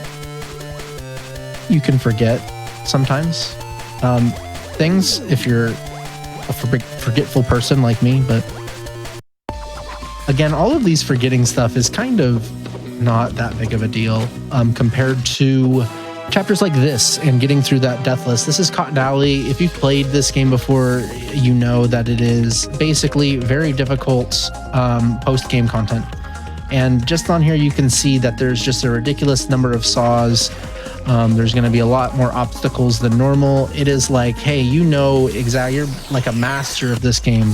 Here, let's have some really, really difficult levels for you. So from the perspective of getting through this without dying, it is the hardest section of it. Back to back, we're going to do the two hardest parts of the game. And hopefully we do it pretty quickly. But it is really where this category can try to get you. It is the most important part. Fortunately, it's only like if you take a death on the very last level, you're probably losing like 5 minutes, which is not... I mean, that's a lot of time, actually. That's a lot of time. So that's where you want to make sure that you don't die, I think is probably the best strat for that. But for real, though, it is just being conscious of what you're doing and being confident and all of that. We're playing as Bandage Girl too, you might notice, which is cool. The biggest question that's always asked when Bandage Girl is played is the physics different than Meat Boy? And no, it's the same character basically in terms of physics. It just is a different coat of paint. There'll be other Meat Boys, like I described the 2-bit Meat Boy. Those actually do have a minor difference because they have, you'll notice at the beginning of the level, it has a spawn animation. Those ones have different spawn animations. And basically what happens is that once the spawn animation is done, this timer starts and you can control. So different characters will have different spawn time animations. So Meat Boy and Bandage Girl are the same, but the like 8-bit Meat Boys are actually technically they have a faster spawn animation. Are there any levels where you can take advantage of that? I believe so. That would be a question for like Crew Crux or Creepin' or something. Yeah. I don't know. I'm not much of an ILer. That's fair. Especially when you're getting down to ones, because it's like a difference between like a few frames. My ILs are never that precise, unless it's like a 2-second level. Yeah, it kind of reminds me of 419. I think you do with video because of the spawn animation or something. Yeah. Oh, whoops. Can't switch characters in this one. Going back to map. On this one, I just jumped off a little bit too early. You kind of want to chill there, because then when it goes out there, it turns around and hits the wall. If you do it too fast, it'll like immediately turn and bite you. But we are 75% of the way done, just 5 levels to go. That'd be cool to get this first try. These orb levels in Cotton Alley, the 716s, they can be really difficult to control and get consistently. There is a little bit underneath the platform that extends and is like invisible, so if you ever go too low, you can just auto jump off the side and then you'll be fine. Yeah, it looks like you're jumping off of nothing, which is cool. All right. This level is like a nice one because it's like a nice, easy break, basically. It's really straightforward. You're just running and jumping. It's time to lock in.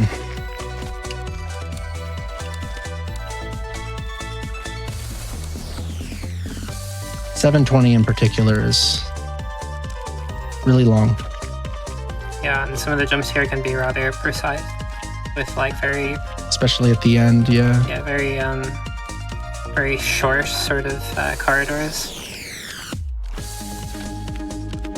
I like to say that there's no like singular jump on this that is particularly hard, but it's just that it's 40 seconds long, which is, for Meat Boy, extremely long.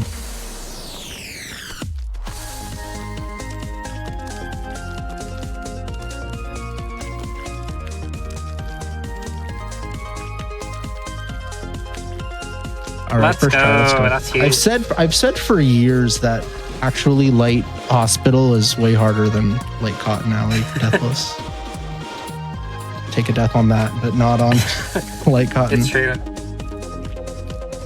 That's awesome, though. That is very, very difficult. There's 3 chapters that I think are just sort of like 10 out of 10 difficulty in terms of getting the achievement, the Deathless achievement. Light and now Dark Cotton Alley, and then Dark Rapture, which will be the second to last split. We have, what, 5, 6 to go still. Yeah, these Dark Cotton Alley levels are kind of like, you know, they kind of remix the level even harder. Some people say that the Dark Cotton levels can be easier, like specifically 720X. I think that you like to say that that one is. Oh, you say that one's harder. It, but yeah, a lot of people do. I think that it is like objectively more difficult, actually. However, the reason why people think that it's more difficult is because the hard part of the level is right at the beginning. So it basically takes less time to get through it. So it depends on your perspective. If the perspective is, I never want to die on that level, I think that 20X is harder. If your perspective is, I want to get through it as quickly as I can, then it's easier. Because the very end of 20X is really easy.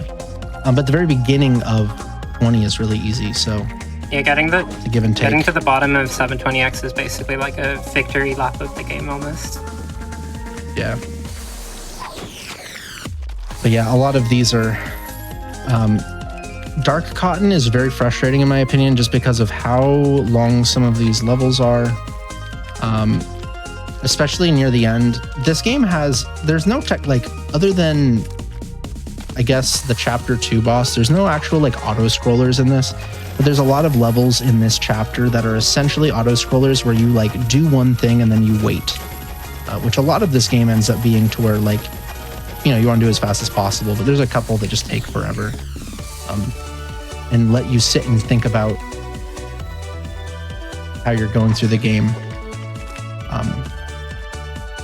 Like 718, where you're just thinking about, oh, I only have a couple levels to go. All right, on this one,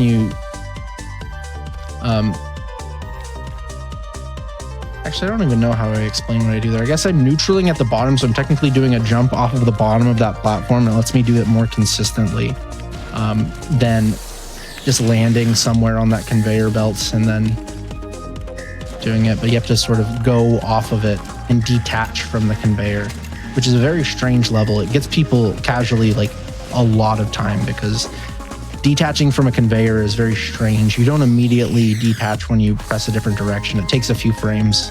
Although I believe that there is tech that you can do to instant detach, but I don't know how that works. That's like extreme IL stuff to save like some frames. Yeah, I don't know if I've ever seen that, to be honest. This is where really the like auto scroller ones start. So like the first half of this takes like this roughly the same amount of time as the first half of the light version, which is roughly like 2 minutes. But the second half of this takes like 3.5 minutes. Just a lot of taking your time and waiting on a lot of these, which is what it is. It's not Mario 3 or something, you know what I mean? It's not that many auto scrollers. This level right here is like one of my favorite in the games to IL. There's so many different types of skips that you can do and a lot of obstacles and just fun pure platforming. This one right here is really fun because it looks like those lasers are like right on me, but once you're like good enough at it, you don't even think about those lasers at all. You just make sure to land on top of the blocks. Okay, I don't like that. I use the timing. You'll see that like tiny, it's called a Moz, this enemy. That one that's going straight down, I look at that for my timing to jump. So I didn't like that at the very beginning that it wasn't there. I had to use intuition. Okay, 75% of the way through. But yeah, these levels, as Bree was saying on the light version, it takes quite a bit to get good at knowing how to like use your momentum on those blocks, but again, just play it a few hundred times. You'll get going. All right, 3 levels to go. Oh, also, people in chat are asking what IL is. So IL is individual level. So it's like, doing a speedrun of, say, this level by itself. So that there's like an in-game timer at the top left, and you'll be able to time that, except I think it's like, with the replay system, it shows like a different time. But if you go to the menu, it'll show the proper time. And there's like a leaderboard in-game and stuff. All right, 2 levels to go. This one is a pretty notorious one casually, but a little hint if you've ever like struggled on this one. At the end, at the top, let go of sprint. Basically, everybody plays this with having sprint held 100% of the time, which is smart and correct, but not on that section of the level. Locking in. Oh, go. Okay. I was talking about that earlier. The hardest part is right there at the beginning. This middle part is also kind of tough. And this middle part is what's tougher about the dark version compared to the light version. There's just more obstacles in a couple places. Like not this one, but the next floor.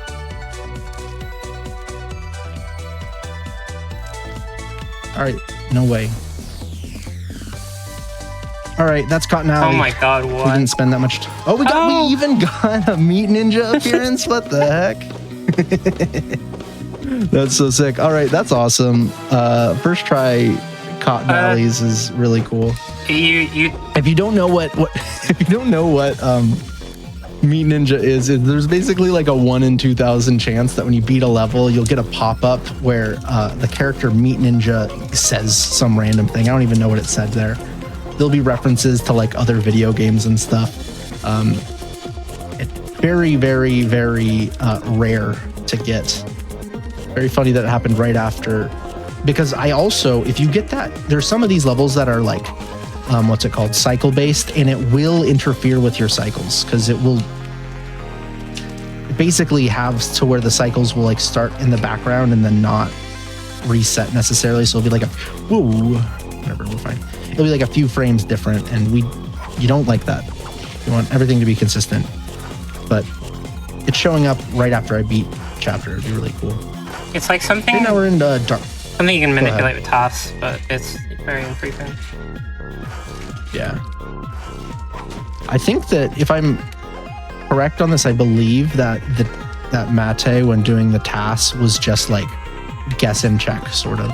Like trial and error. Yeah, I believe. Nice. But could be wrong. I don't know. I've never tasked in my life.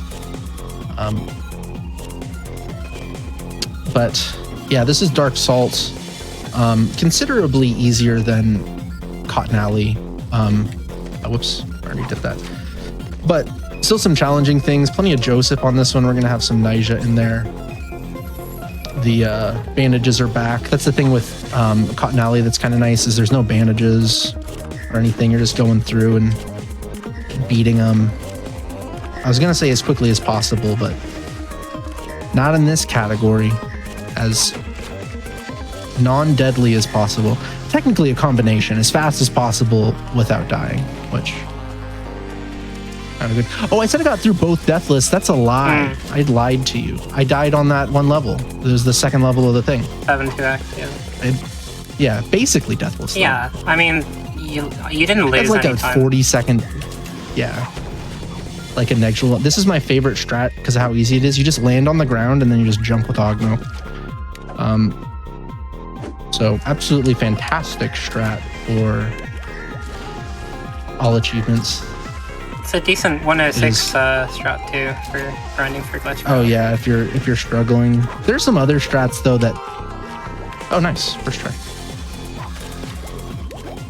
All right, I'm gaming right now. We're was this 14? Yep. Little salmon. Ah! What? I'll go back. Close. Yeah, that's whatever. At least I didn't die or anything. I'm not, you know, I was thinking of like jumping off of the wall and then going back, but I didn't want to do, I'd rather just go back and get it. Yeah. It's like 10 seconds. All right, this level I think is just like the most frustrating. Although this strat makes it not bad. It's kind of, I think that speedrunners always think their game is jankier than like it actually is, because you're sort of pushing it to its limits, and so then like by nature you're like, oh, whoa, how janky. But that level I think in particular has some few things where it just doesn't feel quite right.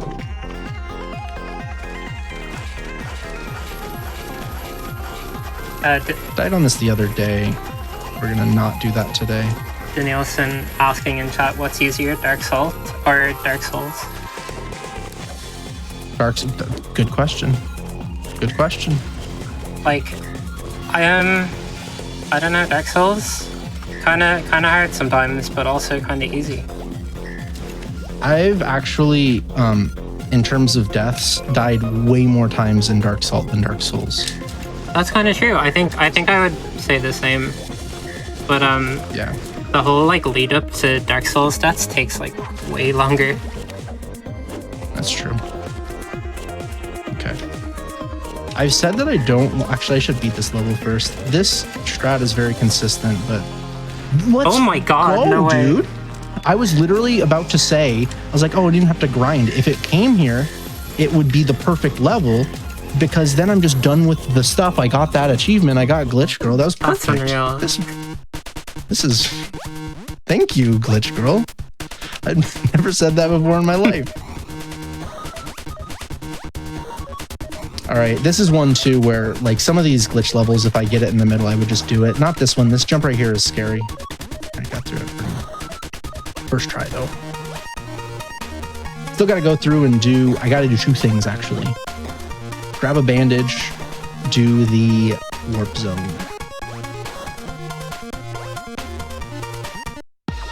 Anyways, on a roll. What level was it? 14, Sandy.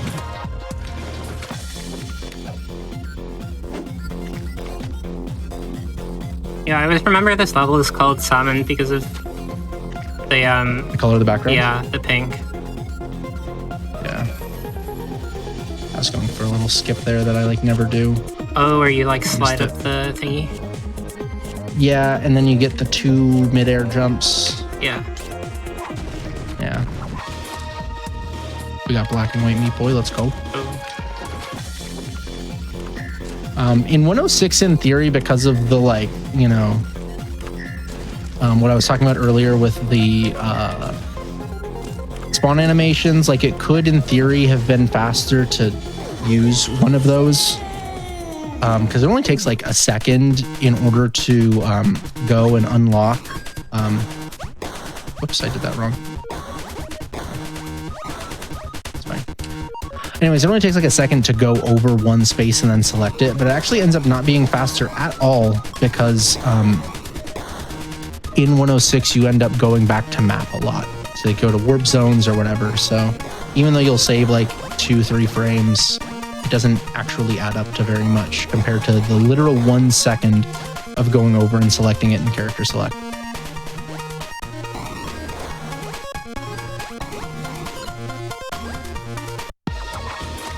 I did that right? Yeah. Mm-hmm. Yeah, and that wouldn't have a...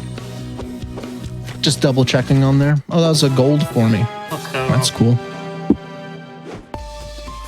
You can go ahead and do the warp zone here first. Another Commander video appearance.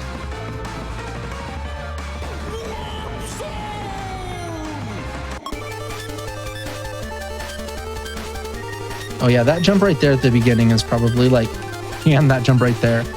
They might look really easy, but they're actually kind of pretty difficult. So it's ones where like this warp zone is really easy except for two jumps that look like they're really easy, but they are deceiving. They're really hard. For sure. Yeah. I say really hard. only in the perspective where if you die, it actually like it doesn't just cost you 2 seconds. Dark Hell is really nice because there's a lot. There's like 7 strats where you just like skip all of the difficult parts by dashing through walls, which is really nice. It basically removes all of the risk of them. This one does not have as much. There's plenty of character changes, but there's not. Actually, no, never mind. I take it back. There's plenty of diversity. We're even going to have more Commander video in a second. Let's go. And 4-5X. I forget who gave it to me. But this is one where, like, sometimes people who are just, like, casual, they got the achievement once kind of stuff, will ask me for, or like, oh, you can do this strat. And then I try it, and it's like, you know, no offense, but that strat's bad. That's a terrible strat. And then there's this one that is just amazing because the jump lines up perfectly. That like lava thing block that I just jumped off of, like right above the lava, actually has a hitbox that if you hit the bottom section of it, it can kill you. It like extends beyond the lava into the block. But with Commander Video, it ends up to be you don't have that risk of dying to it. With Meat Boy, though, you kind of do. So that ends up being like a perfect strat with Commander Video. The jump just lines up perfectly. All right.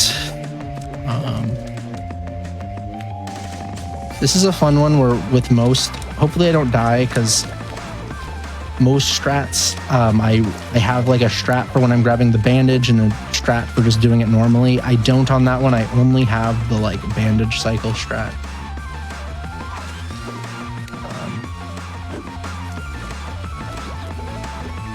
Another one where I'm going through it. This is like the only one where there we go. That turnaround that I do midair there is actually really nice because when you grab the bandage and then you do a turnaround with Nyjah, it just lines you up perfectly. Which I should describe is that with Nyjah, when you're doing okay. I'm gonna go ahead and do the warp zone this one, or glitch level. This one's really easy. But anyways, with Nyjah, the first like 10 frames, you can actually change your direction in air. It might be fewer than 10 frames, but it's not more than 10. So that lets you do like, you can do basically like a C, you can do, you know, a 180. You can even do like a, not exactly a 360 because that makes you think of a circle, but you know, an S shape, which is really nice. Remember the people hating on Xbox 360s saying that they'd turn off their Xbox 360 and do a 360 and walk away or something? That's exactly, yeah, that's right. Oh, that's right. I have to come back to this level. We need Captain Viridian, I believe.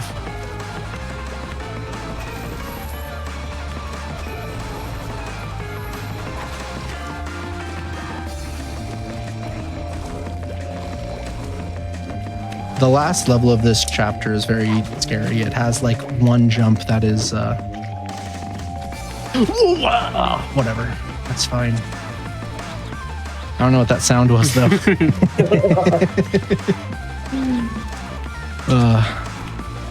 A lot of Meat Boy runners make great noises whenever they make a mistake. It's very entertaining. Yeah.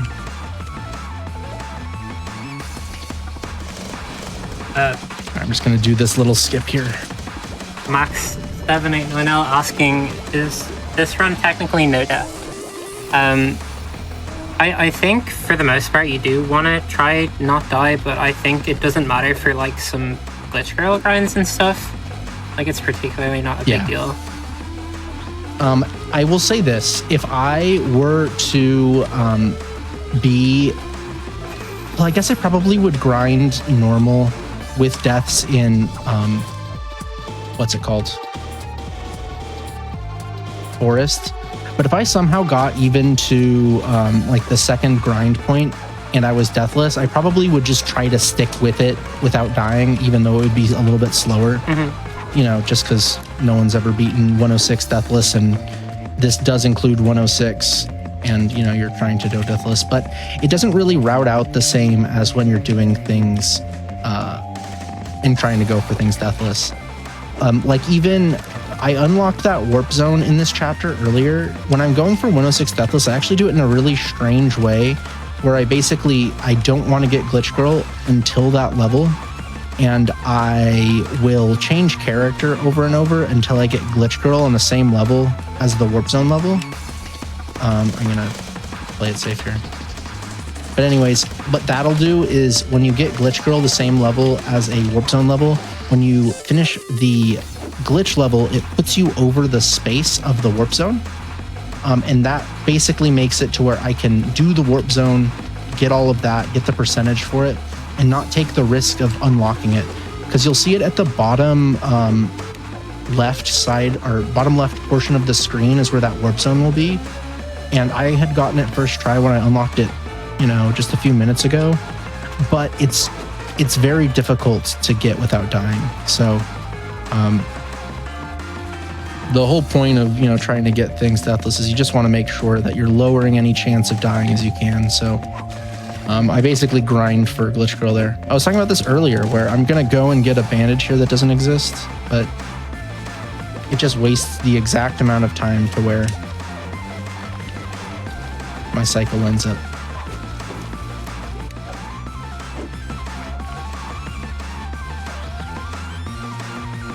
All right. We got, 5 to go? Maybe 6?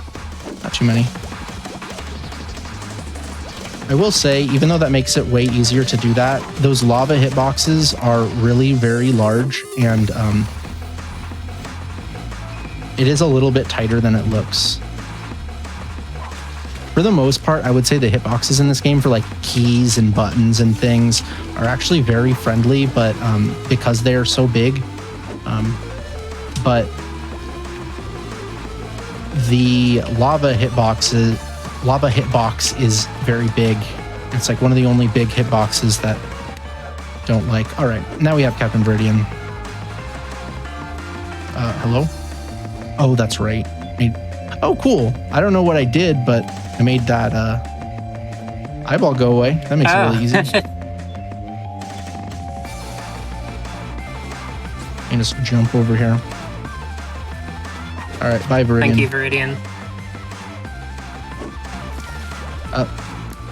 The cycle does not work there unless you do it like this. There's like 2 more levels, right? I lost count. Yeah. Oh, it was this level, so I got it. There Nice. we go. 20, got the warp zone. All right, we're done. Okay, this is, in my opinion, this is the hardest part of the run, is this one right here. So this one has taken me a long time before to get it. I would not say that it's necessarily, it's harder in the sense that I think that there's fewer levels in this where I get it like 99% of the time. There's very few levels that I would just describe as like essentially free. And if you think about it, if you just do like 95 to the percent, do it to the 20th power, and think about like what that consistency would be. I don't know what the percent of getting through it would be, but it makes it pretty low.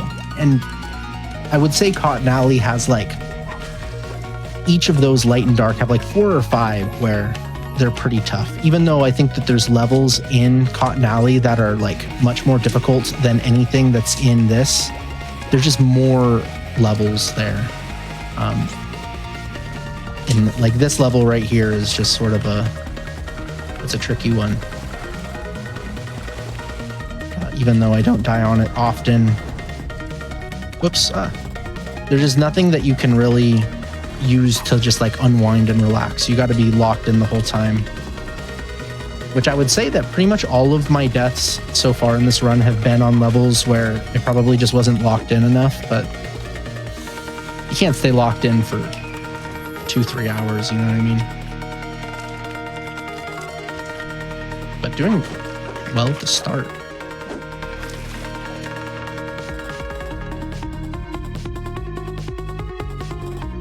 Shout out to this level. Yeah, this level's kind of funny.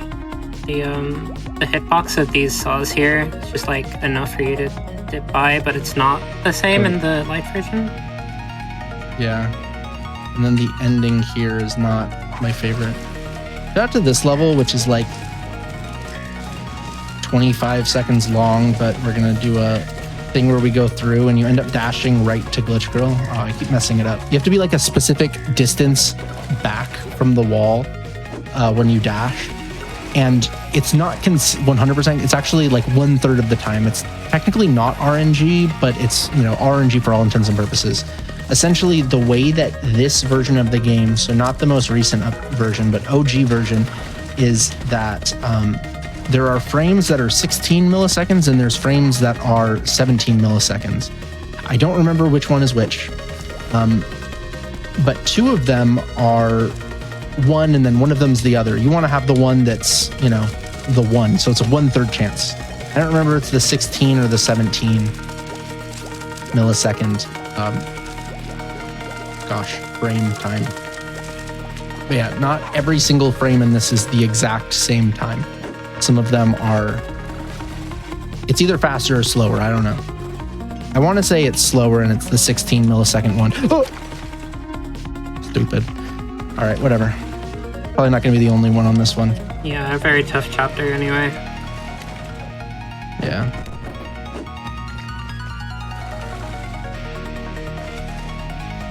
Oh, whoops. Okay, that should be fine. Should be able to line here. That's what I want to do on there, but you got to kind of be quick in doing that. But I never want to force myself to be going too quick on this because that can lead to a lot of silly mistakes.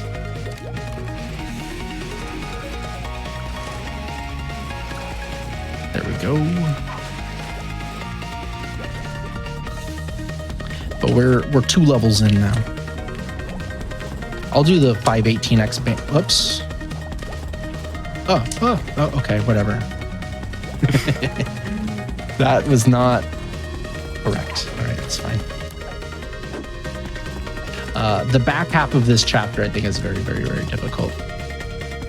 But the thing is the front half, I think, is like, it's just all hard. Mm-hmm. If you've played the game, I'm sure you'll agree that it's hard. Getting into like Hell and Rapture, I think, is when the game becomes a bit like notorious for being, I think it had the reputation for being a rage game initially.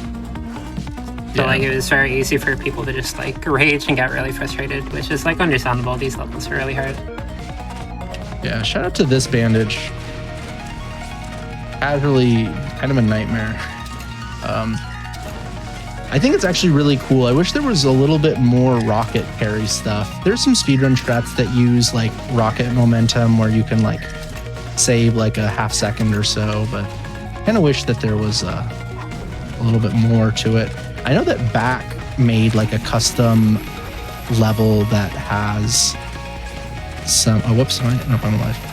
That has some rocket carry stuff, but I've never played it. Oh, that's cool. So, shout out to Back. It is a Back.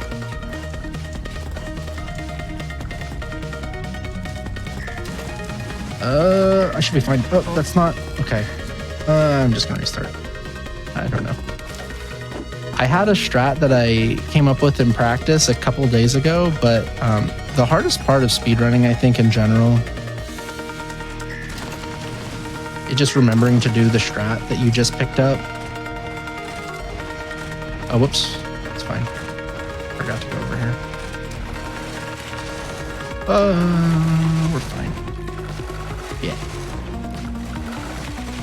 Okay. If we get Glitch Girl on this level, I guess on this one it won't matter, but in the speedrun, it can save you like 20 seconds. It's really nice. Because it has a warp zone and you want to get Glitch Girl. If you get Glitch Girl same level as a warp zone, you have to replay it and get the warp zone, which I'm going to do now, which is probably, is that a good idea? Yeah, it's a great idea, actually. Yeah, it's easy. Oh. All right, that wasn't as close as I thought it was going to be, but I did not expect the saw blade to be that close to me, boy. That's I think I have like, what, 5 levels that I have done anyways. Not.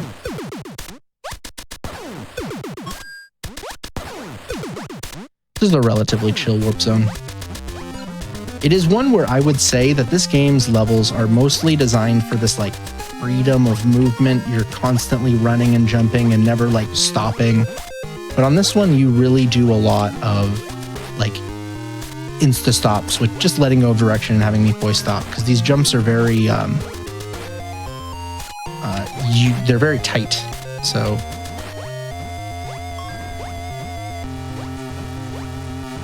gotta be a little bit careful. Like even in speedruns,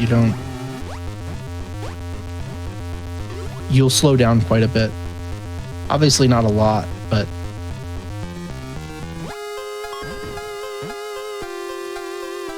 this ending level of the warp zone is kind of similar to one of the light cotton levels too.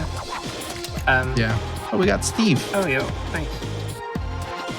If you're wondering if you played this before, you know how Steve works, where you can basically like take away blocks inside of levels to make them really easy. You might think, oh, why don't you just use Steve? You cannot use Steve. It does not register the levels as completed, so it doesn't work. Cannot use Steve, unfortunately. It'd be really nice if we could, but we can't.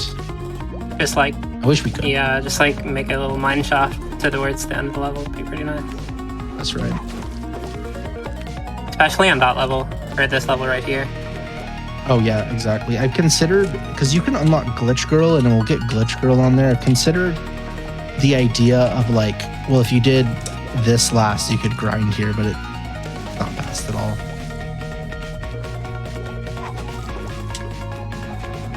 Steve does have it could even work in this category where you use Steve last. Whoops. That's technically fine in what I want to do because I don't want the warp zone, but I need to be at full speed. But anyways, you could use Steve to unlock the Ogma warp zone,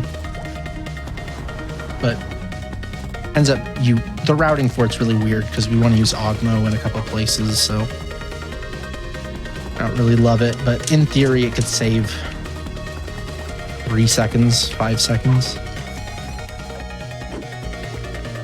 Okay, we're like more than 50% of the way done. I think it was like 16 you had gotten up to? I think so. I don't remember. I try not to keep track just so I can stay like, just focus at being one level at a time, you know what I mean? Yeah, no, that makes sense. On to Cincinnati, as Bill Belichick said. If anyone's from Boston, you know what I'm talking about. Everybody else, how's it going?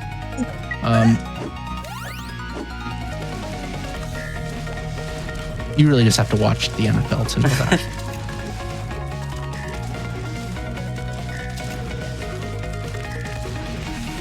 Okay, come on. The best part about that is those zombie boys at the top are RNG, so they can like get you if you do the strat normally. So that's like really the big bonus of doing that strat, is that it eliminates the RNG part of the level. All right, 5 levels to go.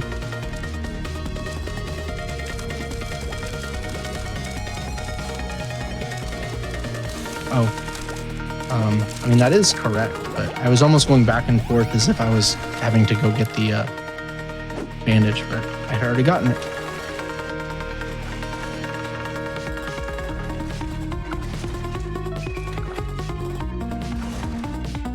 Okay.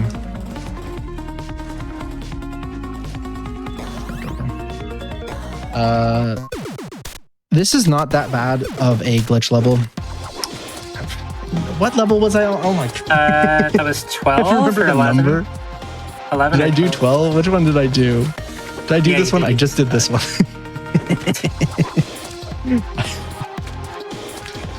I have so many hours in this game and I do not remember which, like, I have to go into them to really remember it. Oh gosh, is this gonna be... Oh, okay, whatever.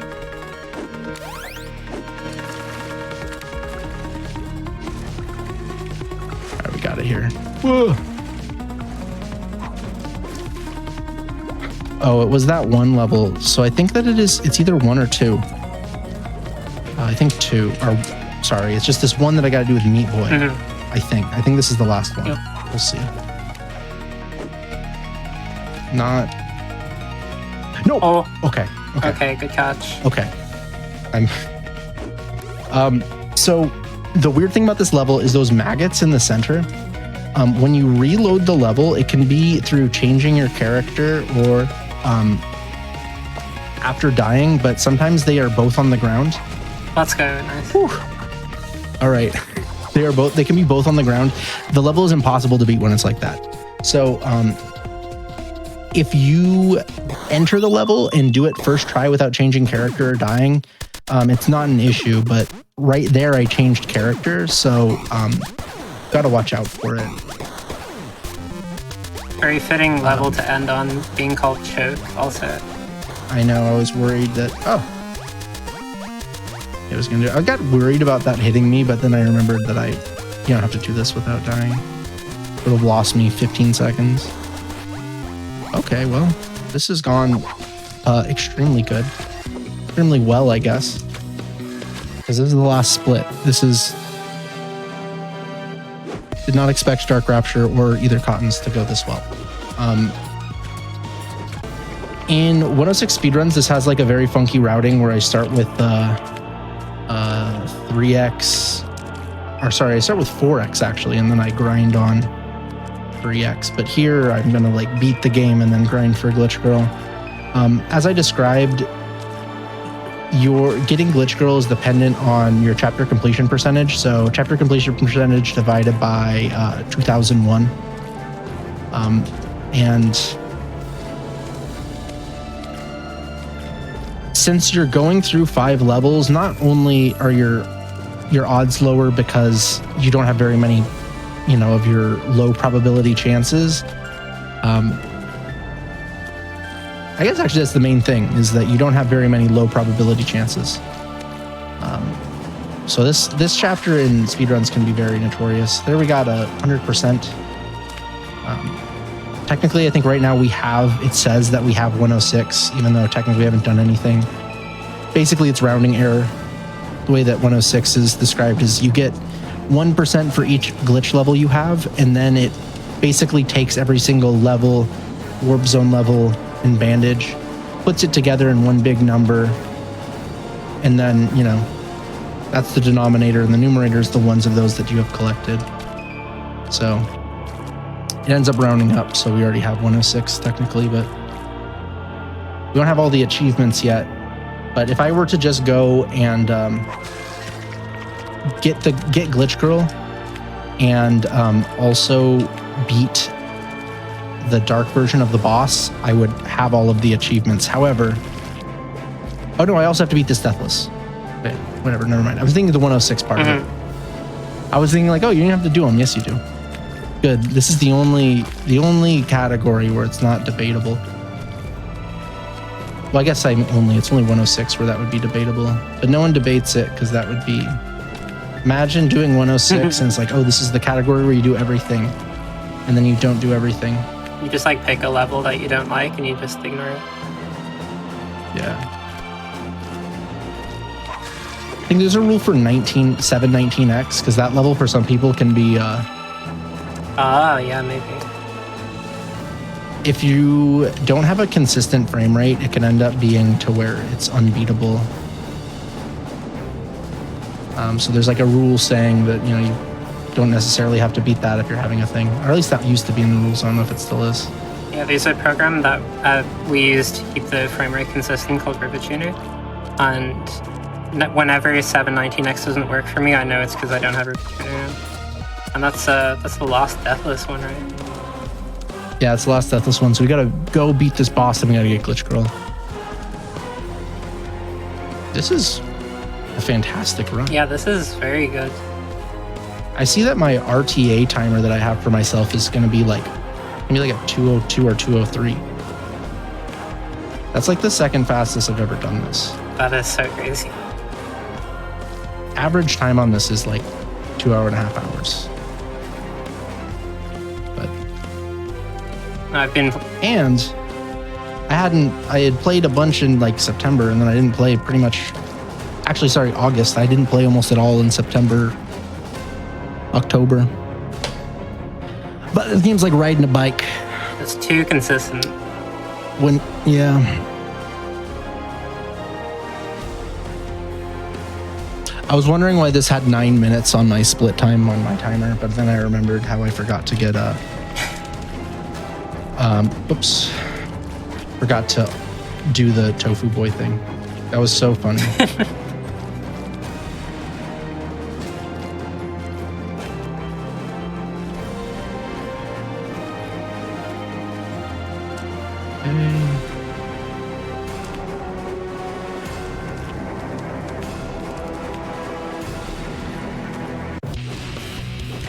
Okay. Nice. There we go. Beat Dark World. We're gonna go back into end. We're gonna go into 6-2 and we're gonna rank. Let's go. This is the final achievement for it, right? Should be.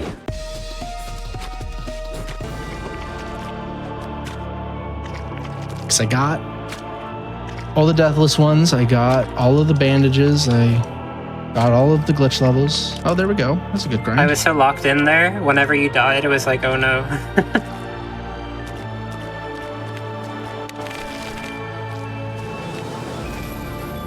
Oh yeah. Shout out to doing this with like a 106 deathless route, because you just like exit and then enter the level again, and so the very beginning of the song has like this bong and so you just hear that like 20 times.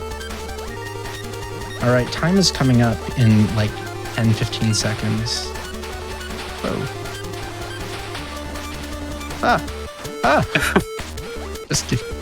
Just kidding, never in doubt. That was all showmanship. Keeping us on our basically. toes. All right, that's time. GG. Let me double check 2 things.